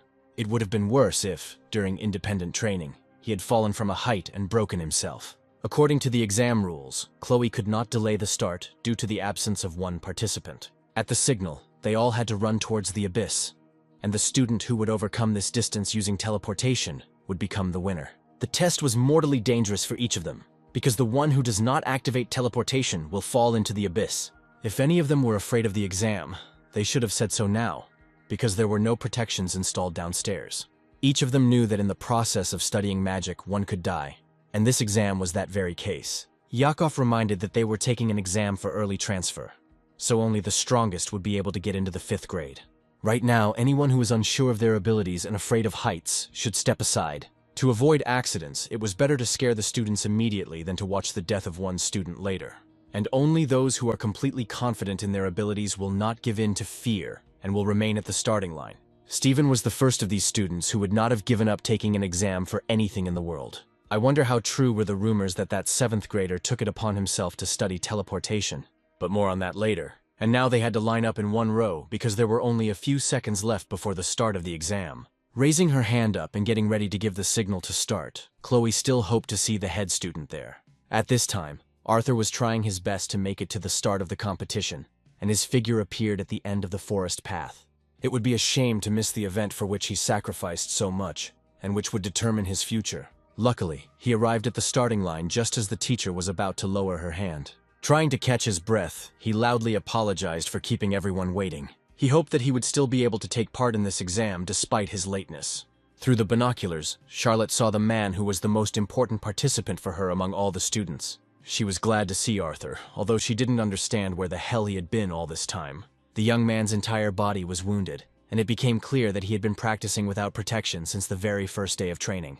Mr. Magnus believed that each student should take care of himself during his preparation. It was impossible to disobey the director, and Chloe raised her hand again, asking everyone to get ready. Arthur could refuse the exam at any time if he felt unwell, but that wasn't why he ran here through the entire forest, so it was strange to hear such words from Chloe. Still, the rest of the students had managed to get a good rest before the exam, which certainly couldn't be said about Arthur. To all the advantages they now had one more, for this student was already sweating profusely from fatigue. However, now it was necessary to forget about everything and focus only on your goal. Chloe announced to everyone that the 7th grade early transfer exam was starting right now, and their fate depended on it. She already held the watch in her hands, and after pressing the button, its hands were supposed to start spinning. It was a very exciting moment for each of the students, because the guys did a lot for this. Those who did not have time to prepare well were doomed to failure, which meant they would remain in the 7th grade. Stephen hoped that the boys would not let him down and would follow their plan. His main competitor was still Arthur, who was determined. Only a second separated the students from the start of the competition, and finally, the exam was launched. The students immediately rushed towards the goal, hoping to overtake their competitors already at the first stage. As expected, Arthur was the last one, but was still able to continue the competition. The two students running behind did this on purpose, as per Stephen's plan. The wristwatch was still in Chloe's hands, and only the time spent could determine the winners of the exam. Only 1 second had passed since it began, but that was enough for a fierce competition to break out on the court. All the students had undergone serious training, but for the first time they found themselves right in front of the abyss. I wonder what they will feel when there is only an abyss under their feet, and will they be able to overcome their wild fear? The teachers were only to find out about this a little later, since less than 2 seconds had passed since the exam began. Stephen knew that he couldn't take first place in the teleportation exam just by being fast on his feet. The one who correctly determines the time for the jump and launches his main ability at that moment will be able to finish. It will still not be possible to reduce the gap, even if you make several jumps on a flat surface in front of the abyss. Everyone knew how dangerous this exam was, but fear was gradually beginning to show on the students' faces. The closer the abyss was to the student, the more fear took hold of his soul and confused his thoughts. The very first of them was to see before the other participants that abyss at the bottom of which there was only death. It was worth casting aside all doubts and remembering what they were taught at the Magic Academy in order to pass the exam. Many of them activated teleportation even before they reached the edge of the cliff. Just 3 seconds after the start of the exam, several bright flashes appeared on the site. The first one to give up at the crucial moment was Steven's partner, who was running behind everyone. He shouted loudly that he could no longer continue the competition, and Steven became convinced that his team consisted of nothing but weaklings. The guy himself understood that not everyone is capable of overcoming their fear, but this was the only way to win the battle for first place. Yet fear appeared in the eyes of this guy, although he had kept it inside until the last moment. However, he managed to overcome his doubts and activate teleportation after the other participants. 3.5 seconds into the test, Arthur was still behind his main competitors. The 2 boys had been chasing him since the start line, and were still executing a plan that was supposed to help their young master. It seemed to them that this young man would definitely back up and stop before reaching the edge of the cliff. I had to believe that this guy really did jump straight down and activate teleportation there. Unlike the others, there was no shadow of doubt in his eyes, because Arthur had overcome too much for this. It was necessary to catch up with them as quickly as possible, and gathering all his strength, Arthur pushed off right in front of the abyss.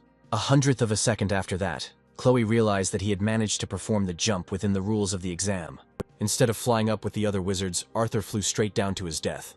All that was left was to hope that Arthur would be able to activate his ability before he found himself at the bottom of that cliff. You could lose consciousness from fear, but under no circumstances could you lose concentration. Fortunately, the state of mind did not have time to dissipate and Arthur was able to activate teleportation, like all the other participants. The students rushed towards one point at once, hoping not only to survive, but also to win the competition. Only the best 7th graders who were aiming for early admission to senior classes could participate in this exam. The one who managed to get ahead at the very beginning of the competition ended up among the finalists. Steven couldn't believe that his boys hadn't managed to restrain Arthur before he had time to jump.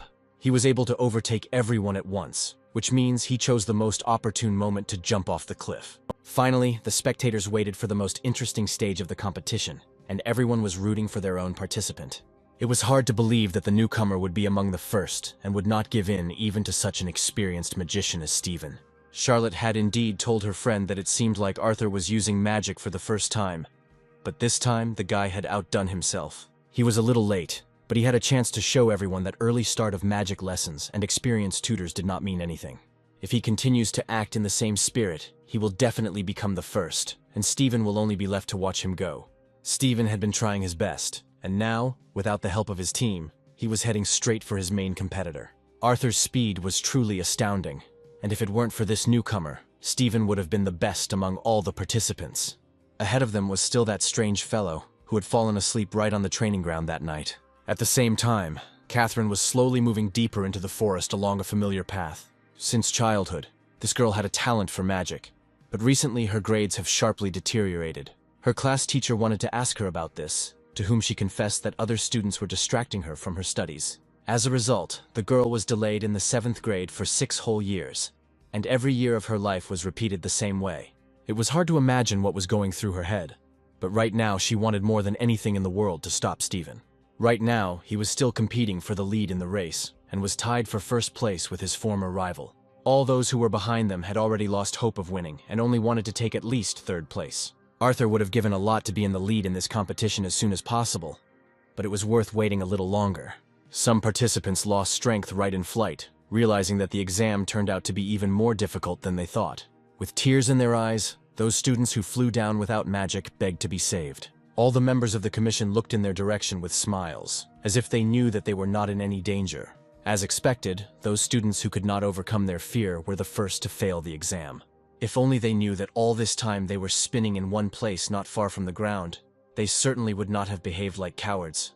Security measures were prepared, and the teacher's opening speech was merely a test of strength. The students thought that this was too mean an action on the part of the teachers, but in this case they could not act otherwise. They did not tell the disciples that even when they fell into the abyss, the life of each of them was reliably protected.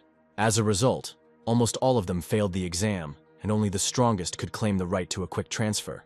Arthur felt his strength leaving him at that moment when victory was so close. Many of the middle group who were staying close to Arthur also couldn't resist and gave in. Steven would never have become such a person, and he was ready to sacrifice even his life for the sake of his victory. The distance between Steven and Arthur grew with each passing second, and Stephen gained an increasingly confident lead. If this continues, Arthur will never be able to transfer to high school and will have to lose 2 years of his life. At the beginning of the exam, it seemed as if Arthur would drop dead before it even started. But now he didn't look tired at all. On the contrary, he had so much energy that he could have taken 10 such exams with full dedication. He may have been able to hide his fatigue to throw off his competitor's vigilance, but in this case, he did it superbly. Looking at him from afar, Chloe was convinced that this young man was the most capable student of them all. Arthur constantly used his powers of coercion and repeated the same sequence of actions. Emma always liked this approach, because she always taught the children that consistency is important in any business. Mr. Magnus was also glad to see what was happening and did not regret that he personally vouched for this young man. Yes, he was deliberately increasing his level of coercion, and Louise couldn't figure out who taught him this. Normal wizards learn to consciously use their unconscious realm, but Arthur was different. The guy was able to directly control his subconscious, and this was not something that could be learned in class. Stephen didn't have nearly the same skills, and his guys were almost out of strength. He ordered his boys to begin the main plan, which they had already thought through thoroughly. His partner understood that carrying out this plan in front of everyone would immediately expose their conspiracy. The guy was determined to squeeze out the last of his mental strength and hoped that it would be enough for at least one time. His only target was Arthur, because apart from the newcomer, no one else competed with Stephen. A few seconds later, Arthur realized that someone next to him had broken the order and sent wave-like impulses in all directions. It seems that an attack was being prepared against him, and it is unlikely that this time it will be a lone wolf. Stephen had seemed like a scoundrel to him before, but now he could see that he was ready to step over people for the sake of success. This move was the most vile of all. Although it might work well against Arthur, somehow he managed to wreak havoc on the energy balance that had kept Arthur ahead in the competition. Turning around, he saw the student who was the main attacker on this team. He shouted loudly that his life was at stake, and that in fact he did not want any harm, did not wish Arthur any harm. He was ready to fall with him, just to drag his friend's main competitor down with him. Arthur realized that the madman was going to crash straight into him at full speed. And indeed, gathering all his strength, he rushed towards it as quickly as if it were the last flight in his life. This desperate student was as afraid of death as everyone else, but he took this step for the sake of the whole team.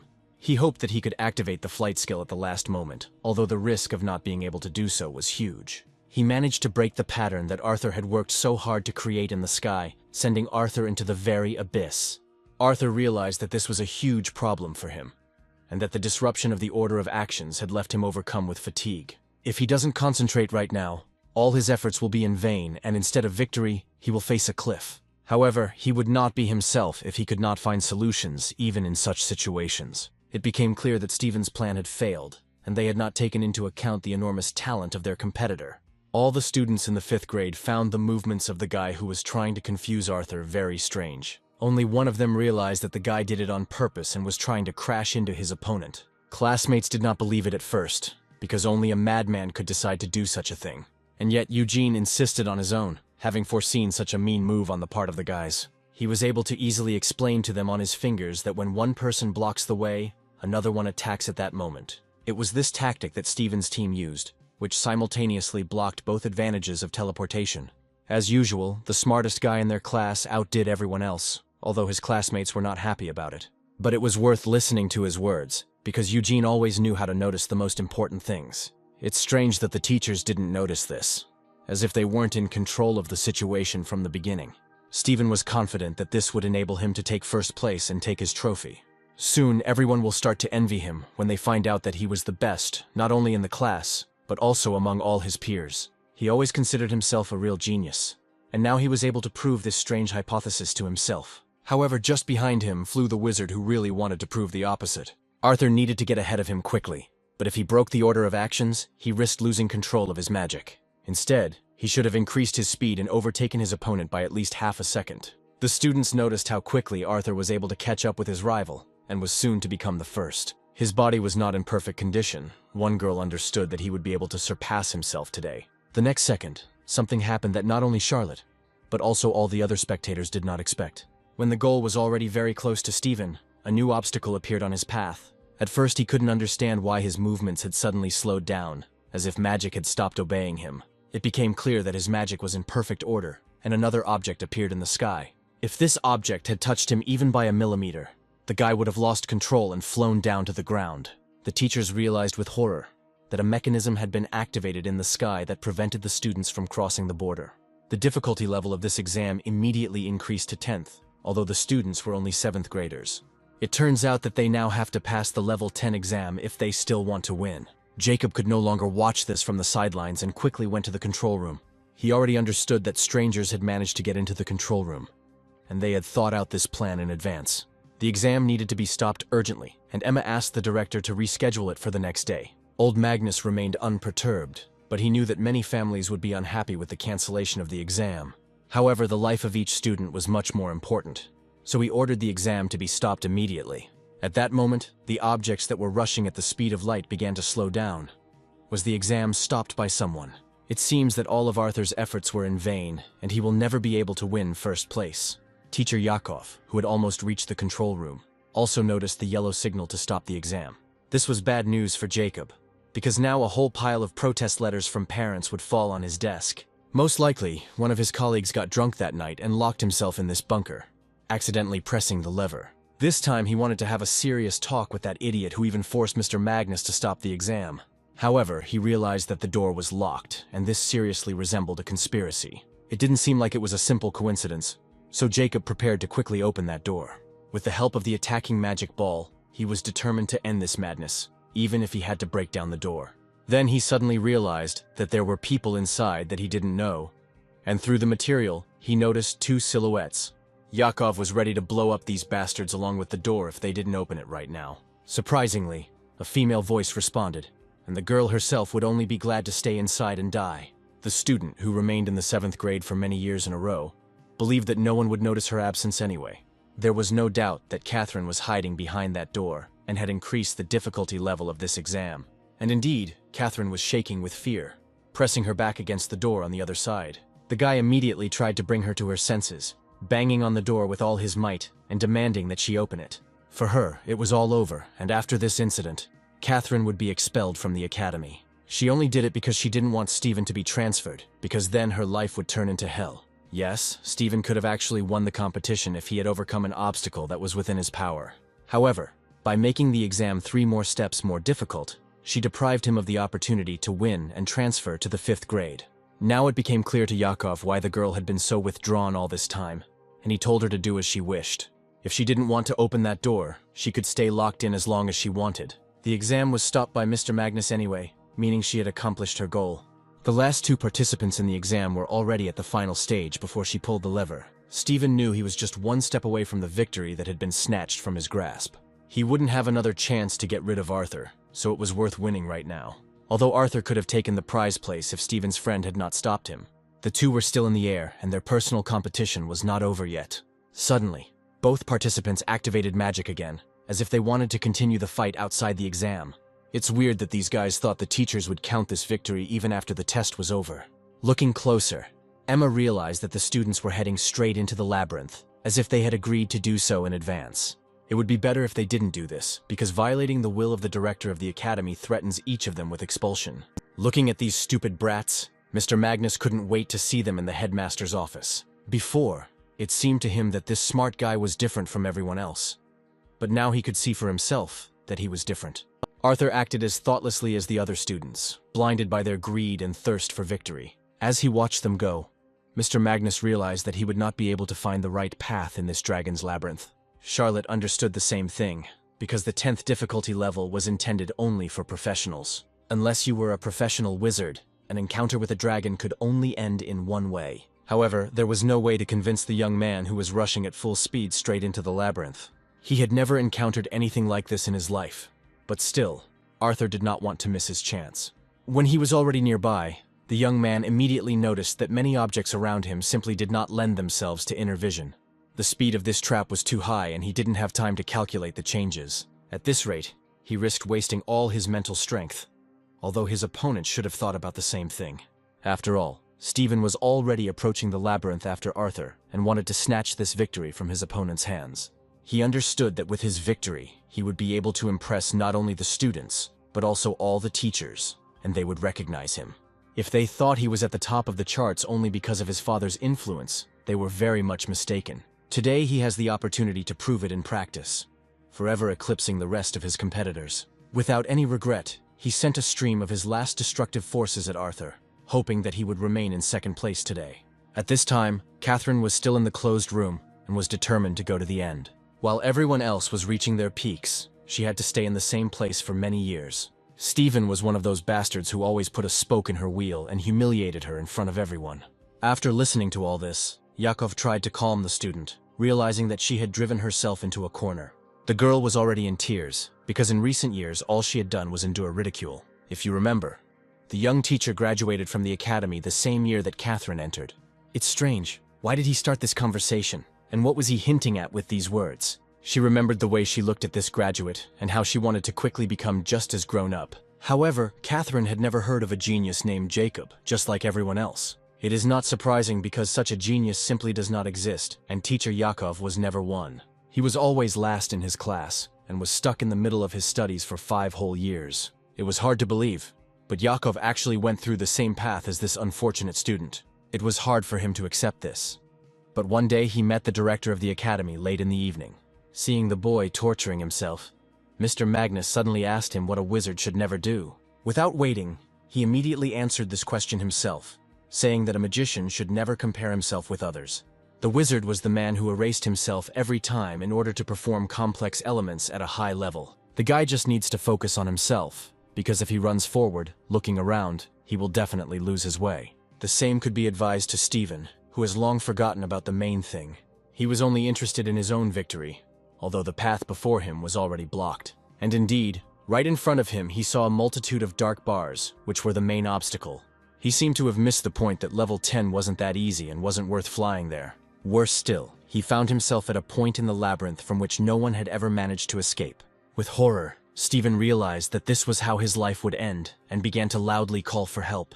Everyone understood that the best advice for getting out of this impasse was to never get into this impasse. But it was too late, and now the guy will have to answer with his life for his actions. There was only one end awaiting him if another student had not appeared at the last second. Someone's hand suddenly grabbed him by the collar, and someone dragged Stephen upstairs. It was Arthur who couldn't let the student stay here and die. After such an act, one could have awarded this hero first place, although the young man did not do this for the sake of victory. Instead of leaving him in a dead end, Arthur saved his greatest rival and did as the great ones do. Many did not understand how he managed to perform such complex movements while in the dragon's labyrinth. The exam was still at level 10, but Arthur acted as if the level had remained the same. To find the exit, it was first necessary to scan the pattern according to which the edges of the labyrinth changed. This needed to be done as quickly as possible before they encountered the main obstacle. However, the trap continued to follow him, and vertical teleportation would not help. All the students began shouting advice at once, although Eugene understood that the boy could not hear them. The climb up turned out to be useless, because the trap did not lag behind the guys, but only got closer with every second. At that moment, Arthur realized that he had only one chance to survive, and it was worth returning. He tried to confuse the algorithm of this labyrinth, which was accustomed to pursuing its goal step by step. This is exactly what Eugene expected from him, hoping that the guy would do the right thing. It's strange, because only a month of practice had passed, and this guy behaved like a professional magician. Now there was no point in hiding one's feelings, because every student wanted to loudly support their idol. The boys who a week ago didn't want to sit at the same desk with him were now loudly supporting him. Each of them tried to shout out their advice, but a wizard like Arthur didn't need advice. Only now did Charlotte realize that passing the exam was not the main reason for Arthur's persistence. Moving up to the next grade was just a stepping stone to becoming a great wizard. This guy was just one of those magicians who wanted to learn all the intricacies of this art. Jacob knew that the competition was just a way to get to the finish line faster. It was possible to move slowly, because it was not necessary to hurry in order to reach the goal. And if this girl finally pulled herself together and showed courage, Teacher Jacob was ready to help her. Unexpectedly, Mr. Magnus changed his mind, deciding to continue with the exam. He was ready to take full responsibility even if something happened to those two students. Howard was not wrong when he first admitted to old Magnus that this guy looked a lot like him in his youth. He was as desperate as Mr. Magnus, and despite the danger of the trap, he kept going. Arthur could not predict the next move, because the movement pattern remained chaotic. First, he needed to feel the entire structure of the dragon's labyrinth in order to understand the laws by which it changes. In reality, it was much more complicated than it sounded, as the design consisted of thousands of parts. Only by simultaneously penetrating the structure of all these parts could one understand the logic of their movement. Arthur had done this before, but it seemed to be much more difficult this time. If he were alone in this place and didn't have to think about Steven, the task would be much easier. Any wrong move by this guy could have ended the life of his classmate. Yet over time, he began to understand how the structure of the labyrinth changed in response to his movements. It was incredible. But it seemed that it was not the labyrinth that was trying to lock Arthur in, but the young man himself who was gradually beginning to control the labyrinth. Steven had never seen anything like it in his life, and he knew that without Arthur, his life would be over. It is true, the boy would have been doomed to die if this great wizard had not been by his side. Even Emma, who had always been famous for her wit, could not understand how the young man managed to do this. There was a feeling that the danger had only increased the abilities of this young magician, and that he would soon reach his ultimate limit. Magnus sensed neither pleasure nor profit in this boy, so what was he trying to achieve? Probably, he simply had no limits, and infinity was his main essence. Chloe could only watch this shocking sight from afar, hoping that at this difficult moment, the guy would not be distracted by extraneous thoughts. The density of his state of mind has already approached 99%, and he calculates every step, being in a deep trance. It was impossible not to acknowledge his outstanding talent, but this time he was in real danger. At some point, the obstacle that made this labyrinth stand out from all other exams began to show itself. The distance between the obstacles has become even smaller, which means that Arthur's skill will be required beyond all limits. Using teleportation, he wouldn't be able to cover the last 10 meters to the final point, and there was only one way left. If he could break the teleportation down to 1/10, he would have a chance to release a lot of useful energy. It was important to remember the order and change the vector of your movement every split second. It was impossible for an ordinary person to imagine how to change his mind so quickly and achieve such speeds. However, Arthur was thinking about something completely different, because the space in front of him was becoming too narrow. To the surprise of everyone who saw it, he had no intention of stopping at all, but only increased his speed. Eventually, he managed to fly into one of the cells of this labyrinth, although from the outside it seemed smaller than a human fingernail. Yes, he was able to shatter space itself and bring to life that phantom reality that he created within himself. Just now, Eugene saw that this student had divided the circle into parts and created an infinite straight line right in its center. The students turned sharply in his direction, unable to understand what this smart guy was talking about, but it seemed that Eugene was not making anything up. Arthur's insight gave him a level that could be called omnipotence without end or edge. It was the young man's insight that gave him the opportunity to do what only a few people could do. He no longer tried to evade the pursuit of the labyrinth, but acted as his inner vision dictated to him. One could say that he had merged into one whole with this substance, and now, by destroying him, she would have destroyed herself. That is why he managed to stay alive even in the center of the labyrinth, where the greatest danger lurked. Now it was necessary to understand what to do with the owner of this labyrinth, who was forced to personally appear to meet this magician. Everything that happened before seemed like child's play, because now Arthur has to meet the most dangerous creature inside the labyrinth. The Black Dragon's consciousness could not be captured, which meant that Arthur had no method of fighting it. This was too much, and Emma immediately headed in the direction where this tragedy was unfolding. No matter how talented Arthur is, the 7th grader has no idea how to conduct tactics against the Black Dragon. If Steven had come to his senses in time and abandoned his stupid plans, this simply would not have happened. Opening his eyes, he realized that his life was hanging by a thread, just as he himself was hanging by Arthur's hand. Still holding him by the collar, the young man tried to figure out which direction to start moving in. Steven's stupid screams only distracted him, because now he was required to concentrate all his senses to the maximum. Instantly finding herself in the forest, teacher Emma saw Yakov in front of her, who still had not appeared on the playground. The young man could not understand what made Emma personally come to this place, and why she left the exam place. There was no time for long explanations now, and it was necessary to immediately stop this damned device. Arthur and Steven are in the Black Dragon Labyrinth, and on the 10th level of the exam they are already opposite the master of the labyrinth. These were the most terrible words that could be heard, and Yakov instantly rushed to the control room. At that moment, Chloe was also there, and she had the same question for Yakov as her friend. This should have been thought about earlier, because the giant dragon's mouth was already preparing to swallow both students and end their exam early. It was impossible to look at this, and Louise turned away sharply so as not to witness this terrible scene. Each of the students understood that the jokes had long since ended, and the test had long since gone beyond the scope of a school exam. For the first time in his life, Mr. Magnus could do nothing, and could only watch this wild nightmare from the sidelines. The clock hands had almost finished their movement, which meant that the exam time was coming to an end. A second later, the hand completed its final rotation and announced the completion of the test with a loud sound. It is impossible to imagine what Arthur felt when he saw the gaping, toothy mouth of the black dragon in front of him. Stephen, who was in the same place, saw the same thing, and both of these students were facing the same fate. Charlotte couldn't believe that she was seeing the last seconds of the life of a man whose opinion had long since changed for the better. This young man no longer seemed to her to be her main competitor, but rather someone she looked up to. At such moments it is very difficult not to give in to panic, but Arthur had long ago learned this main lesson for himself. Drops of sweat slowly fell down to the ground, and time seemed to stand still for the young wizard. There were only moments left before death, but it was worth relaxing, because he was still alive, wasn't he? A second would have been enough to think and, avoiding useless movements, make the only correct decision. When there was only 1/10 of a second left before the collision with the black dragon, something seemed to flash in his mind.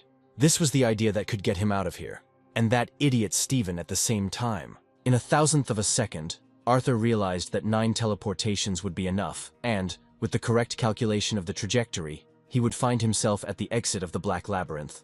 And yet he was wrong, because it was impossible to escape with Stephen by the route he had found. It was necessary to find another way out, and it's a pity that the guy didn't have even 1/1000th of a second left for this search. Less than a moment later, the black dragon's mouth slammed shut, and there was no one left to come up with new ideas for saving themselves. None of the students could understand how this was possible, and why the masters were unable to prevent this monstrous end. Magnus remained standing with his hand outstretched in his place, but, unlike those students, he was completely safe. However, today this old magician was about to learn that someone had appeared on Earth who surpassed even his abilities. In less than 1/10,000th of a second, Arthur was able to calculate a new vector and find a way out of the labyrinth. Together with Stephen, he instantly flew out of that black, tangled abyss where they had been under the power of the dragon. It is impossible for the simple mind to understand how he managed to do this, but no one has ever tried to approach his level. The students had no choice but to rush towards the hero, who, in their eyes, Arthur would forever remain. The guy had already managed to descend to the ground, and hoped that at such a speed the fall would not be too hard for Stephen. Although, even if they had to be carried out of there on a stretcher, it would be better than ending up in the dragon's mouth. From day one, Chloe knew this boy was special, but now she saw something she couldn't imagine. Turning sharply in the opposite direction, she wanted to leave here immediately and think carefully about everything that had happened. Arthur was still trying to come to his senses and come to terms with the fact that he had managed to do it. No matter how much Arthur tried to remember that day later, he forever forgot those moments that determined the outcome of the exam. Even the brain could not move neurons as quickly as the wizard's magical power solved the most complex problems. That is why he could not remember what helped him at that moment when death was too close. The boy began to cry loudly from these overwhelming feelings, realizing that a moment ago he could have died. Not only did he save his own life, but he was able to take another fool with him. The students rushed to him with congratulations, and no one had any doubts about who had won the competition. By this time, Chloe had already brought the rest of the young teachers here to see this. Looking at them from afar, Emma realized that she had missed the main moment in the development of this great young wizard. The two crossed the finish line at the same time, so only the director could decide the winner. Mr. Magnus's face was blank, and the result of the exam was the last thing on his mind. It was stupid to ask about this, because among all the students, there was no one who could compare with this 7th grader. It was about Arthur, to whom Mr. Magnus would be grateful for the rest of his life for today's action. On the first day, when Jacob took Arthur's entrance exams, he had no idea which wizard's patron Magnus had become. At that time, he doubted the abilities of the young man, because Arthur could not properly use the spell then. But now, there is a man next to them, who will replace Mr. Magnus and illuminate the future of their academy. One could only envy Arthur, because having created such a miracle at a young age, it is difficult to imagine what success awaits him. Magnus never believed in fate and always tried to understand the nature of things and their natural development. It had been a long time since his heart had beat faster and he had been as young as Arthur. Today he admired everyone who took part in the exam, but only one person could be considered the winner of the competition. That man was Arthur, and the students had no doubt whose name Mr. Magnus would announce at the end of his speech. Just recently, they had protested against Arthur being transferred straight to the 5th grade, but now they understood that his level was higher than that of the graduates. They finished with Stephen together, but it was Arthur who grabbed him by the collar, and that was the only reason the guy didn't end up in the dragon's mouth. It was hard to believe, but Stephen's skills were not enough for such a complex 10th level labyrinth. But today he saw how a true genius copes with extremely complex tasks that only such a wizard can handle. All that was left for him to do was bow his head before a man who was dozens of levels superior to any student. He was already addressing Arthur as a high school student and as the wizard the boy would look up to. The rest of the boys did the same, ready to accept any punishment for having interfered with his studies all this time. It was done in time, and Arthur, with all his might, was ready to say a few words to them. He just wished good luck to every student at the academy and hoped that someday they would be able to achieve their goals. It was impossible to hear anything better in response, because the young man was not at all offended by them, but on the contrary, wished them success. At such an important moment, it would have been better for Charlotte to be with Arthur, because her friends still believed that they were a couple. The girl replied with a smile that there was no time now, and it was better to leave this hero alone. She understood that now she had to ask forgiveness from the person whose fate she could have broken with her own hands. Louise couldn't understand why she was behaving this way, and still hadn't hugged her boyfriend tightly, and yet she would not be able to leave here so easily. And Arthur himself loudly addressed this arrogant girl. He had already kept his promise, and now Charlotte would not be able to find a stupid excuse and deny this fact. Just recently he said that he would catch up with her and they would both be seniors at the Magic Academy. Now that moment has arrived, which means all his other promises will soon be fulfilled too. So Arthur moved on to the 5th grade, and anyone who heard this story would probably not believe it. However, instead of joy, teacher Chloe tried to understand why the Black Dragon still lived in the labyrinth near the academy. After this incident, a lot has changed at the academy, and security measures have now been strengthened. However, the main heroes of the competition still had to answer to the disciplinary committee. This time, Yakov personally collected all the necessary information about the previous incident. Catherine meekly admitted all her misdeeds and, with her head bowed, awaited punishment. Many were against punishing the girl because she was only following someone else's order. The other students, like Stephen, realized their mistake and began to confess their faults one after the other. They even revealed a plan to interfere with Arthur's exam, which prevented the young man from breaking away from them in the first seconds of the competition. Looking at Stephen, Arthur understood that he was trying to keep his promise and take responsibility. According to the rules of the academy, the final word remained with its director, and Mr. Magnus was ready to make his decision. But at that moment he was suddenly interrupted by the very man who became the hero of all the events. He believed that he should be punished along with everyone else, because after the exam was suspended, he continued walking towards the labyrinth. Everything turned out the way the director wanted it to, and Yakov could not imagine that he would see this with his own eyes. The students were unable to see the truth, because they were all blinded by rivalry and jealous of the best students. With a smile on his face, Yakov realized that only such cruel obstacles could bring the students to their senses and direct them in the right direction. Young people always allowed us to learn something new, because without their dangerous antics, life would be too boring. And yet many decisions had already been made, for Mr. Magnus had already raised his gavel and was ready to end the meeting. Many students did not like the decisions made, but each of them understood their fairness. Some even couldn't bear it and started to shed tears right in the conference room, realizing what they had to go through together. Stephen was deeply guilty before this girl, because it was he who incited Catherine to many terrible deeds. For the first time since the Academy's founding, a decision was made that all students were punished. Emma thought it was even better this way, because none of the boys would think that his punishment was harsher. She still couldn't understand what made Arthur go into the Black Dragon Labyrinth, even after he saw the stop signal. Although now the young man would definitely not be able to answer this question, because he needed a good night's sleep after the nightmare he had experienced. In his sleep, he still continued to see those flashes of memories that were still stored in his mind. It was as if he was still stuck in that time loop where the exam had not yet ended and he was flying into the labyrinth at the speed of light.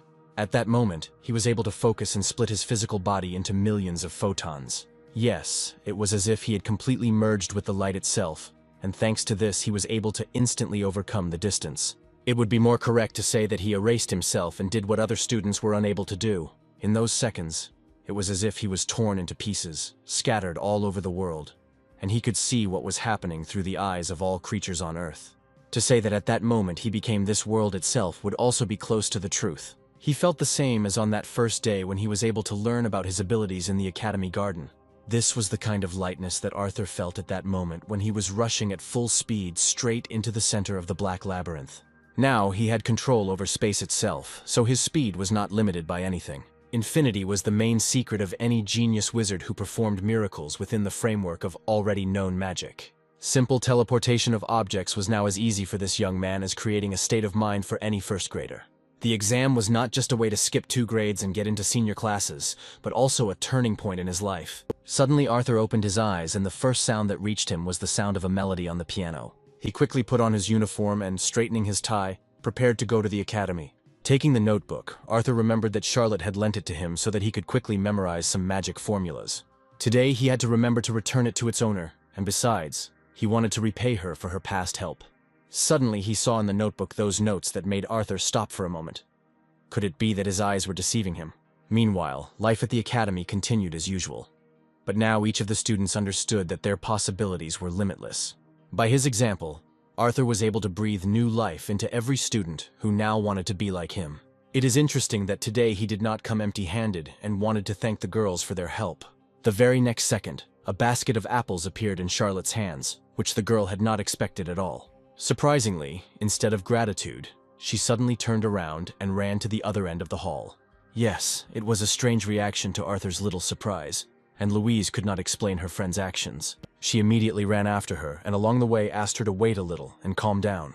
Now each of the 7th graders called Arthur a senior because yesterday he had gone straight into the 5th grade of high school as an external student. They even reserved a seat for him in advance so that none of the other students would dare to choose the best chair. Now he understood what it felt like to be a high school student, before whom the younger ones trembled.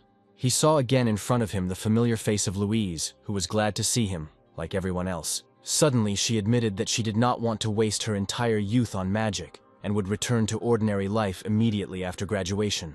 The most surprising thing was that Charlotte decided to become a soldier after she graduated from the Magic Academy.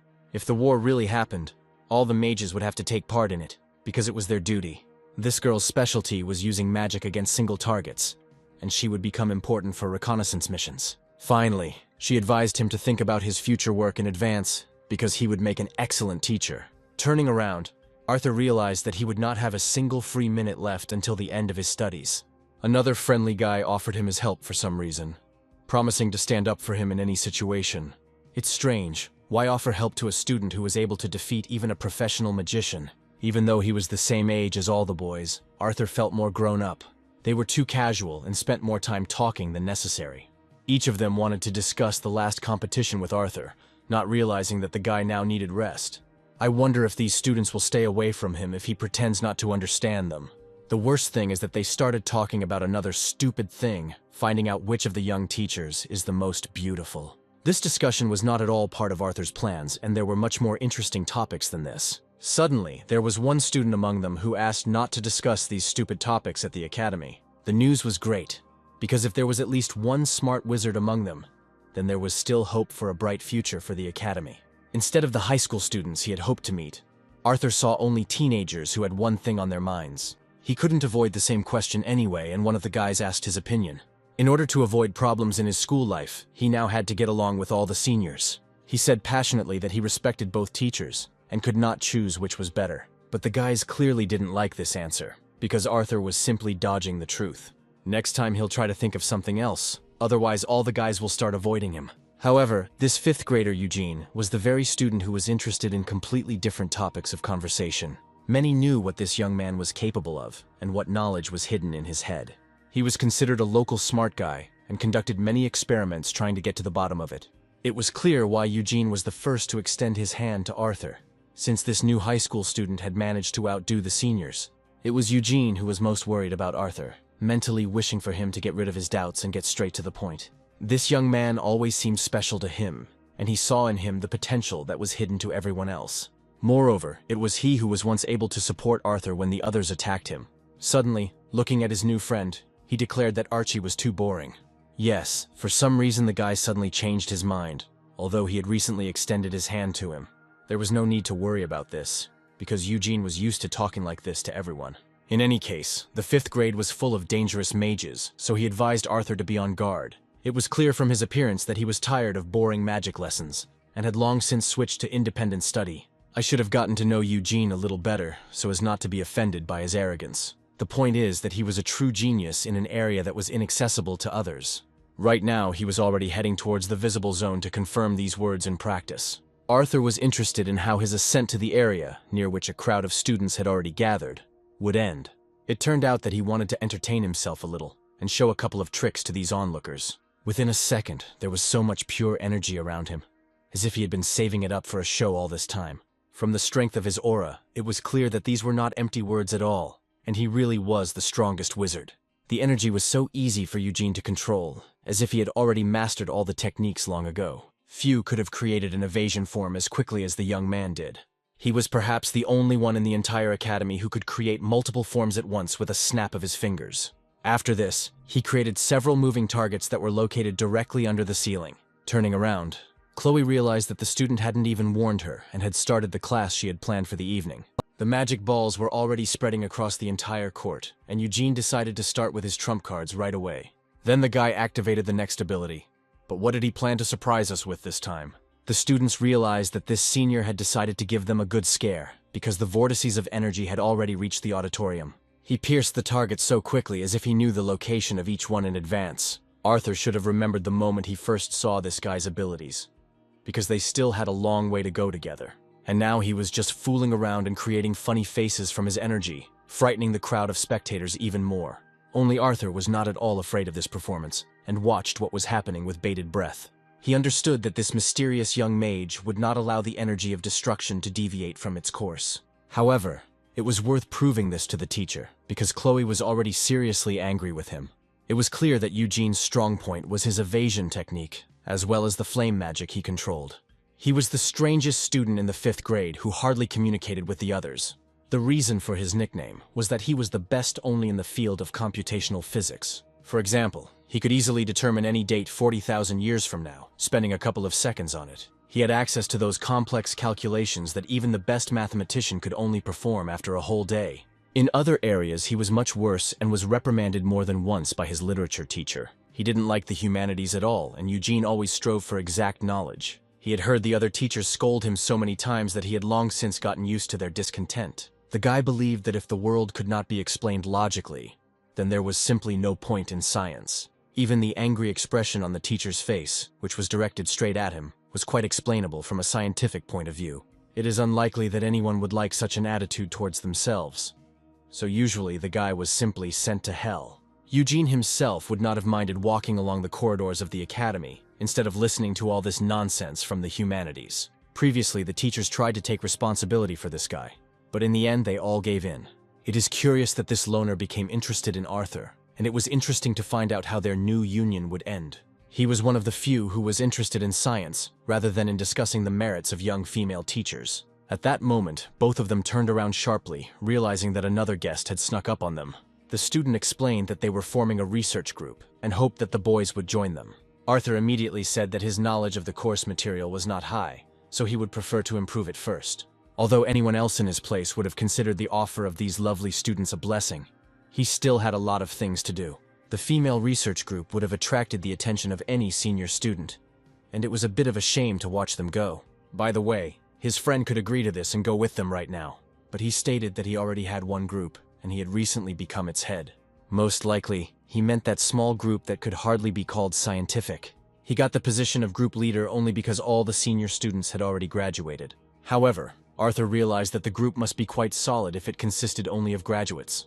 In fact, Arthur was not so interested in research and was always more attracted to practice. But if he had looked at it more closely, he would have realized that researching the properties of magic in laboratories was also very interesting. Right now, they were standing next to a magical storage room that was shaped like a cube and looked quite impressive. From the outside, it looked like a giant-sized funny toy. But inside the interior was simply magnificent. The senior classes had guarded this place like a precious treasure, and now Arthur was about to see it for himself. Once inside, David explained that all the other groups had their eye on her too, but he was able to win the spot. They can now put into practice everything that was inside this storeroom, and there were no restrictions. In other words, no one will find them here, especially since they have already gone to the very center of the storeroom. Arthur was curious to know why David talked about it as if it was the most interesting place in the academy. For the guy, it was more of a great refuge in which to conduct various experiments. Finally, they came to a sign that indicated the main direction of their experiments. It turned out that here, it was possible to study supernatural extrasensory sciences, and all the necessary tools were available for this. It's strange, why delve so deeply into science when you have magic at your disposal? But the main difference of the pantry was that no one had dusted it for 100 years. David promised that his new friend would quickly get used to it, although it would be easier to clean up than to get used to the dirt. Yet David kept silent about the main researcher who conducted all these experiments. Right in front of him, Arthur saw Eugene, who was enthusiastically writing a long formula on the board. There were so many formulas on the board, as if this guy had already managed to study all kinds of sciences, and therefore he was bored with the others. Their new group had a bad reputation, so David asked not to reveal who was in it. At this moment, their conversation was heard by Eugene himself, who had been waiting here for this guest for a long time. The guy was glad that Arthur came here himself, and he didn't have to persuade the newcomer for long. He began to talk about his new experiments, although Arthur was not strong in science and was lagging behind in many subjects. It is thanks to this acquaintance that he will be able to quickly improve his knowledge and become even better than the rest of the students in the class. Eugene revealed that he had discovered a source of enormous energy that could destroy an entire city. It would have been better if he hadn't said that, although it was curious what would happen if all that energy were released. Many people will probably suffer because of this. And this is exactly what should have been thought about in the first place. But Eugene did not agree that it was necessary to think about possible victims at the expense of science. He believed that one should first live for the sake of scientific discoveries, and only then think about the rest. It seemed like this guy didn't understand what stupid thing he had just said to Arthur, and he should think about it again. Wizards must always take into account the enormous influence of magic on the world around them. Once again, Eugene was convinced that this brilliant wizard was very boring and needed to be shown something. Arthur believed every word Mr. Magnus said, not realizing that not all possibilities were open to wizards. He still believed that it was better to be a talentless idiot than a genius who put other people in danger.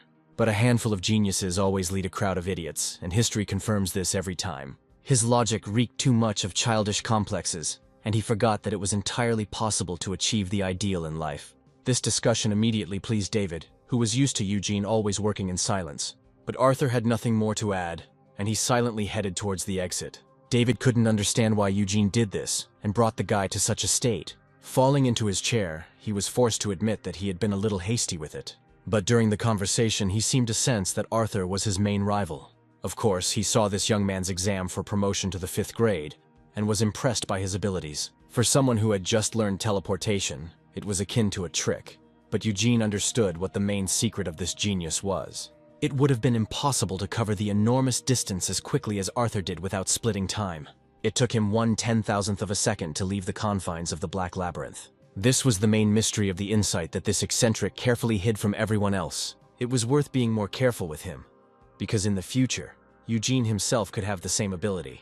Another competition was brewing, and soon David would be able to see the struggle between exact science and magic. For example, a speed shooting test could determine whose discipline was better. The next day, the students learned that the next exam would take place in 2 weeks. It was curious who would become the best student and take first place this time. Arthur was only good at practice, but what if the exam included theory questions? Then we will find out how high this 5th grader's overall score will be, and whether he will become a winner again. In this exam, during its implementation, you will need to use active magic and strike moving targets. Arthur even came to Emma's office because only she could give the best advice on how to succeed in speed shooting. To use omniscience-level magic, a student needed at least 60 points. But the young man was only able to improve his grades in the subject that Emma taught. Although it was clear from Arthur's appearance that, in addition to studying, he was fascinated by some new activity. It was strange that she brought it up as if Emma knew about his visit to the pantry. Even before he was inside with David, Arthur knew a lot about teleportation magic. Emma said that the duration of the teleportation was so short that he would not even be able to comprehend his actions. In addition, a proposal was recently made to the association to use photoionization for active magic.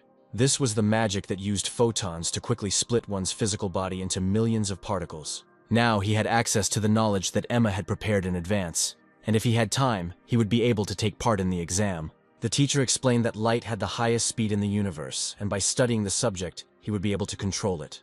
In the ivory tower where leading magic is studied, there was talk of a new era of using photons. This science may soon develop into a new field of magic, and Arthur will have an advantage during his graduation. It would be nice to master the new direction as soon as possible, and for this purpose, Arthur immediately went to the Academy Garden. The first attempts were unsuccessful, and he was never able to activate the ability. The boy did not yet know how to control magic at the level suggested by the author of the textbook. This time, he will have to try hard to awaken within himself the forces that have long been unable to find an outlet. Of course, magic was sent out into the surrounding world not from the hands, but from the state of mind that was inside. However, Arthur found it easier to summon magic by imagining photons being emitted from his palms. Just today, teacher Chloe changed her image, and now students will listen to her much more attentively. But even if she didn't have any magical abilities, it's unlikely that any of the guys would skip her lessons. Chloe no longer wore glasses and looked much more attractive to everyone this way. It's strange because she decided to change her appearance so abruptly, as if all this time she had only dreamed of appearing in a new image. Arthur had no idea that this young teacher was the most famous bishop of the monastery. There were only 12 bishops in the whole world, and Chloe had been one of them for many years. Despite her appearance, this teacher always adhered to the strict rules prescribed to her by religious laws. But David no longer heard these words, and was head over heels in love with his young teacher. If she still wore glasses and those nondescript clothes, he would never have been able to see all her advantages. But now it was time to get back to the main thing and start speed shooting, which would soon be tested. Today, the students were to learn a technique that would allow them to strengthen their control over magic. This was not mentioned at the beginning of the semester, and many assumed that these classes were only for graduates. It could be considered a small surprise, especially since Chloe would need her assistant for this. This assistant was a tall young man named Bruce, who was happy to greet the 5th graders. The girl explained that Bruce specialized in a special kind of soul magic that was closely related to the topic of today's lesson. Some began to guess who this handsome man was to Chloe, and did not want to see a competitor here at all. And the guy continued to tell that in order to strengthen his spell, it is worth using some special knowledge. It would be better to just show this with an example, and to begin with, he summoned a simple hurricane magic. Immediately after this, a whirlwind of energy began to spin in his hands, and it began to grow in front of everyone's eyes. This was the magic that Headmaster Magnus showed Arthur when he was still a child. The hurricane was one of the most destructive elements that the wizard could tame. If Bruce thought it was funny, he should have turned the energy down a bit before everyone ran off in different directions. He asked to remember this magical power, because with its help he would create the main magic. It was about a wild land that was capable of giving off so much energy that many here could never even dream of. To do this, he had to recite spells that none of these students had ever heard. However, for all the girls, the main thing was how beautiful the voice of this tall, handsome man sounded. His velvety, low voice was enough to melt you on the spot, although it caused a different reaction in many guys. Yet the hurricane's energy was so deadly that it could have destroyed a small town. The small ball that Bruce had recently been holding in his hands had now turned into a destructive weapon. The guys had to try hard to stay on their feet from the whirlwinds that were rushing into the hall at full speed. Bruce didn't just read another spell, but put his will and all his intention into it. Every word that a wizard utters must be meaningful to him and reflect a true desire. However, this process was quite long and could not be used in a high-speed fight. Slamming his little notebook shut, he realized it was time to show what he had come to the academy for. The spells that Bruce began to shout loudly the next second were generally difficult to understand. It seemed as if he was speaking a mass of unintelligible words, and the language was not familiar to any of the students. Perhaps it was some ancient language that only initiated wizards spoke. Bruce's eyes began to slowly roll back into his head, and the students began to worry that he would not live to see the end of his spell. The young man did not lie, and the hurricane's whirlwind intensified to such an extent that, if left uncontrolled, it would have swept everything off the face of the earth. The academy building was probably protected by a magical dome, but the training ground was completely open. It became clear what level the graduating class students were at and what power they possessed. Bruce had long since graduated from this academy and was developing his skills on a completely different level. It was not worth thinking that every student would be able to repeat something like this, because the use of this magic required devoting one's whole life. Instead, they will learn a sequencing technique that will allow them to better concentrate on counting numbers. Arthur was unclear, was it really enough to just start counting to control magic? Chloe explained that simply counting is not enough, and that there needs to be meaning behind each number. Right now, she could show by example and improve her state of mind with consistency. Closing her eyes, Chloe began to mentally count from 1 to 100, and each number was an image from her life. When the girl finished the count, the density of her spirit almost reached its limit. But suddenly, she said out loud the number 400, and it became clear that the count did not end at 100. Then the count went over 1,000, and all this time the density continued to increase. It was impossible to count so quickly, because she counted to 2,500 in less than a minute. Finally, she called out the last number loudly, and it became clear that the girl had brought the count to 10,000. Just by using the sequence technique, her state of mind increased fourfold. In other words, the children had to learn to represent the numbers given, because that was the essence of the technique. The faster they learn to count, the stronger their state of mind and speed of thinking will become. Arthur finally realized that by mastering this technique, he would be able to create photons and better control teleportation. It is worth remembering that the basis for strengthening the spirit was discipline, without which nothing will work. Today, the students had the opportunity to try out and practice what they had learned. In 1 minute, Arthur managed to count to 1,000, and that was a good start. It was already clear then that mental arithmetic was much more difficult than they had imagined when Chloe showed them. If you think about it, during the teleportation, Arthur used a technique that helped him feel the complex count. It turns out that it was easier to divide all these disparate numbers into hundreds and apply the sequence technique. Then you will be able to calculate all these numbers at once, without spending a lot of time on it. It would have taken Arthur about 10 seconds to finish counting and launch the photon towards the tree. And indeed, immediately after that, he was able to throw out photons and, putting his palm forward, the magic worked. The students once again saw how this talented magician was the first to master a complex technique. His projectile confidently flew a long distance, which meant that the goal of the lesson was achieved. This bright light was unmistakable, and the photoionization ability exceeded all his expectations. The young man was able to activate the photon emission and learned it specifically for the speed shooting exam. The teacher was very surprised that Arthur had already learned active magic. But who was his secret mentor? She saw with her own eyes how well he handled the sequence technique, which was the most difficult. Once again, she suggested that the guy train in public so that everyone else could follow his example. Only those who had long ago mastered all the basic training could begin practicing rapid shooting immediately after the start of classes. Arthur was just such a student, and now he had to call out the targets immediately after practicing the sequence. He closed his eyes again and tried to strengthen the spirit with the technique of sequence. The numbers began to swirl in his mind again, and he had to start counting, giving each number its own visual image. The secret was not to try to understand the meaning of these numbers with the mind, but to deeply understand their essence and unite them into a common chain. Almost immediately he succeeded, and the goals Chloe asked for were created. Rapid fire was distinguished by the fact that so little time was given for preparation that sometimes it was necessary to act in seconds. This is exactly what Chloe prepared her students for, so that at the most difficult moment they could remember her lesson. With his hand outstretched, Arthur prepared to hit the first target he saw at the beginning of the training. The target was quite far away, but he felt it differently in his inner eye. Emitting photons was already easy for this student, and this time the ability did not fail him again. It was hard to get used to, because the bright light that these particles emitted seemed like a real miracle. The speed of light was almost equal to the speed of his shot, and it seemed to him that he was aiming and shooting at the same time. Yes, he really did hit his targets, barely having time to aim, as if everything happened in an instant. Looking at this, Chloe understood the main secret of this young man, who, using the technique of sequence, united large groups of numbers. This technique was called the modularity technique, which was used in information magic.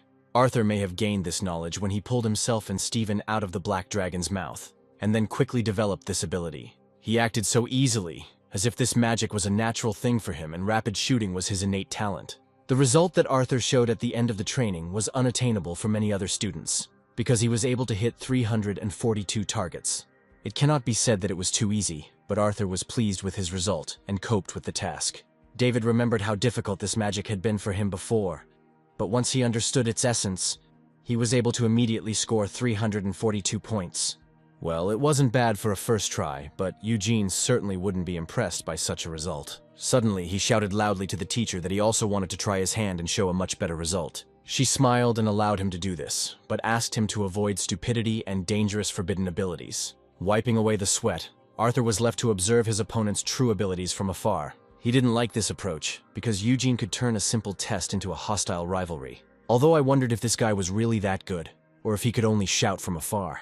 At their first meeting, Eugene immediately struck Arthur as special, although his main skills had yet to be discovered. Today, this fifth grader, in a great mood, wanted to show the youngsters real magic.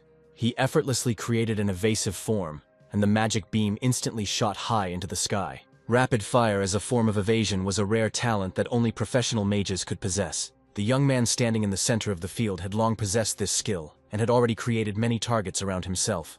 He also decided to reduce his goals, making his task more difficult. It seems he was going to not only repeat Arthur's trick, but also complicate the task for the sake of first place. What she saw the next second surprised even Chloe, who considered Arthur's result unsurpassed. With just one shot, he hit several targets, and his projectile did not fade after the first hit. Then all the targets burst into flames one after another, and Eugene did not hide his outstanding abilities. It looked very impressive, and such a trick would easily amuse a crowd of thousands at a magic show. There was no doubt that every target was destroyed and the guy didn't miss a single one with his single shell. At this rate, he would easily break Arthur's record, and this made Arthur wonder about Eugene's intentions. Eugene knew that his opponent would have a hard time if even a simple ability surprised him so much. After all, he learned this technique 2 years ago, when it was not yet included in the curriculum of his classmates. It was his independent study of magic that allowed him to significantly surpass others. The speed of his projectiles increased with each passing second. Was this guy really that strong? Only after looking closely did Arthur realize that Eugene was not looking for targets with his eyes, but was predicting their movements. That is why science was so important, because by calculating the vector of the target's movement, it was possible to direct the projectile to the desired point in advance. The sequence was a complex technique, but Eugene sped up the projectiles even without using it. With a wide smile, David was ready to confirm every word, although Eugene saved the main thing for last. We were talking about millions of numbers, which Eugene could quickly count, and not about his opponent's measly 1,000. Incredibly, the boy earned 548 points, almost doubling the previous student's score. Of course, this surprised his teacher Chloe, who noted his very inventive shooting technique. But only Arthur understood that Eugene showed this ability only because of him, the only one worthy of attention. He had to admit, it could impress anyone, and Arthur didn't know how to use the evasion form like that. Unexpectedly, instead of compliments, Eugene expressed his slight disappointment with Arthur's performance. It seemed to him that fragmentation into modules was a pathetic technique for a wizard, and Arthur should have abandoned it long ago. Arthur must have been wondering how Eugene was able to count to 1,000,000, since that was the only way he could show such a result. The young man had nothing to say in response to this, although it was not necessary to say it in front of everyone. To reduce the unit of account, Eugene used knowledge of logarithms that was simply unavailable to Arthur. At the very least, this required attending all classes and not skipping scientific subjects in which he had bad grades. Even using the sequence as the only way to count, Eugene's technique was much better. He did not hide this, and was sure that Arthur would never be able to overtake him and surpass this result. All this time, Arthur kept insisting that he was not doing this for the sake of winning, although only weaklings usually say that. If he lacks skills, it is easier to stop talking about idealism and pretense by admitting his weakness before the best. This was not a phrase that could be said by a person who did not secretly despise you and did not want you to lose face. This is exactly what Eugene was, although he had previously carefully hidden it from everyone. He knew very well how much Arthur had done to gain his knowledge and share it with other students. Yes, now was the time to get out the popcorn and watch the best of the best showdown to the end. Each of them knew that the participants were forbidden to summon new targets until the old ones were destroyed. The average score was still around 400 points, and no one had yet managed to score more than 700. Assuming that Arthur doesn't miss even once, then to do this he needs to reach level 30 in a minute. To do this, he would have to complete each stage in 5 seconds, and such a result was not available to any student. What made Arthur different was that he could create new techniques on the fly and act according to the situation. What he saw the next second was mind-blowing, because he hit the targets even faster than in the first stage. Time flowed differently for him, and every second seemed to slow down infinitely. The targets did not move in a continuous line, but seemed to break up into dots and scatter like bowling pins. Magic allowed him to accurately determine where the target would be in a second. The guy felt great and didn't even have to turn his head towards the next target. Thus, he managed to exceed the previous result by 200 points, and this became a champion result. He walked just as modestly to the edge of the stage, hoping that the result would be too much for his opponent. Although he tried to ignore it, Arthur was still curious to see how Eugene would react. His smile showed that Eugene was bored with sitting on the sidelines, and Arthur's seriousness seemed amusing to him. Now it's his turn to go out on the court and show a result that will certainly exceed his opponent's points. Arthur watched his movements warily, realizing that his opponent was experienced. In less than a minute, the targets began to explode one after another, and Eugene again used only one shell for this. The guy's fighting spirit was weaker than in the first stage, which allowed him to accelerate to the limit. Thanks to this, he was easily able to achieve his opponent's result and even surpass it. It was as if he had deliberately finished the shooting with a score that exceeded Arthur's result by exactly one target. This result was enough to once again top the rankings, and we could calmly return to our place. Yes, it was as if he was mocking his opponent, deliberately exceeding Arthur's result by just 1 point. It's strange. What was this guy trying to achieve, and why did he see Arthur as his new target? The 1-point difference was not accidental, and each day of their competition ended the same way. No matter how many targets Arthur knocked down, this guy always exceeded the result by 1 point, and was terribly pleased with himself. Even without working at full strength and without showing his limits, he was always one step ahead of his opponents. This is exactly how Eugene was used to being all his life, and was happy to look down on untalented wizards. And now in the role of the talentless wizard was the one whom everyone had recently called the genius of the academy. Before each competition, the students discussed who would win, and whether Arthur would be able to break the streak of disappointing defeats. Arthur was very talented and had already scored 600 points, but Eugene showed the best result time and time again. The wizard himself could only listen to these conversations, realizing that none of these mediocrities would surpass him.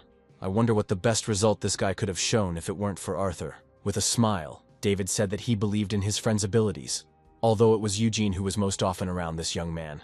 But Arthur was in no mood for jokes now, because even while he was having lunch, he didn't understand whether he was gnawing on bread or numbers. He got too carried away by the competition, and should have realized that there are wizards in the world who are capable of more. The worst thing was that it wasn't just Eugene who achieved great results, but other sorceresses as well. When he mentioned sorceresses, the boy immediately stopped and looked sharply, realizing that he could only be talking about one. Indeed, it was Charlotte who scored 987 points, which was significantly better than Arthur's result. Right now, she was waiting for her friend opposite the academy, and heard Louise calling her loudly somewhere in the distance. Looking at her friend, the girl realized that she had lost a lot of weight since their last meeting. Only Louise herself will soon become exactly the same, after reading the materials that Charlotte has prepared for her. The transfer exam was very difficult, and even an excellent result did not guarantee the student's transfer to the next year. Charlotte was beside herself and admitted that she felt as if the teachers had checked her background and found out everything about her past. If this is true, Louise had a better chance of passing the exam than she did, and her friend would have been happy with that outcome. However, she did not understand why Charlotte suddenly doubted her abilities, because her mental aura had become much stronger. The main discovery for her was that she and Arthur still hadn't seen each other. Is this really how people who love each other behave? She hadn't heard yet that Eugene had been winning speed shooting competitions for a long time, and Arthur had never been able to surpass him. Charlotte knew the guy's true abilities, but other skills were important in addition to his talents in high-speed shooting. If you remember, in the 5th grade, this boy also often picked on her, and even then he seemed too strange to her. He could easily be called a genius hunter, judging by the pleasure with which he trampled Arthur's name into the mud. If she were Charlotte, Louise would have taken control of this long ago and helped Arthur overcome the limit. If she continues to pretend that she doesn't notice, even her friend will think she's heartless. But Charlotte was sure that this magician did not need anyone's help, and he always found solutions in difficult situations. This time he managed to score 700 points, although the guy had to jump above his head to do so. It's impossible to imagine that in the 5th grade someone would reach 700 points, because to do this, you would have to be as fanatical as Arthur. Such a result could only be achieved by completing 10 levels in 10 seconds, and that is exactly what the young man managed to do. His opponent was once again rushing to replace him on the training ground, and the usual smile never left his face. As he passed by, Eugene said that it was a great result, and he didn't expect Arthur to achieve it. By the way, until now it was just an exam, but for the 5th grade students it turned into a real competition. Charlotte still had a record 987 points, but if Eugene were to compete with her, he would definitely earn 988. The girl understood this perfectly well, and this guy could only be defeated with the help of the rarest magical skills. Louise couldn't believe she was hearing this, and Charlotte really did think she was second. In confirmation of her words, the number 701 appeared on the board, because that was how many points Eugene was able to earn on this exam. As everyone expected, he again outscored his opponent, knocking down just one more target than Arthur. The guy had no intention of doing otherwise, although he could have scored not just 700, but even 1,000 points. To achieve this result, Arthur had to surpass himself every time. But Eugene did it as if it were child's play. At some point, it was worth realizing that that guy was a real genius, whom none of them could defeat. He still had time before the next exam to try to change tactics.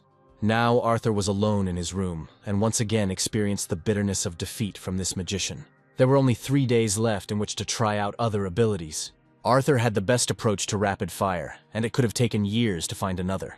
Perhaps in any other case he would have simply given up, but it was hard to do so, remembering Eugene's words. Then the guy said that he had heard many times statements from weaklings who, in fact, simply lacked the necessary skills. That was exactly the kind of weakling he considered Arthur to be. But the young man himself found it difficult to agree. Many times in his life, in the most difficult moments, he remembered his father, who did a lot for him. His first use of magic occurred at the age of 12, and few could boast of this. As he lit the candle, he realized that a weakling simply couldn't show such results, which meant that Eugene was wrong about that. Perhaps he had simply lost his sense of reality due to being in an aristocratic academy for too long. Although the world does not listen to those who do not have real power, the guy still was not going to give up and give up. To surpass Eugene, there was no other way but to go beyond the ordinary counting of numbers. I wonder what numbers really were and what was the main point of the principle of sequence. If Arthur could understand the nature of these things much more deeply, he would be able to increase the speed of his shots. But if you get lost in your thoughts, you definitely won't be able to see the big picture, which keeps slipping away. You just have to feel it and be in the moment when everything happens by itself. Only by removing any resistance and finding yourself in the flow of pure energy can you surpass your natural limitations. It would be interesting to know how far Arthur can go and how many he can reach. It seemed to him at that moment as if he had gone so deeply into himself that he began to gradually sense another side. Yes, it felt as if he had dove headlong into that abyss in the very center of his soul, beyond which a new universe was opening up. To his surprise, he realized that he was trying in vain to find out what the last number was, because such a number simply did not exist. There was only infinity ahead, and if you understand this, then the need to search for a finite number will disappear. While in this state, Arthur realized that something was happening under his feet, as if he began to feel energy differently. It seemed to him as if a whole abyss had opened up beneath him, and all this time he had been in that energetic cocoon. Arthur opened his eyes instantly and barely held back, realizing that something new had happened to him today, something he had not even suspected. He was sure he was keeping count as before, but now it seemed more like a hallucination. Perhaps, due to the emotions that overwhelmed him, he deviated a little from the right path and felt too strong a sense of attraction. It was difficult to explain, but numbers seemed to exist not only for counting, but were completely free matter. Looking out the window, it seemed to him that only a few minutes had passed, and only later did he realize that he had spent 40 hours in this state. If he had been able to learn this a little earlier, Arthur would have understood why Eugene was able to surpass him so easily. On this day, a speed shooting test was held again at the general training ground. The 5th grade students had already become accustomed to the fact that only 2 participants could claim the title of best. All they could do was be spectators here, and each one rooted for their own participant. Each group was already accustomed to taking their places, and knew where the groups of other students would be located. Today was a special day, because the 4th grade students also decided to become spectators of this exam. The boys from the younger classes were happy about the arrival of the older girls, and it was difficult to resist such strong attention. Yet they came here to compete, not to make new friends. The competition program was exactly the same as a week ago, and the main event remained the same confrontation. Many were used to the fact that Eugene won every time, but Louise still only rooted for Arthur. It was too early to draw conclusions, because the exam gave the participant a new chance every week. The first couples of participants on the training ground seemed like just a light warm-up before the most interesting part. Although it was clear from Louise's face that she was only expecting one pair of participants and did not want to watch the other competitions at all. Teachers were supposed to support all students, so Chloe was glad to see them progress. She noted that the students' results were getting better every week, which meant they were on the right track. Finally, everyone waited for the last pair to come out onto the training ground, because it was for this that so many people had gathered. It is worth noting that this time Arthur behaved differently, and even his look changed greatly. He was so focused on the exam that David even found it funny. Each participant was given 1 minute, and during this time they had to knock down as many targets as possible. Many students showed increased attention to them, and Chloe hoped that they would fully justify it. At that moment, Arthur was thinking about his own things, and trying to remember the evening when he was last able to make a new discovery. His opponent was also a little thoughtful, and there was no longer his usual smile on his face. The exam had long since turned into a competition, the main participants of which were these 2 students. All that was left was to wait for the red signal to appear on the stand, and that would be the sign for the start of the competition. The signal did not take long to come, and soon the exam began, and the 1-minute countdown began. Within a split second, both participants sent dozens of fireballs at targets on the ceiling of the training hall. The students had seen these 2 perform well before, but today was even more interesting. All targets exploded instantly as soon as the test began, even though only 2 seconds had passed since the start. Arthur kept pace with his longtime rival and was completely immersed in the examination process. Looking at him, Eugene understood that something had changed in his opponent's actions and he should be a little more careful. Eugene's state of mind was greatly compressed, meaning that its density had increased significantly. Now it was possible to see with her own eyes his form of evasion that Louise had only heard about. But the next second, the girl couldn't believe her eyes, because for the first time the scoreboard was in Arthur's favor. This time, Eugene was a little behind his opponent. Could it be that he was losing speed to Arthur? Many understood that this guy had behaved like this before, giving his opponent the opportunity to get ahead.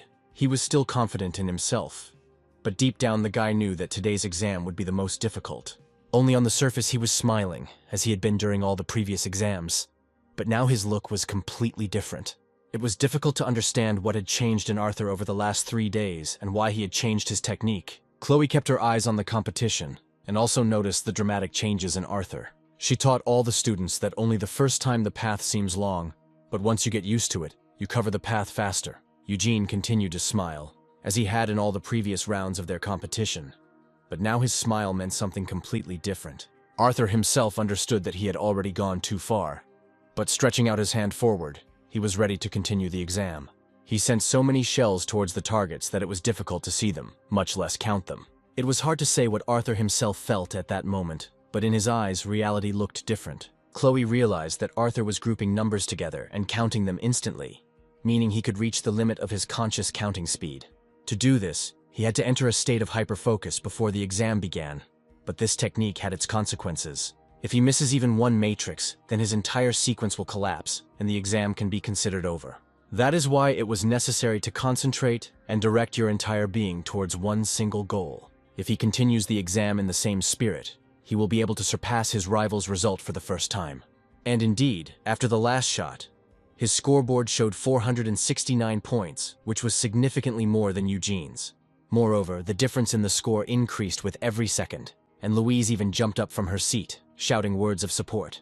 All the other students also wanted the guy who had been losing all his recent exams to win. Now he had a real chance to surpass the student who had been invincible until today. Eugene's shells could still hit multiple targets at once, but this did not help him. Looking at his opponent, Eugene already understood that Arthur was a real fanatic, because this was the only way to overtake him in this competition. But the strength of this magician was that he could increase the level of his abilities, and he decided to do it right now. On another level, this competition would have been different, because now Eugene was ready to release all his energy. Immediately after this, his aura changed and the students continued to be amazed at what was happening. Soon he again broke into the lead, and Arthur's hopes for victory gradually faded. He had no intention of slowing down his shots, but that didn't stop Eugene from pulling ahead.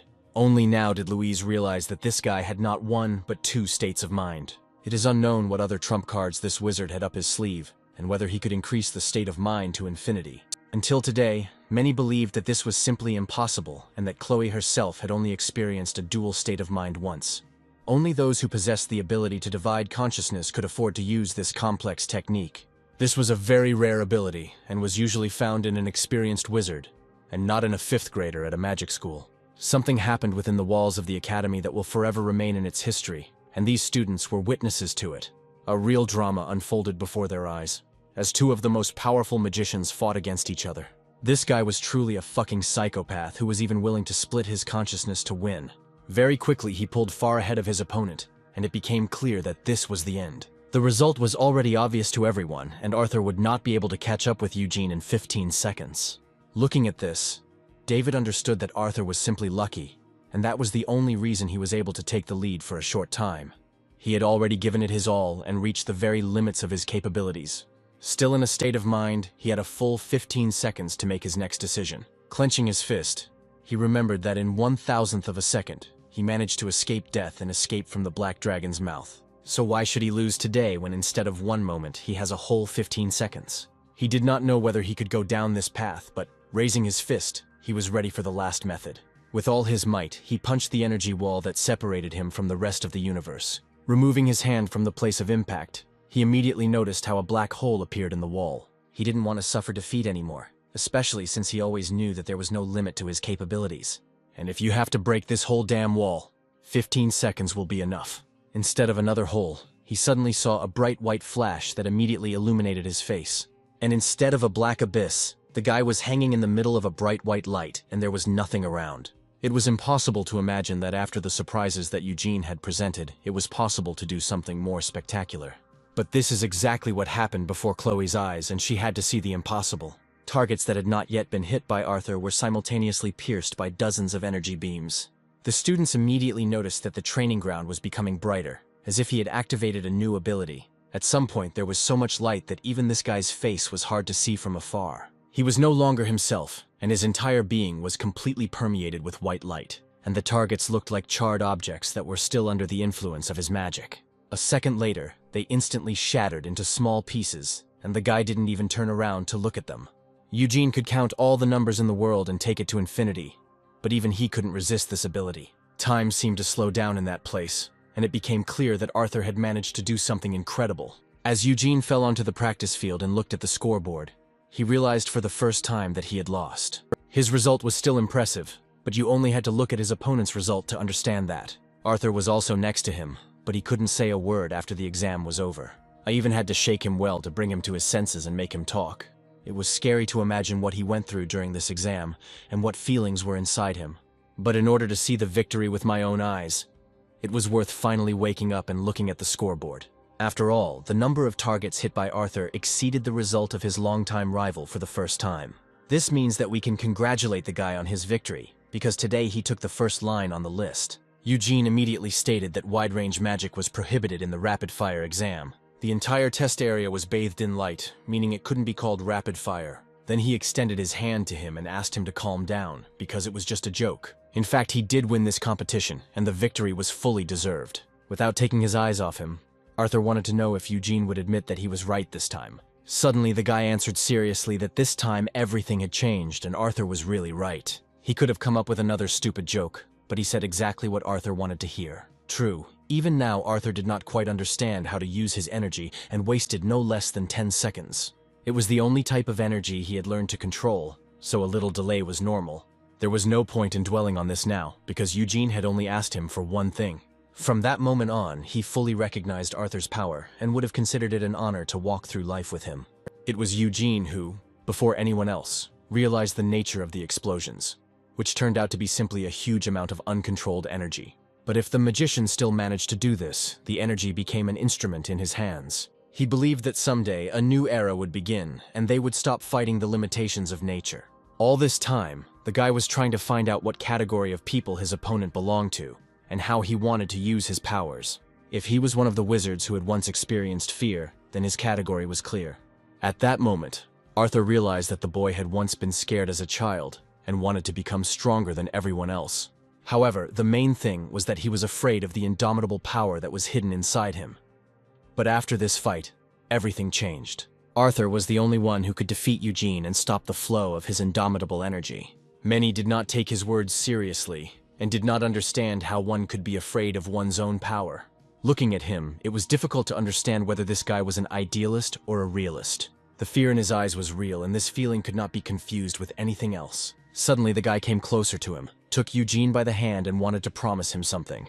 When the time came, he promised to stop Eugene and do for him what he himself could not.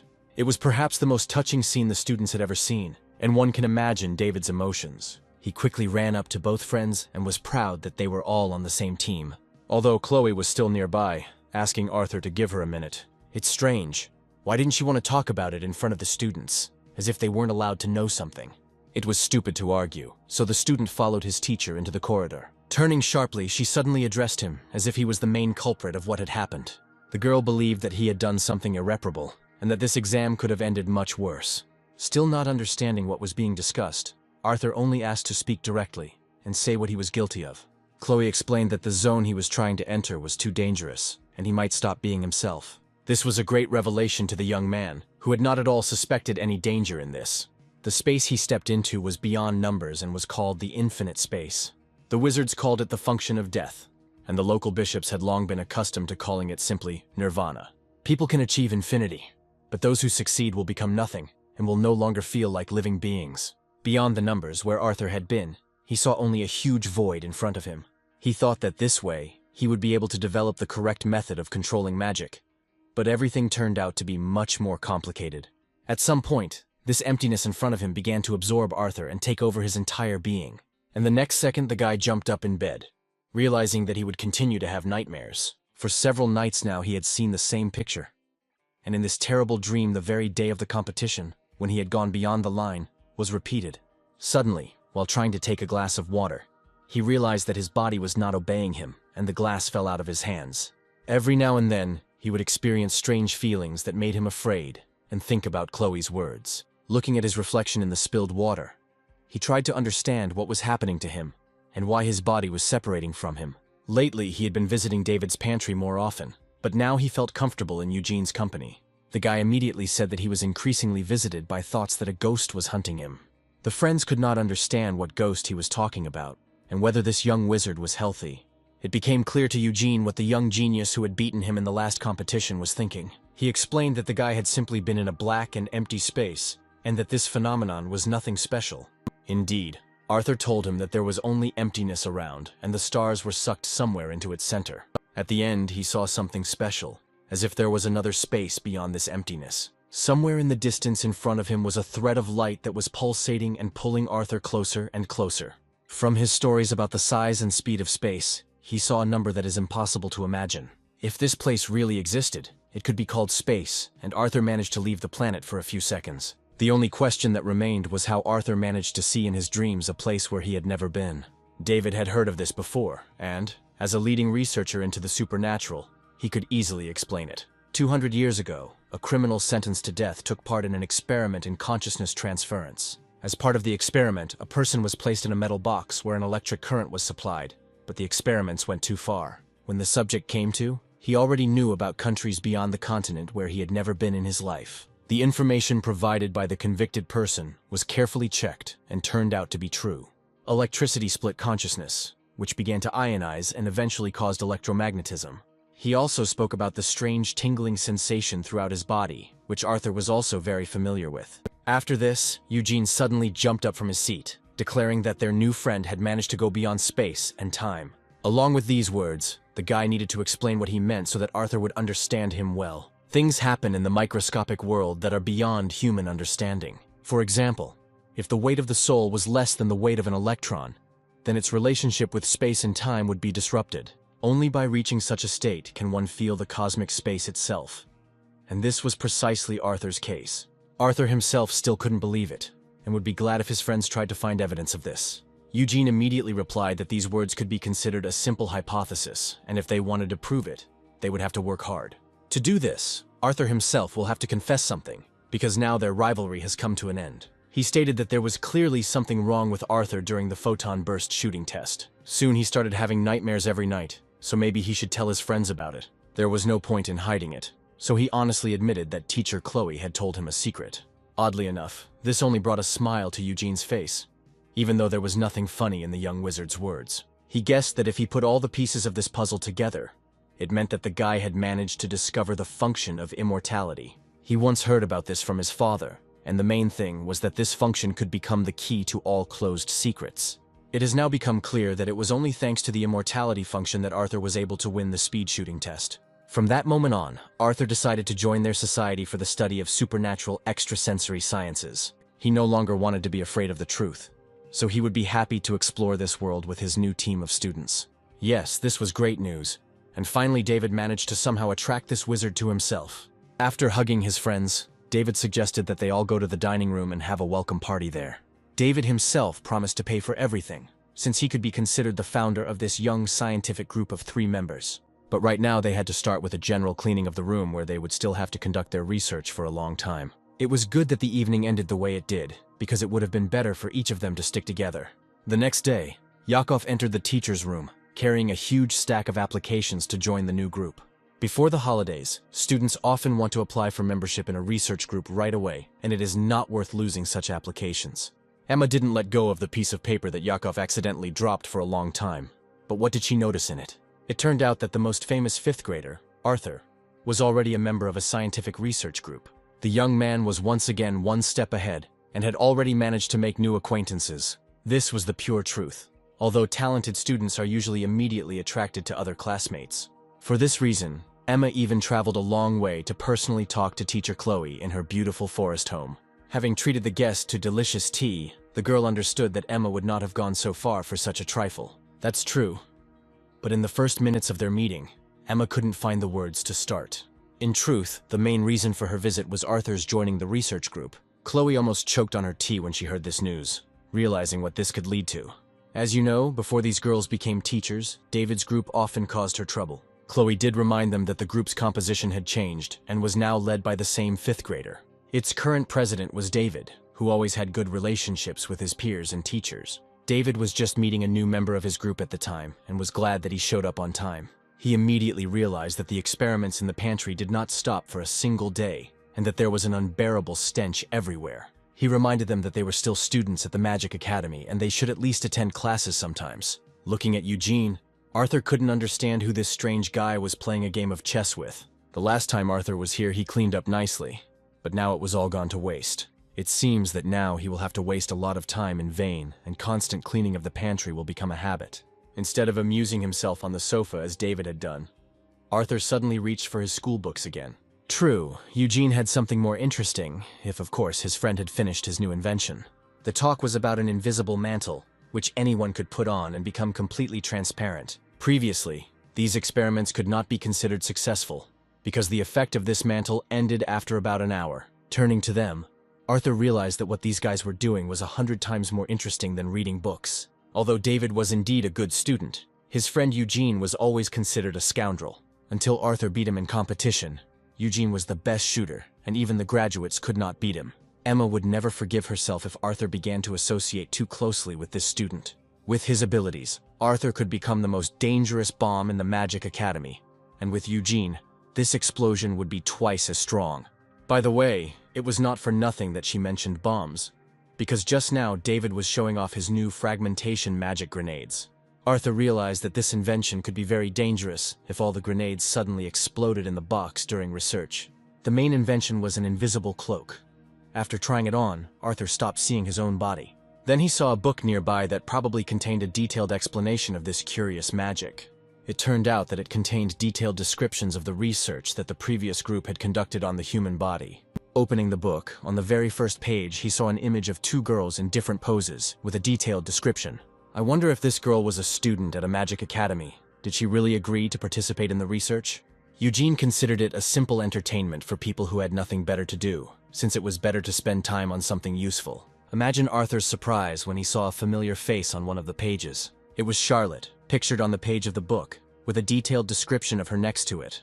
It seemed as if someone was specifically communicating with her every day to find out information about her life. The worst thing is that her relationship with Arthur was also described on these pages, and the guy realized that no one should read it. It's strange, who could conduct such a study and who needed to dig through someone else's dirty laundry? To his surprise, it was the graduates of the Magic Academy who were having fun instead of thinking about their future lives. If Arthur had known earlier what the graduates were doing, he would never have set them as an example for himself. The Shadow Group had information about many wizards from the Academy, and among them were not only students, but also teachers. The problem was that the pranks played by the most talented and intelligent students at the Academy crossed all boundaries. They managed to completely avoid the attention of the Academy's investigative team, and always remain unnoticed. The Academy's commission recently left the group alone when it ceased to be official. Right now, Emma wanted to take advantage of this and put an end to this Shadow Group before it was too late. After hearing this, Chloe only admitted that all the worries of her young colleague were close and understandable to her. However, the Academy never interferes in the affairs of research groups without reason and gives them complete freedom. These chicks of the Magic Academy must be responsible for their own decisions, and their ability to choose cannot be taken away from them. Why doesn't Emma just break her rule for once and give these guys a chance? Of course, Chloe's words sounded beautiful, and in many ways the girl was right. But still, the role of the adult was to develop the students' talent and not let them go astray. Chloe was sure that this teacher had long valued Arthur above all other students. Today was the day when Chloe had to tell something important about Arthur that Emma didn't know yet. During the recent speed shooting test, this young man achieved a state of nirvana and defeated Eugene. Yes, Emma knew before that this guy was superior to all his peers, but she was not ready to hear this. At the same time, the chandelier on the ceiling of the cube, where the guys were conducting research, suddenly began to shake violently. This was bad news, and David immediately ordered everyone to hide their most valuable things, because the worst was about to happen. One of the teachers was currently working on the storeroom, and it was impossible to just sit and wait for guests. But the guest was much closer than the students thought, and Emma's hand had already touched the cube. She decided to give them a surprise check, and for this purpose she herself dropped into the storeroom. It would take her a few minutes to open this door with magic, and the countdown started right now. By that time, the guys had already managed to hide the research results that Emma couldn't see. The research room was their secret territory. and if anything forbidden was found here, it would be the end of them. The teacher knew about this too, and she proudly entered their room, hoping that she would be able to obtain valuable information. The students greeted her just as calmly, pretending to be reflecting on the knowledge they had learned from the books they had read.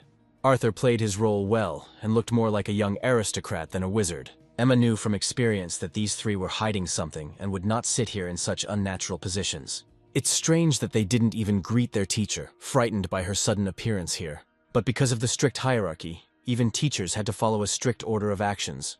Crossing his legs, David began by saying that Emma had caught them in the middle of a tense scientific discussion. If she had warned them of her visit, David would have personally given her a warm welcome. She was always irritated by this tone of the students, but what was worse was that Arthur also succumbed to this influence. He acted as if he was still thinking about the scientific discoveries those two scoundrels had made a few minutes ago. It was clear that there was no talk of any scientific discoveries, and that they were doing something forbidden. Then the teacher, adjusting her glasses, immediately moved on to the main topic of conversation. Emma wanted to free them from research work in the lab, which David had to hear from her personally. They clearly did not expect such a turn of events, because no one had dared to do something like this before this teacher. David couldn't understand why she made such a decision and what was wrong with their meetings. The main thing is that none of them have provided research results over the past 4 years. According to the rules of the Academy, the group could only be saved by providing the results of their efforts. She knew that it was impossible to provide evidence of the existence of extrasensory abilities. By the way, the young teacher had another condition that needed to be fulfilled. Looking sternly at David, she ordered Arthur to be excluded from his group in order to save his place. It was now clear that this student, the new member of their group, was the main reason for today's visit. It's a shame, because they were just starting to get used to this guy and didn't want to part with him on such a note. Emma explained that it was too dangerous for the young students to use the immortality function. He immediately promised that he would never repeat this again, but it was difficult to convince the teacher.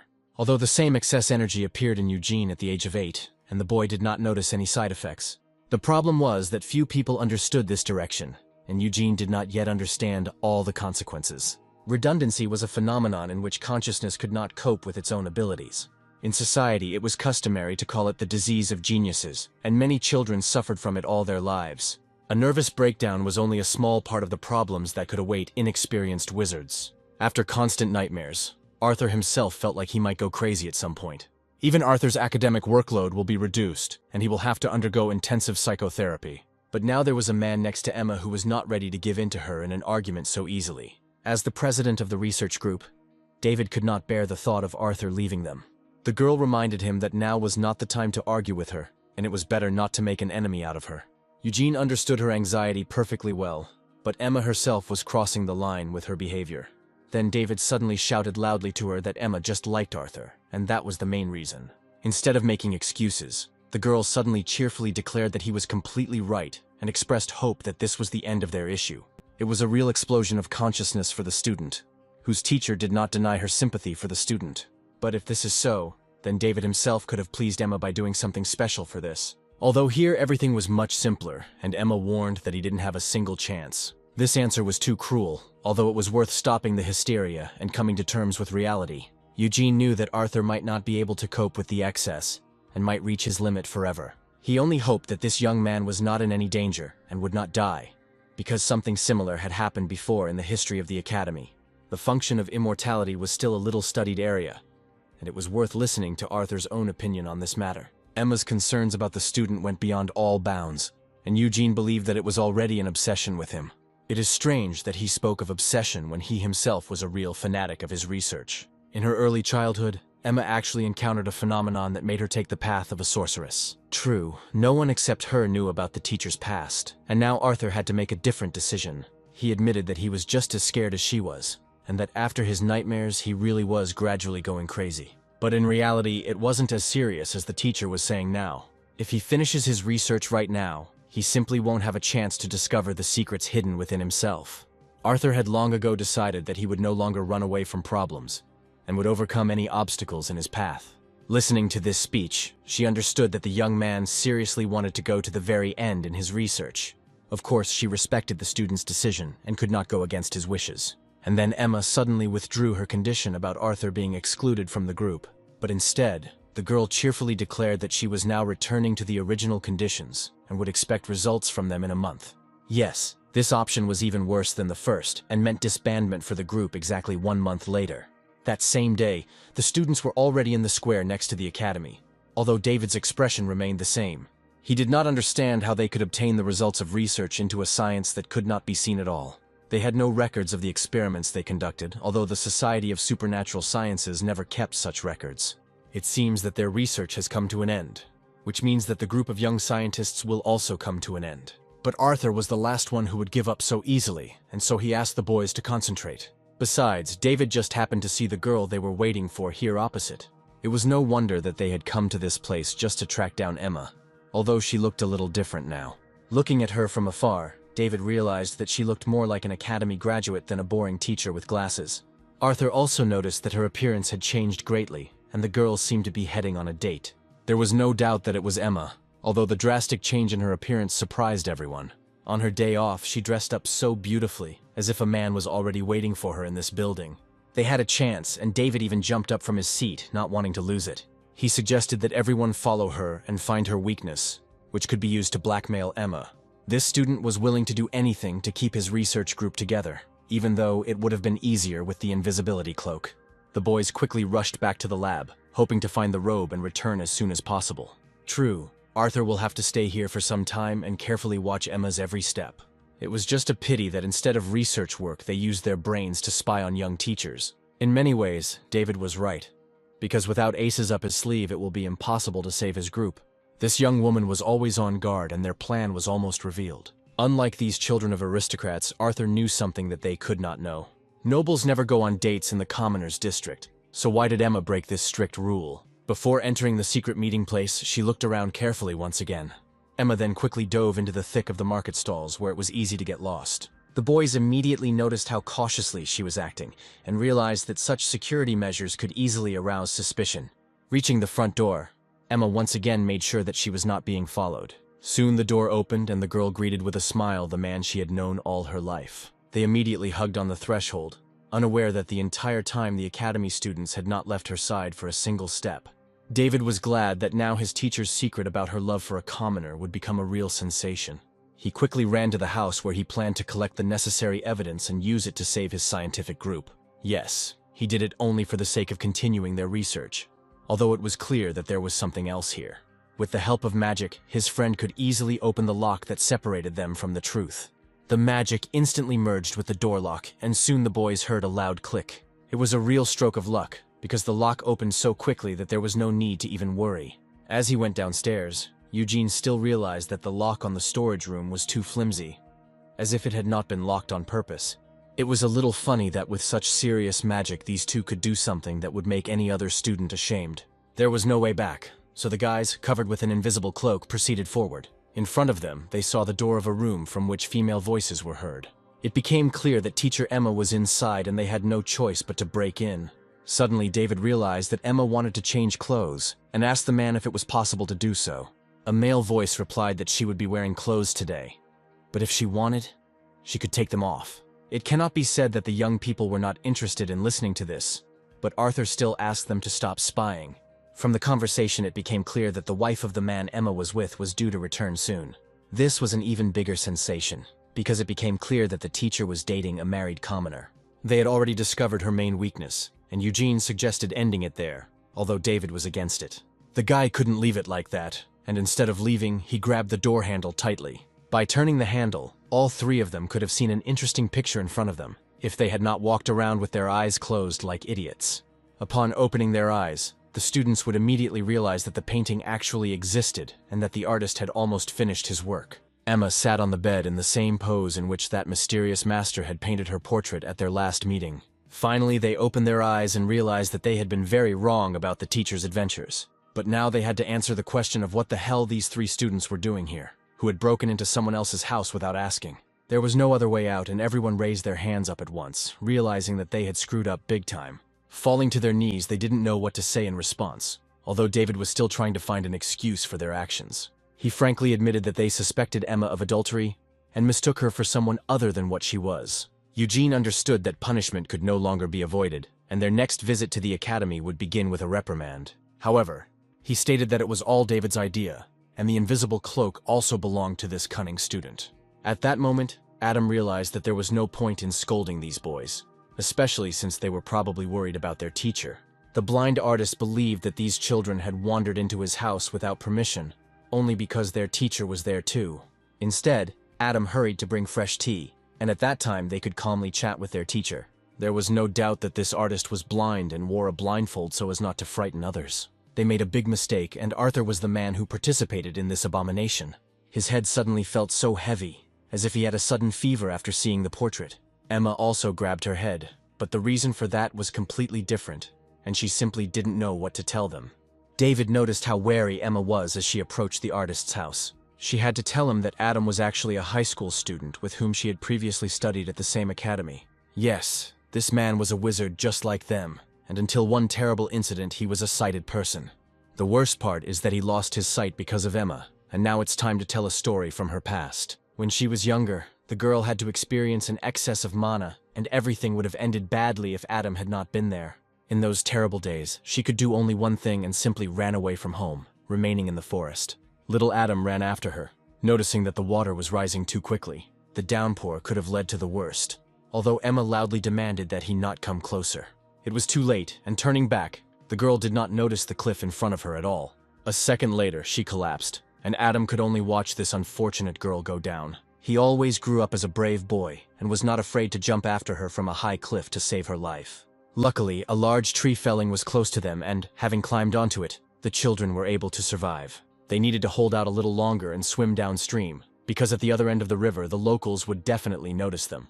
At that moment, he noticed a dam in front of him, which had formed where many torn-out trees had accumulated. Now Emma had to go deep underwater, and that was the only way she could survive. It became clear that she would not be able to do this without Adam's help, so the boy did it for her. Looking ahead, he hoped that they would still manage to survive, and was ready to face his death. They were rapidly approaching this dam on the river, and only seconds separated Adam from a terrible collision. The boy crashed into the dam at full speed, but never let go of Emma, who slipped through below and remained unharmed. That's how this genius academy student lost his sight, and gave up the idea of becoming a magician. She was shocked when he recently contacted her and told Emma that he had become an artist. Just now the guy was already nearby and prepared fresh, delicious tea for each of the guys. He reminded them that Emma worries about them more than anyone else, although she can sometimes be too strict. Of course, Arthur hoped to watch the artist paint his pictures for a while, if he didn't mind. The main thing was that Adam painted his pictures, not with ordinary vision, but with his inner gaze. All his paintings were so realistic that they were valued much higher than paintings by ordinary artists. He did not look at the outlines of his nature, but seemed to feel with his soul the object in front of him. It was a fascinating sight to behold, and it was clear that this guy was definitely using his state of mind. It is clear that he had a very high level of skill not only in art, but also in the use of magic. But Arthur still had a question. Did this artist really not see? Or was there something they did not understand? There was only one way to answer the young magician's question, and only he was given the opportunity to know the truth. Turning in his direction, he looked straight into the eyes of this young man, although the bandage still remained on his face. And then he silently began to remove his bandage, and all this time the young wizard did not take his eyes off him. When Arthur looked at him, he realized that there were things in this world that were still unknown to him. With his inner eye, he saw a stream of pure energy instead of Adam's normal human body. From the very beginning, he understood that Arthur was given the opportunity to see much more, and Adam was waiting for this moment to come. However, that was not all, because when he asked the guys to look at it, no one answered him. Turning towards his classmates, the young man realized that they were frozen in the same pose, without finishing their sentence. Emma was also sitting in the same place and didn't even look at what was happening in front of her. This wizard used a spell, and it was no coincidence that he could paint his pictures so easily. Adam explained that this spell could be called a pause in space and time, which is why he can see. Although the young man was no less interesting than Adam himself, because this boy was already able to reach the speed of light. He suggested that he sit down comfortably and calmly talk about an interesting topic. Now they had a lot of time, because time in their space stretched out to infinity. Yes, not everyone is given the opportunity to find themselves in a situation where no one else in this world can move except you. To be honest, Adam guessed that the young man would soon understand everything himself, because he was very different from everyone else. Normal people perceive light with their eyes and then process it into visual information. As soon as he saw Arthur in front of him, the guy immediately realized that he was experiencing roughly the same thing. The immortality function that teacher Emma feared so much was not by chance available to this fifth grader at the Magic Academy. The guy explained that he was talking about the door to infinity, and those who open it are called discoverers. It was Arthur who opened this door, and the artist could easily see it even without human sight. The door to infinity was always closed with a reliable magic lock, and only he managed to break it. The minds of those who succeeded in this quickly rushed into infinity, and thanks to this, they felt great power. Having heard all this, the young man could not even think of what to answer, and simply, with his mouth open in surprise, continued to listen. But there was no need to worry, because if the line was not crossed, Arthur's mind would remain intact. He admitted that he saw the universe in his dreams every night, and this news slightly surprised the blind artist. He really hid from his friends that he was already starting to go crazy because of his supernatural sensations. The young man felt as if he was constantly in danger, although in reality, nothing threatened him. The last phrase greatly amused Adam, and he understood where this feeling came from. It seems that the young man was a favorite of the otherworldly forces, and that is why they endowed him with such power. First of all, he should have relaxed, because all his symptoms were absolutely normal. The place he was able to reach was the boundless space of the universe, and that is where that fear came from. However, the fear that Arthur felt was not related to space, and had a completely different nature. He had encountered something perfect, and his anxiety would immediately disappear as soon as he understood what this entity was. In other words, he is destined to learn the whole truth in time, although it may take a lifetime. There is no need to worry and rush time, because all this is destined for the young man by fate. It is foolish to look for the answer to a question somewhere outside, when what you are looking for is already inside you. Yes, the universe existed within him, although he was not yet at the age to fully understand the essence of nature. Perhaps it had something to do with those glowing threads that Arthur had seen so often in his dreams lately. It was time for him to learn about the gauge symmetry that the young man had probably not yet heard about. This knowledge is not even taught in the Magic Academy, because usually none of the students reach this level. Scientists believe that this world is perfect, and all the laws of physics should work perfectly. For example, the speed of light has an absolute value, and our entire world can be explained using numbers. But it soon became clear that symmetry could sometimes be broken, and this was what Eugene had recently told Arthur about. There was a certain entity that didn't even have a name or title, but it was Arthur who would be able to discover it within himself. The young man did not yet understand what was being discussed, but he was still grateful to this blind artist. Arthur was confident that he would succeed and would be able to find the answer to all his questions. Today, he only watched his teacher, but he was happy that he was able to meet such a great magician. Turning in her direction, Adam reminded her that this girl was much softer than she might seem from the outside. It's strange why the artist hid all this time what he could see. Was it really such a big secret? It cannot be said that he regained his sight, and the way he saw within would be difficult to explain to anyone else. Although the main reason was that Adam was already married, and there was no point in stirring up the past and creating unnecessary hopes. He just wanted to help Emma live a long and happy life, even though Adam's role in her life was very modest. The artist really enjoyed painting her portraits, pretending that this was how he earned his living. The very next moment, Arthur realized that the artist's magic had disappeared and the boys were talking loudly to each other again. Finally, Adam asked him to keep this secret, because everyone should know only what will be useful to him in life. The surprising thing is that he had already managed to finish painting Emma's portrait, although at the beginning of the conversation, he had only made the first sketches. Today was the last day the artist worked in this house, and soon he would have to leave for another country. Perhaps they saw each other for the last time and, like adults, did not make a scene, but quietly said goodbye. Adam's wife was already hurrying to the house, having managed to buy everything she needed before leaving. True, we were talking about those outfits from boutiques that were the things that you couldn't do without. It was a little strange that Adam had chosen such a bright wife for himself, and knowing his character, Arthur imagined her a little differently. It turned out that they knew each other well, and she noticed that Emma was not feeling well today. In response, the girl apologized for being in a hurry and quickly took her students with her. Thus took place the last farewell of those young people who had been connected by too much in the past. It is not known whether his wife understood what was going on in the heart of her young husband, although it was better for her not to know about it. Right now, it was time to finish packing their things, because they were about to leave soon. It would be better if they took care of everything in advance and did not leave everything until the last minute. Entering the house, Adam asked her to leave here the pile of junk that she had managed to buy over the past couple of months. He behaved so coldly with his wife today, as if Emma were more than just a model for him.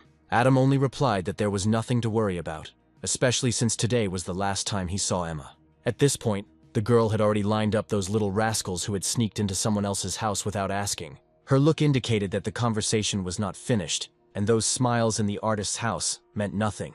At this rate, they certainly won't be able to keep their research group from falling apart, and Emma won't be helping them with this anymore. Until recently, they were persecuting their teacher and suspecting her of base deeds. But now everything has become much clearer. All three of them changed the subject at once, saying that they were very hungry, and it would be nice to have a snack. The teacher couldn't refuse them, even though she was so angry that she almost swallowed these rascals herself, bones and all.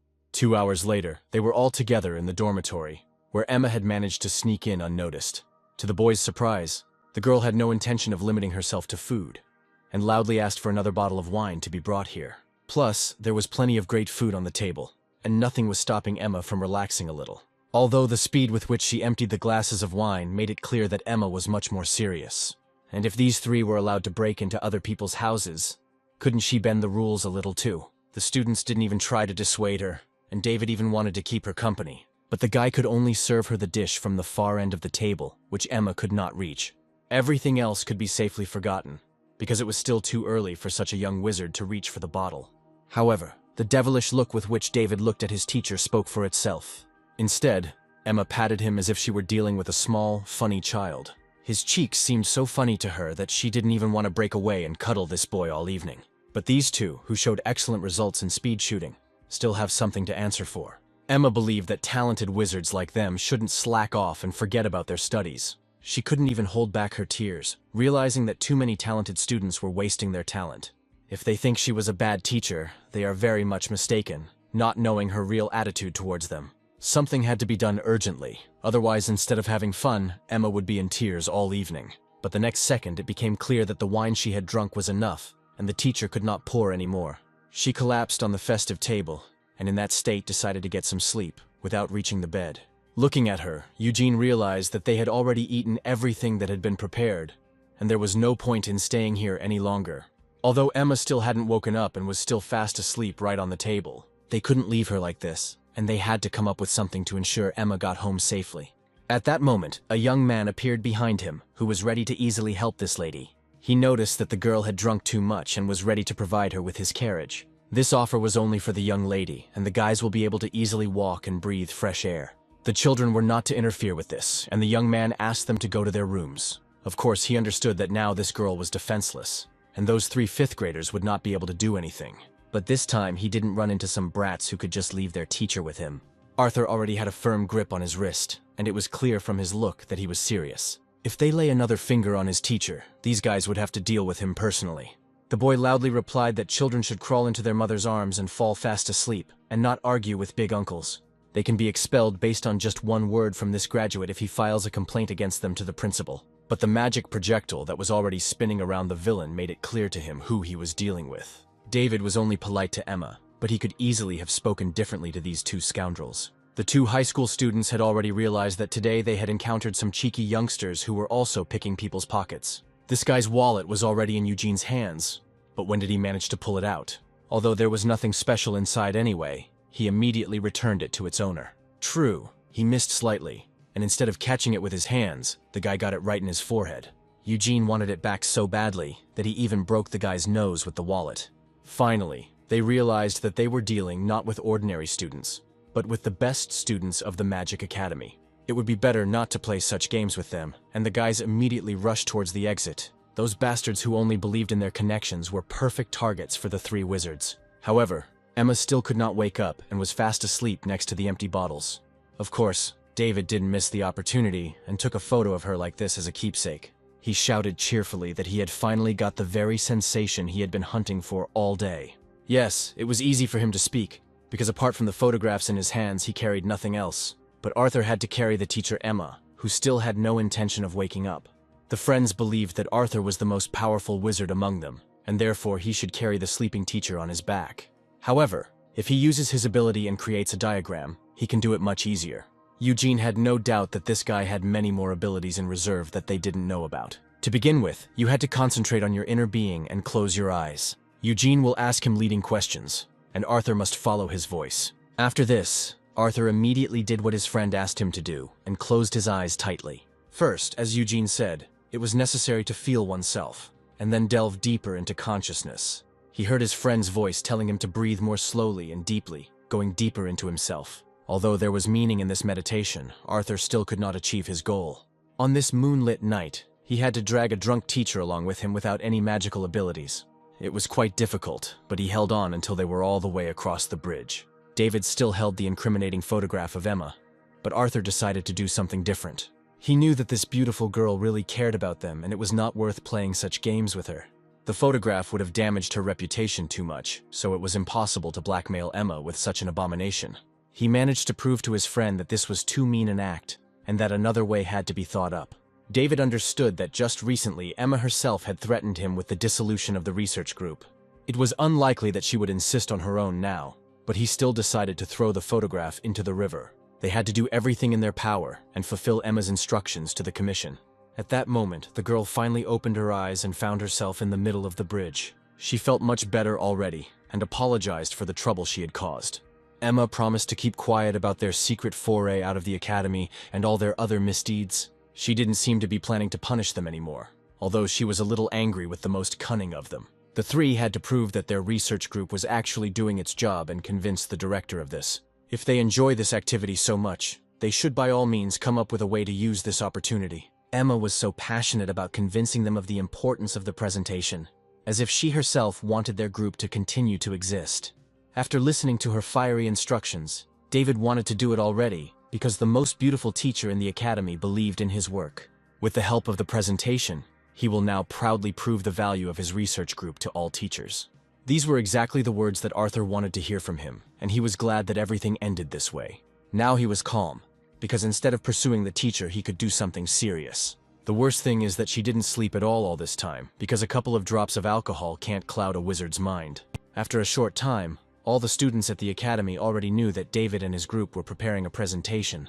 But time passed, and the presentation was still not ready, although there were 10 days left before it began.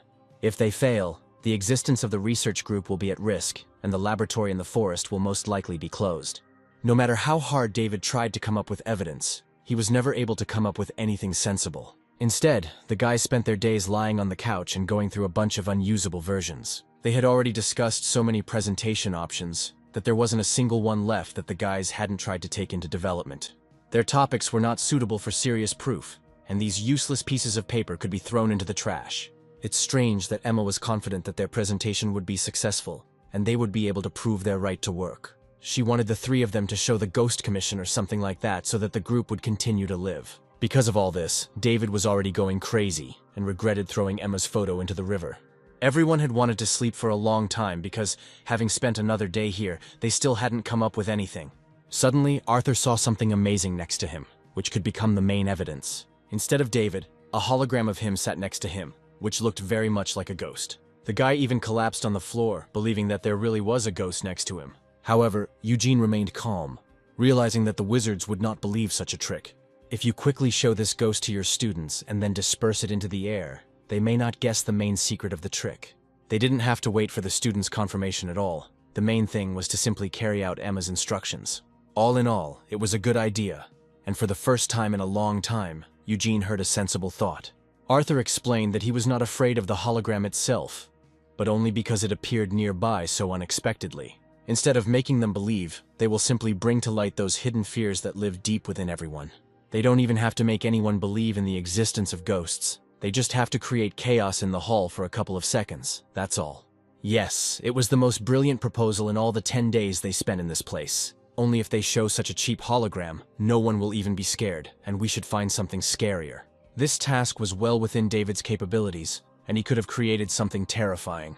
If he continued to use the lightning shadow, he would be able to make something like the zombies that had broken into the academy.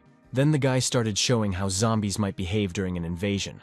But it would have been better if he had explained everything in words. There was one problem with this scheme, though, which should have been mentioned in advance.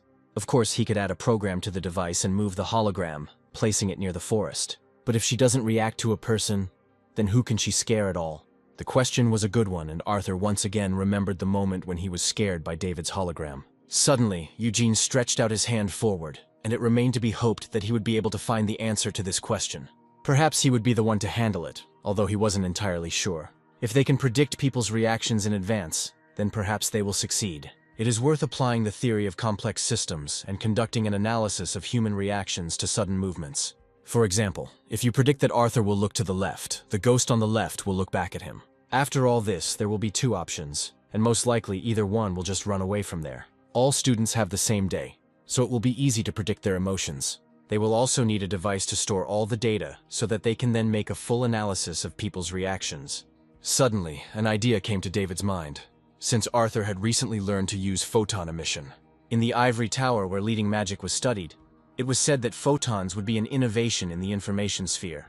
It turns out that they will be able to create the perfect ghost using the knowledge they get from the tower. However, Eugene knew that all this time Arthur wanted to propose another plan. He was not mistaken, because Arthur intended to try a simple psychological technique that would help save time. He wrote down all his research on the sheets of paper that were scattered all over the table. In one of them, they saw the main conclusions that this young man had managed to make. True, he could easily change the values he wrote down on the sheet because he made them only for himself. Still, it was a great idea, and all the little details no longer mattered. If it worked, Eugene was willing to bet everything that the academy would be turned upside down. Since he approved the idea, it meant they really had found the right way. David could build a device that predicted human movement, and Eugene would write a program for it. Finally, Arthur would use the photon burst, and all of them together would be able to save the research team. Besides, the guy had already managed to calculate the required amount of photon emission to send data. They needed exactly 3 times more than they had now, and they had to hold them for at least 10 minutes. It was quite a challenge, even for Arthur, and he had never held onto photons for so long. For 10 whole minutes you will have to hold on to that magic, which was the most chaotic of all possible. Still, if they want their research group to continue working, he will have to do it. One day, David burst into their room, and in the meantime, all the announcements appeared in the academy. He acted as if something had happened on the way, and he should tell about it right away. Indeed, David said it was a real sensation, as every student confirmed that he would be there. These would be students, but the guy was happy that more than half of the entire academy had already been invited. Now it was time to collect my thoughts and bring this excellent plan to completion. There was very little time left before the presentation of the Research Society began, and many students were talking about nothing else. As she passed her classmates, Catherine listened to their discussions about the upcoming presentation of the Academy's young talents. I wonder what this trinity has prepared as evidence that supernatural forces exist. After passing through all the rows, Catherine found herself on the street in the backyard of the Academy. All this time, someone was watching her from behind cover, and one might think that the girl did not know about it.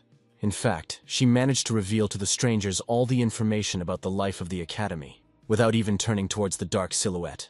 The strangers were closely investigating everything that was connected with the presentation, and Catherine was the main informant. These third-rate students will certainly fall flat on their faces, but we must take care to help them through this. It turned out that the members of the Shadow Research Group were ready to do anything to retain the right to leadership. Meanwhile, Arthur continued to practice his main skill so as not to let the guys down at the decisive moment. He tried his best to keep the spells in the right spot and stay active for 10 minutes straight. That was the amount of time it took to carry out their plan, and the rest was on Eugene's shoulders. Holding on to the magic, Arthur knew it was much harder than even activating it for the first time on the day of the exam. He collapsed to the floor from exhaustion, realizing that his strength might leave him just like that on the day of the presentation. Once the wizard's willpower is completely depleted, it takes approximately 20 minutes to regenerate. This method could be dangerous for the magician's life, but Arthur simply had no other way. Due to his mental fatigue, the photon emission only lasted for 5 minutes instead of 10. There was only a week left until the presentation, and he had to work hard to reach his goal of 10 minutes. It would have been better if no one had disturbed Arthur, but at that moment his friend was behind him. Looking at Arthur's inhuman efforts, David understood that the goal was too exorbitant even for such a wizard. But he suddenly stated that there was no need to worry, and that he was almost finished with controlling his magic. Now it was worth looking at what results the other members of their group had achieved. Eugene wrote his new formulas with such speed that soon his entire desk was covered with papers. The guy didn't even react to any movements, and it became clear that he hadn't slept that night. This fanatic was also unstoppable, and was as dedicated to the cause as anyone else. The main thing appeared before Arthur's eyes when he saw David's new invention.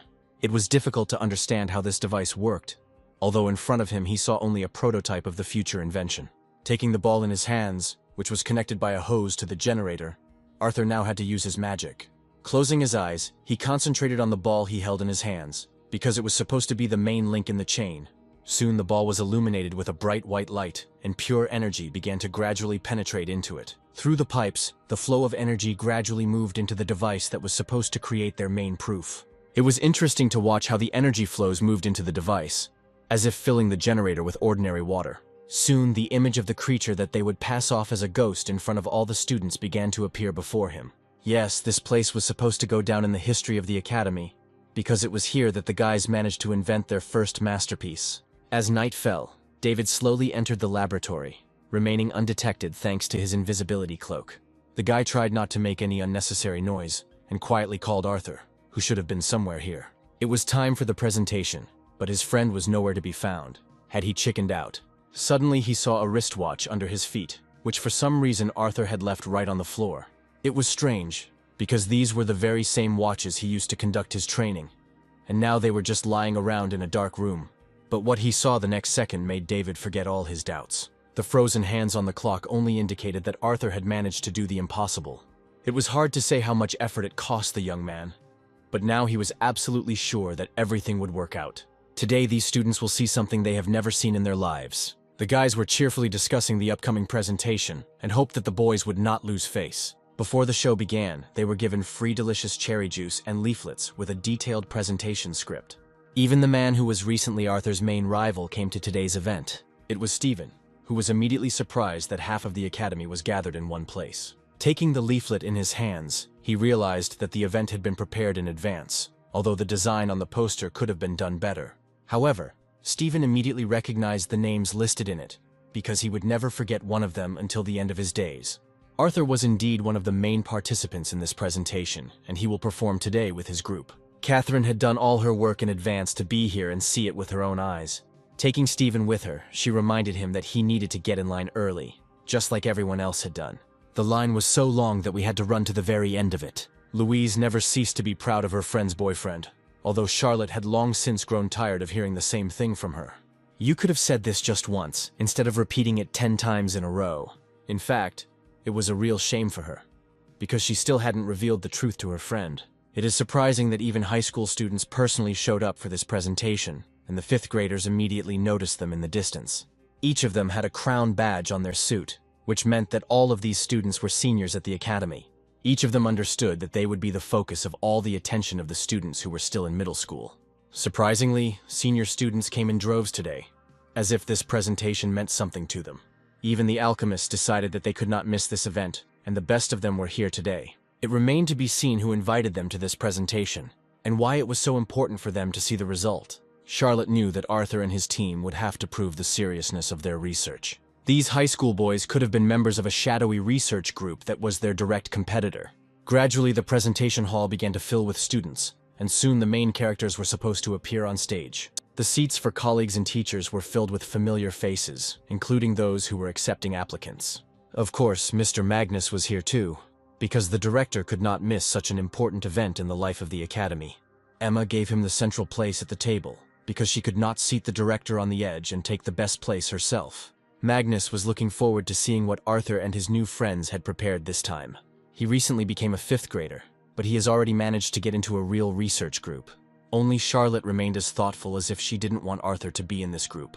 Stephen didn't smile once all evening, but it was easy to understand this guy. Senior students wouldn't be surprised at all if they saw the failure of 5th graders. Still, it was worth starting the presentation as soon as possible, because that was the only way to understand how well they had prepared. Charlotte was beginning to suspect something, and she had a feeling that something strange was going to happen today. Meanwhile, the spotlights had already illuminated the stage, and in its very center was the man who had taken on the role of host. As expected, David took on this role, since he was the founder of their young research group. Raising his hand high, he declared that the main proof of the existence of otherworldly forces was already ready behind the scenes. He acted as confidently as if he had foreseen the outcome of the presentation in advance, and had no doubt whatsoever about the director's decision.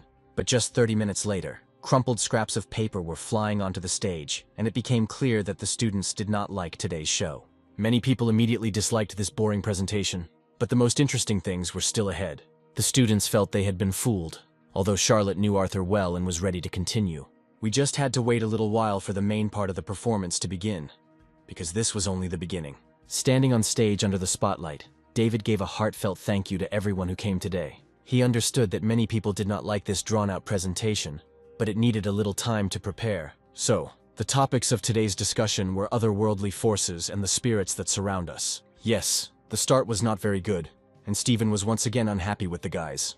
David continued to argue that what was happening would seem strange to some of them, so they should be careful. With these words, David wanted to further heat up the atmosphere and attract the attention of all the students. Old Magnus thought it was funny, although the young students might have liked it. Before this magic academy was founded, an event happened that many people didn't know about. This event happened about 500 years ago, when no academy even existed. At the very beginning, this place was occupied by a small village of farmers who ran their farms here. However, the world was mired in the famous War of Conquest, where many famous warriors perished. At that time, people, including not only civilians but also soldiers, fled from the fighting to the mountains. Suddenly, raising their heads, the students saw something strange under the ceiling. The next second they realized that the guys hadn't lied at all when they said they should get ready. But can we be prepared for the very knight who died in this war 500 years ago to appear on stage? It's a pity, but the knight was played by Eugene, dressed in armor, and this certainly cannot be considered proof of anything supernatural. Instead of horror, the whole room laughed loudly at what the guys had prepared today. If they wanted to entertain them with humor, then it was a great move. But is that what they were there for? However, the performance still continued, and soon the scenery changed to others. Now the guys suggested watching a play that was also connected with the Great War of the past. Catherine loved romantic scenes, and it was the love story that they decided to show at the presentation today. A little more and Stephen would have simply gotten up and left, but Catherine's presence at the event kept him there. To top it all off, Arthur dressed up as a girl for some reason, and looked like Juliet from Shakespeare's play. Yes, they hadn't seen such hilarious scenes for a long time, and instead of a scientific presentation, they watched a comedy show. This could not please Emma, who demanded a completely different performance from the guys. Catherine generally thought that women's clothes looked great on Arthur, but it would have been better if she had kept quiet. After all, we were talking about Charlotte's boyfriend, and she had to control herself so as not to scream at the whole room. The next second, these two in their images came so close to each other that something irreparable could have happened. Incredibly, they behaved like true lovers, and their lips reached out to meet each other. A moment later, they were so close that many of the spectators began to seriously worry about the guys on stage. Catherine loved reading sentimental novels all her life, but usually in them only a man and a woman kissed. You certainly wouldn't expect a guy dressed in a woman's dress to kiss his friend. The young actors could no longer be stopped, and the lips of the two friends almost met in a kiss. It was hardly a sentimental scene, and many of the guys would have puked right there in the audience if they had done it for real. They were lucky that Eugene, who played the role of the monster in this play, suddenly appeared behind David. He stopped the young lover in time, biting into his shoulder with his sharp fangs, and was rewarded for this with applause from the audience. Blood splattered in all directions, and it looked as if everything on stage was happening for real. It would probably have been better to show the monster sequence first, since many viewers liked the bloody special effects. A few spotlights above the stage still illuminated the scaffolding. But where was the promised scientific presentation? And then all the spotlights went out, and the spectators were left in complete darkness. Yeah, if they were called to watch two guys kissing and Eugene dressed as a monster, it wasn't the best idea. Suddenly the spotlight illuminated the stage again, and a notebook appeared in David's hands. He stated into the microphone that it was in this notebook that all the information they had managed to obtain during their research was contained. The souls that became evil because they were consumed by evil spirits still wandered around this world. Until today, this remained a secret from everyone, but it was their research team that got to the bottom of the truth. Many still did not believe in the existence of the otherworldly, but David was here to dispel their doubts. The heavy sound of a bell, which usually only rang at midnight, immediately rang out in the hall.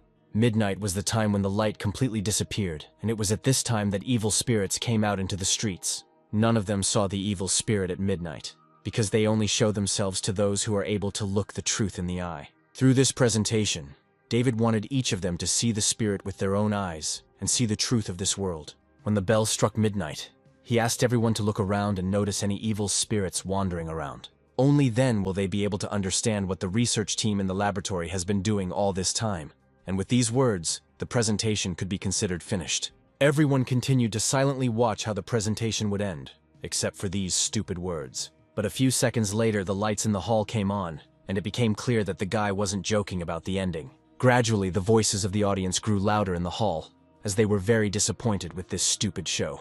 The crumpled posters flew onto the stage again, and many would have been able to send something else there, if Director Magnus had not been in the audience. There was simply no real evidence of the existence of spirits, and they could go home. One by one, the senior students began to leave the auditorium, although they were glad that their competitors were so talentless. Emma promised to punish these scoundrels, but Mr. Magnus asked her to calm down and not to worry. It's strange. Why did they do this and gather half the academy for this stupidity? Emma trusted these 3 students, but how could she look the principal in the eye now? However, Magnus suddenly stopped in front of the bell and realized that this was not the end. The director himself was a great entertainer in his youth and knew what was going on in the minds of these young magicians. Meanwhile, the guys were glad that everything went according to plan, and their main surprise would soon take place. Magnus was glad that they managed to escape from there at all, and not get caught by the enraged students along the way. The main thing is that the seed of doubt was already deeply planted in their heads, and a tree would soon sprout. Stephen will have to take it back when he realizes that David was not joking at all when he talked about spirits. The bell will ring exactly at midnight, and then the main show of the magicians will begin. Yes, the first stage was successful, and all that was left was to wait for the most interesting part to begin. Arthur was determined to prove that Emma was not mistaken about them. But this time he wanted to do without trying on a woman's wig. In fact, the performance that the students saw in the hall was just a way to distract attention. At this time, the guys were already preparing for the main performance, which was supposed to take place at night. The hands on the clock would soon stop at midnight, and then the fun would begin. Arthur was already finishing the sequence meditation, because he had a lot of work to do today. He silently turned towards David, and it was clear from his look that the guy was ready. The young man also silently stood up from his chair and left the room, not wasting extra emotions on talking.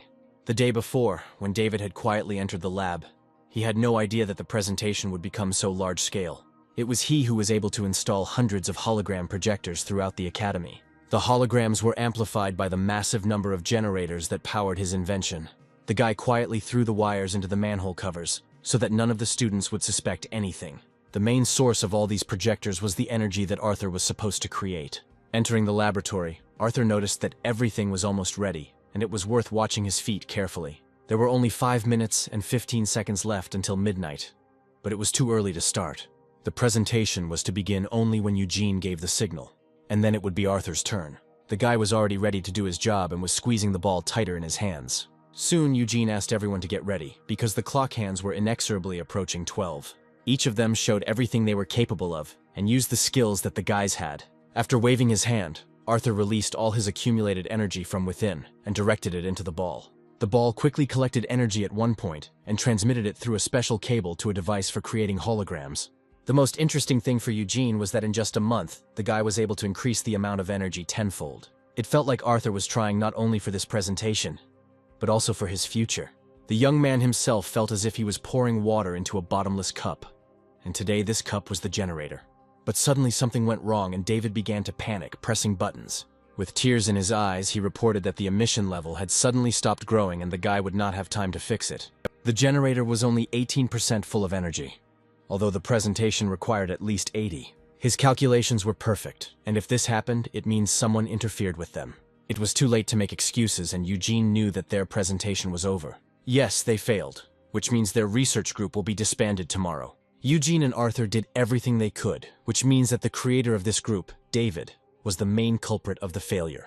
He couldn't even assemble the hologram-making device correctly, although the boys had outdone themselves while preparing. It was easy to understand why David couldn't hold back his tears, since it was his fault that they had all become a laughingstock today. In any case, he was ready to take full responsibility and go straight to the director. Arthur could not agree with this, because there were 3 of them, which meant that responsibility lay with all of them. Each of them worked hard, sacrificing their own rest, and all participants contributed everything they could.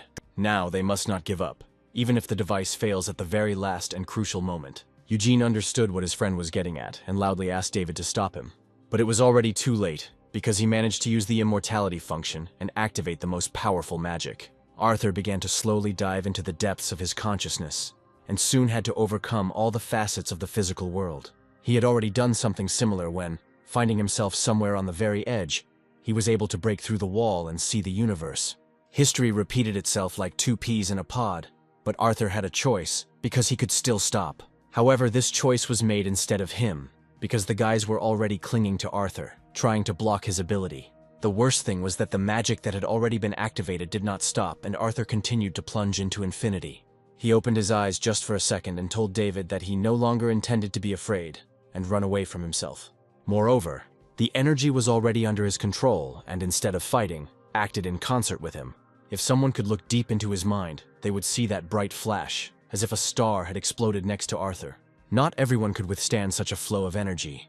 Although Arthur had often been on this edge, the main thing was to maintain control and not disappear, because in that case he would simply go crazy. Gradually it began to dissolve, as if the opening space was breaking it down into small molecules. It was necessary to remember the faces of those people who were with him all this time and loved him. This could help Arthur maintain control and not sink into that abyss from which there was no way back. In words, this was much easier to do, but in reality, only a few succeeded. Arthur's image was almost completely split into tiny particles and was being sucked into the abyss, as if into a black hole. He did everything exactly as he was supposed to, hoping that at the last second he could reverse the process. No, he can't just disappear into this place and end his long journey so ineptly. The energy accumulated inside it would be enough to fill 10 such generators instead of one. David tried to shout to his friend and hoped that he had not yet lost the ability to think. The main thing was that the gauge on David's device suddenly showed a full charge. Still holding on to his friend, David turned around abruptly and couldn't believe his eyes. It was hard to believe, but instead of 18, he now saw a whole 157% charge, which exceeded even the maximum value. Without wasting any time, he loudly ordered Eugene to carry out his part of the plan and not to delay. The guy was already ready to do it, and all that was left was to wait for the command from David. The next second, he moved the small lever on the remote control and activated the invention of the head of their scientific group. At this time, the lights were still on in the windows of the women's dormitory, although the students were already getting ready for bed. Unfortunately, nothing happened after midnight, so Catherine was ready to put this nonsense out of her head. When she heard the story about the spirits, she was terribly scared, but now it became clear that it was just fiction. Suddenly, the girl turned her head to the side and realized that she had smiled and laughed at them in vain. The dead warriors that David spoke of really existed, and now there was no longer any doubt. One of them had been looking at her through the window for a long time, and only now the student accidentally noticed him.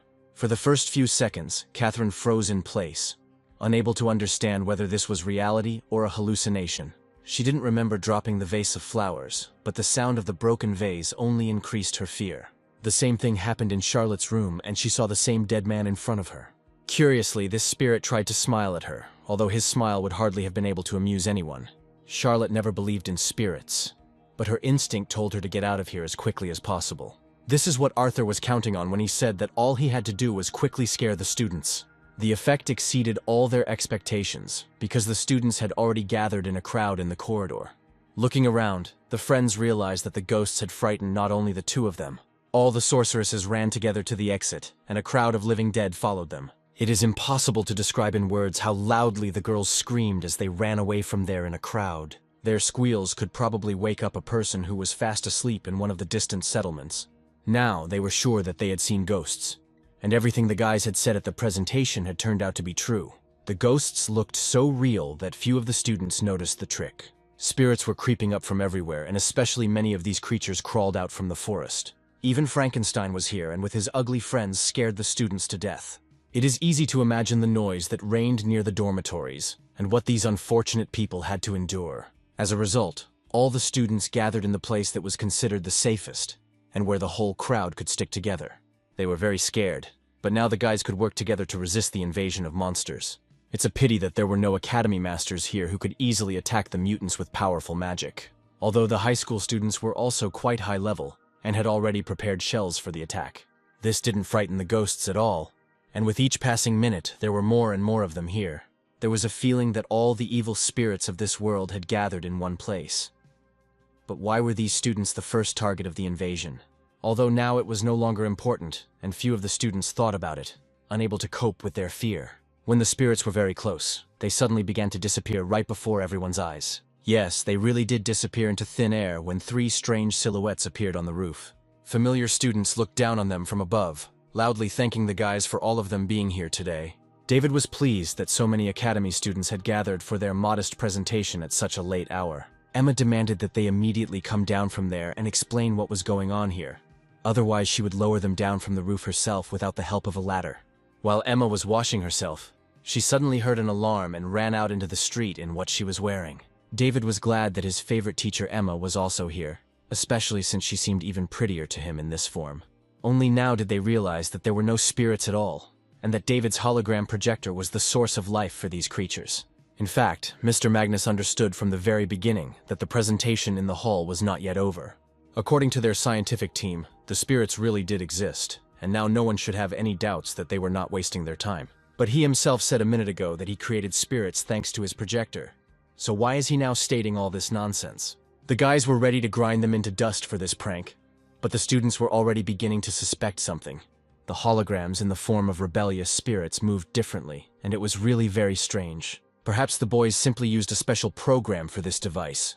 But would they have been able to do this on the Academy's territory? A similar ghost suddenly appeared in the director's hands, as if he too knew how to operate this device. The level of jokes among the students increased significantly, and even Mr. Magnus was in on the act with these wizards.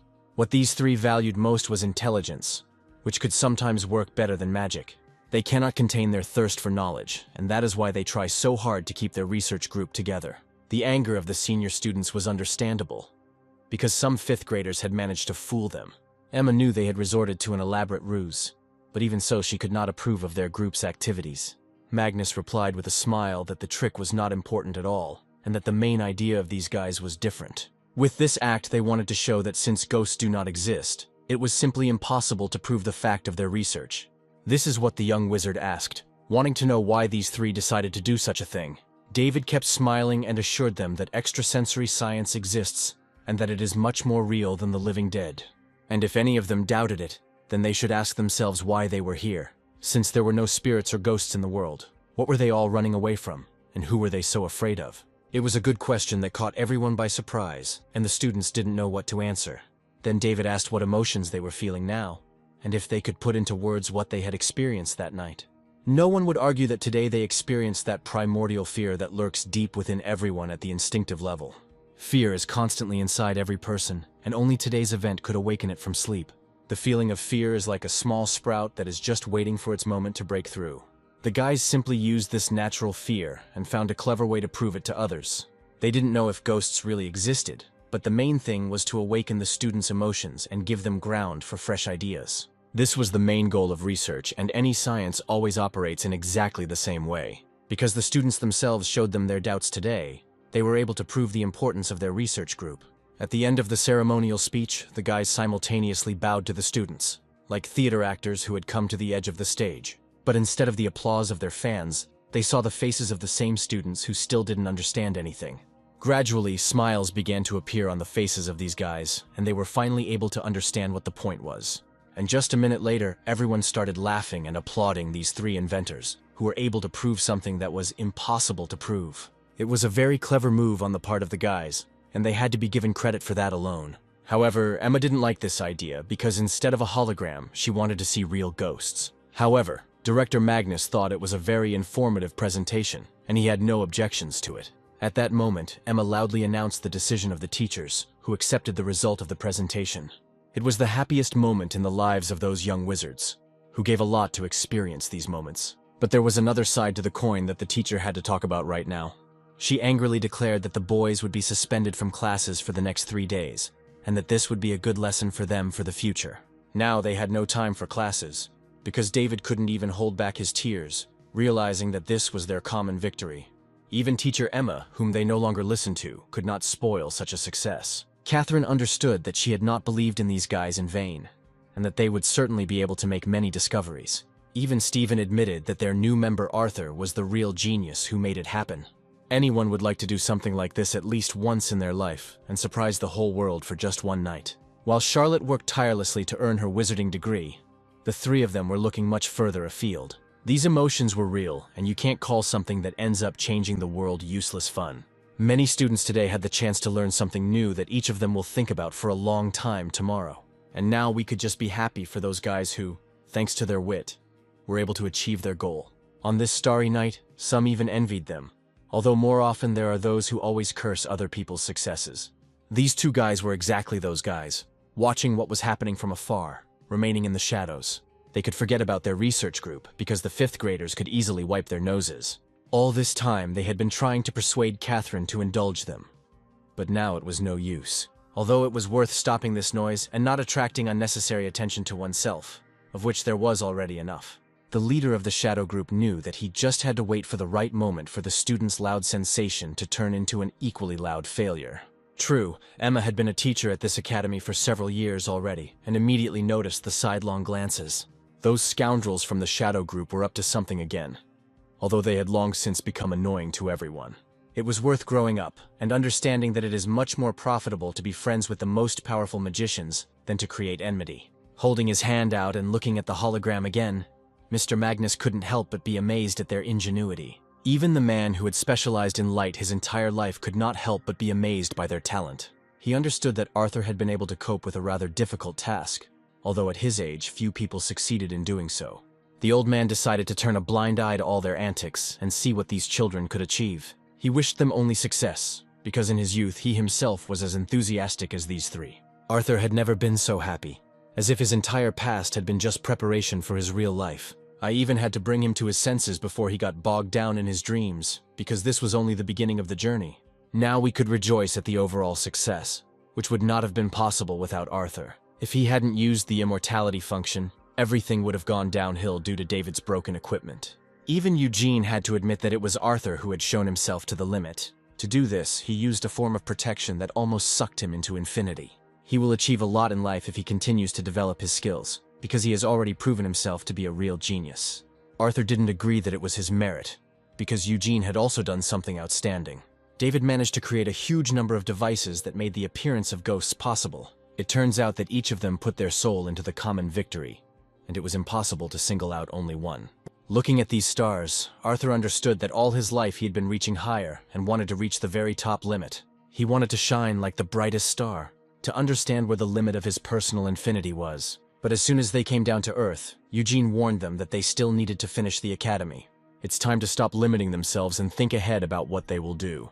David suggested that they all promise each other that they would not go unnoticed in the history of their country. Yes, they should become the best in their field and try to change the lives of all people for the better. The supernatural sciences will forever remember their names and write them in bold letters on the pages of history. Today was their day, and finally Eugene stopped acting like a bore and smiled more often. The boys truly deserved the standing ovation they received from the other students. After a short time, the loud noise near the academy died down and everyone dispersed to their dorm rooms. The next day, Arthur could not wake up for a long time, as if he had given up all his strength yesterday. If he was going to waste his best time, David would never let him do it. He must have been completely exhausted. Otherwise, there is no explanation why they had such difficulty in waking him up. If you remember, Arthur felt something like paralysis, and being in a state of mind, he could not move even once. Today he was again stuck in this nightmare, and seemed to be moving beyond the border of infinity in the general flow. It seemed that all this shaky space around him was rushing towards one bright point and carrying him along with it. That immense shimmering light he had seen before was waiting for him again at this central point. Strangely enough, Arthur always woke up at exactly this moment when he found himself next to the flickering object. But today something changed, and this pulsating object became much larger in size and pulsated more strongly. A second later, he seemed to tear apart the veil that was the edge of infinity. Fear gripped him again, but this time the wizard was ready to overcome his fear and step forward. His body began to disintegrate into photons again, and a vortex of energy pulled him into the center of the star. Then he opened his eyes abruptly and realized that he had seen a familiar dream again, which this time was a little different. He slept too much today, and it was strange that the guys didn't wake him up. There was something else unusual, because the dream had already ended. But the event from this dream was still continuing. The vortex of light energy that had penetrated into reality from the dream was still swirling above his head. The two still left a note, telling him that they were going to the casino today. It was in vain that they got carried away with these gambling games again, because it threatened expulsion from the academy if the teachers found out. What if you take a short day off and use the opportunity to visit home? Although this was not the best idea, and so Arthur prepared to leave in order to quickly find himself in one place. He wanted to do something very important today, and he looked forward to his little success with a smile. For some reason, he was noticeably nervous when he left the room, although he was perfectly prepared for today's exit. However, Arthur's image from his dream did not agree with Arthur, and decided to linger for a while in front of the mirror. Before going out, he wanted to make sure he looked great, and only then could he go to the store with peace of mind. Arthur himself quickly found himself at the entrance to the most famous bookstore in the city, and hoped to find a familiar saleswoman there. He first touched this door handle when he was still a child, but that day he was refused entry and shown the door. It is impossible to forget how the boy wanted to buy one of the books in the shop, but the woman slapped the boy's hands and kicked him out. Now everything had changed, although the boy was still a little nervous when he opened the door of the bookstore. This time the woman greeted him differently and with a wide smile on her face invited him to quickly enter the store. In fact, he just came here to buy one book, although he was greeted as if he were the most dear guest. Had he really changed so much that the bookstore clerk didn't even recognize him as a poor commoner? He tossed her 2 coins and she thanked the buyer again for his generosity. At last he held in his hands the novel which he had bought with his own money and which now belonged only to him. Yes, this was the first book that the young man was able to buy for himself, and this time, no one asked him to leave. Suddenly someone snuck up behind him and deftly grabbed Arthur by the arm. At first he didn't recognize this girl, who smiled at him as if they had known each other all their lives. Then the stranger shouted in the direction of the place where a large group had been watching them from afar for a long time. Only now did he realize that he saw in front of him people he had known in his distant childhood, but had long since forgotten. During those years, Arthur spent almost all his time reading books, and many looked at him as if he were an alien. The neighboring boys were interested in something completely different and laughed that the boy was so obsessed with stupid books. Today, this company in full force was right in front of him. But they treated Arthur completely differently. Now he understood who the guy standing in the center was, and who the girl holding his hand was. There was no doubt that these were his old acquaintances, and the guys had matured and changed a lot since then. Arthur had also changed a lot since then, and by this time he had managed to make a lot of noise at the academy. Douglas had not seen him for 100 years, and was glad that the little boy had achieved so much. It turns out that Douglas asked his father how Arthur was doing, but he didn't tell him anything. He wanted to answer something meaningless, so as not to continue this conversation and not delve into his life. But Douglas immediately realized that the guy was simply avoiding communication with them, and was talking nonsense. However, now he had to find out the truth that this kid was actually able to enter the Magic Academy. This guy never knew how to be happy for other people, and his whole attitude towards Arthur's success was clear without words. From a young age, Douglas was a very brave boy, and had a good physique. Unlike Arthur, who was the thinnest boy of them all and was always reading his smart books. Looking at this formidable guy, Arthur saw no lack of self-confidence in his, and wanted to be just as strong. Some of the boys realized that no one could have read as many books as Arthur had read from cover to cover. Suddenly, Douglas came close to him and with one sharp movement snatched the book from his hands. He thought they should become stronger instead of reading and doing such nonsense. Arthur had no choice but to agree with him, stating that he himself wanted to abandon this book. And he continued to explain that the boy should listen to his leader, because that was exactly what Douglas always considered himself to be. It's better not to argue with someone who was stronger than you, and didn't need any magic to do so. There was some truth in his words, because the leader protected the entire village and was ready to be the first to confront danger.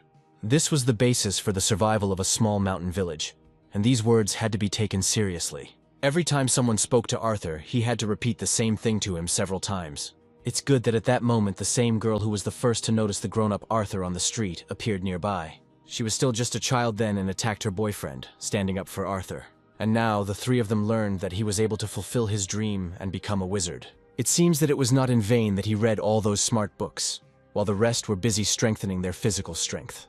It was also funny that he still carried these thick books with him, and in this Arthur had not changed at all. He was curious to know what he was reading now that he had become a student at the Academy of Magic. Arthur bought this book for the first time for his own pleasure, and not to take an exam on it. More than anything in the world, he didn't want to give her to anyone else, and especially not into the hands of Douglas. Suddenly, the book fell out of their hands and, looking at it, Arthur realized that he had met them in vain. He rushed after her and was even ready to fall on the sidewalk himself, just to keep the first book he had ever bought in his life intact. There were only a couple of dozen centimeters left before the thick book would fall down with its heavy binding.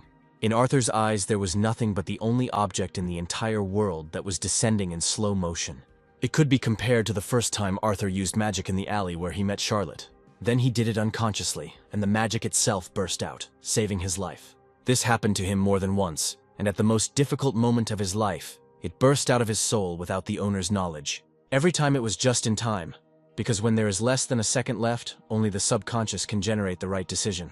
The same thing happened now, and Arthur deftly caught his book a split second before it fell on the stone sidewalk. He himself almost fell down, although the safety of this book was more important to him.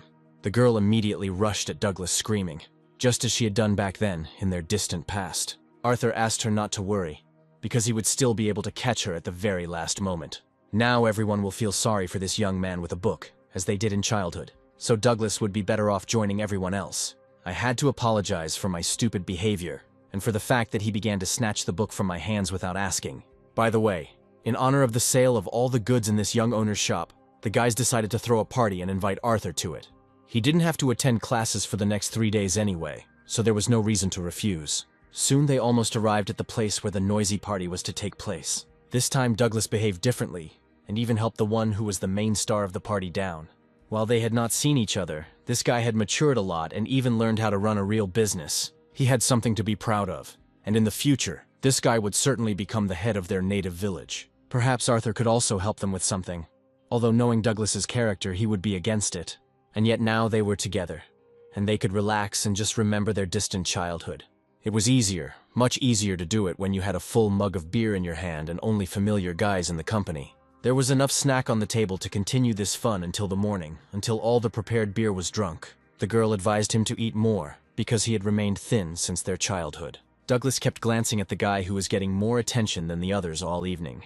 One of his childhood friends was sure that Arthur was the one who occupied the first place on the list of all students.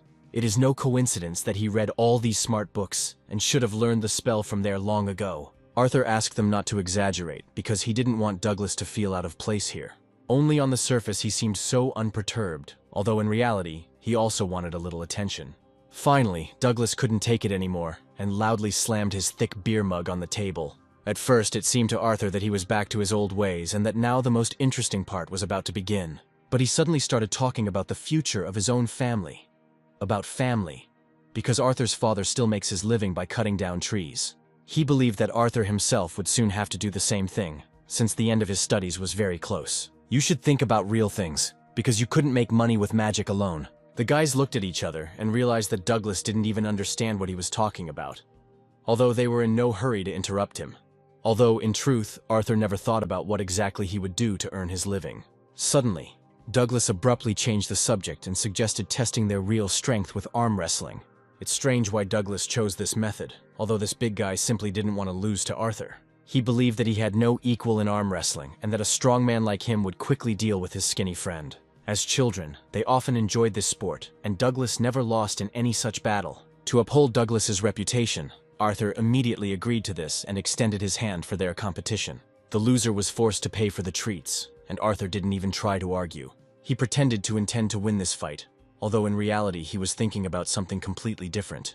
If he had used magic and defeated Douglas, Arthur would not have been able to achieve the goal that was the main one today. Even beer mugs flew over the edge of the table during this intense arm wrestling match. Arthur immediately lost this battle, realizing that the leader of the wizards could not compete with such a big guy. Douglas was seriously scared as he watched his opponent collapse onto the floor with his entire skinny body. Instead of just having fun, he took the arm wrestling match too seriously and ruined everyone's party. He was ready to pay for dinner himself, although Arthur was already reaching for his pocket, wanting to get ahead of him. According to the terms of their bet, the loser had to pay for everything, which meant it was Arthur's turn to part with his money. Suddenly he realized that there was no point in rushing too much, and that he had done something completely different from what he wanted. Coins fell from his little bag, and it became clear that he had long since ceased to be a beggar. After picking them up from the floor, the boys realized that each of these coins was gold, and Arthur was making a lot of money. Now it will no longer be possible to pretend that he was a carefree wizard who does not know how to live at all. He staged this whole circus only so as not to upset Douglas once again, who was already on edge. It seems the time has come to remember their old childhood feud and turn to face their past. But for Arthur, this will be a completely different story.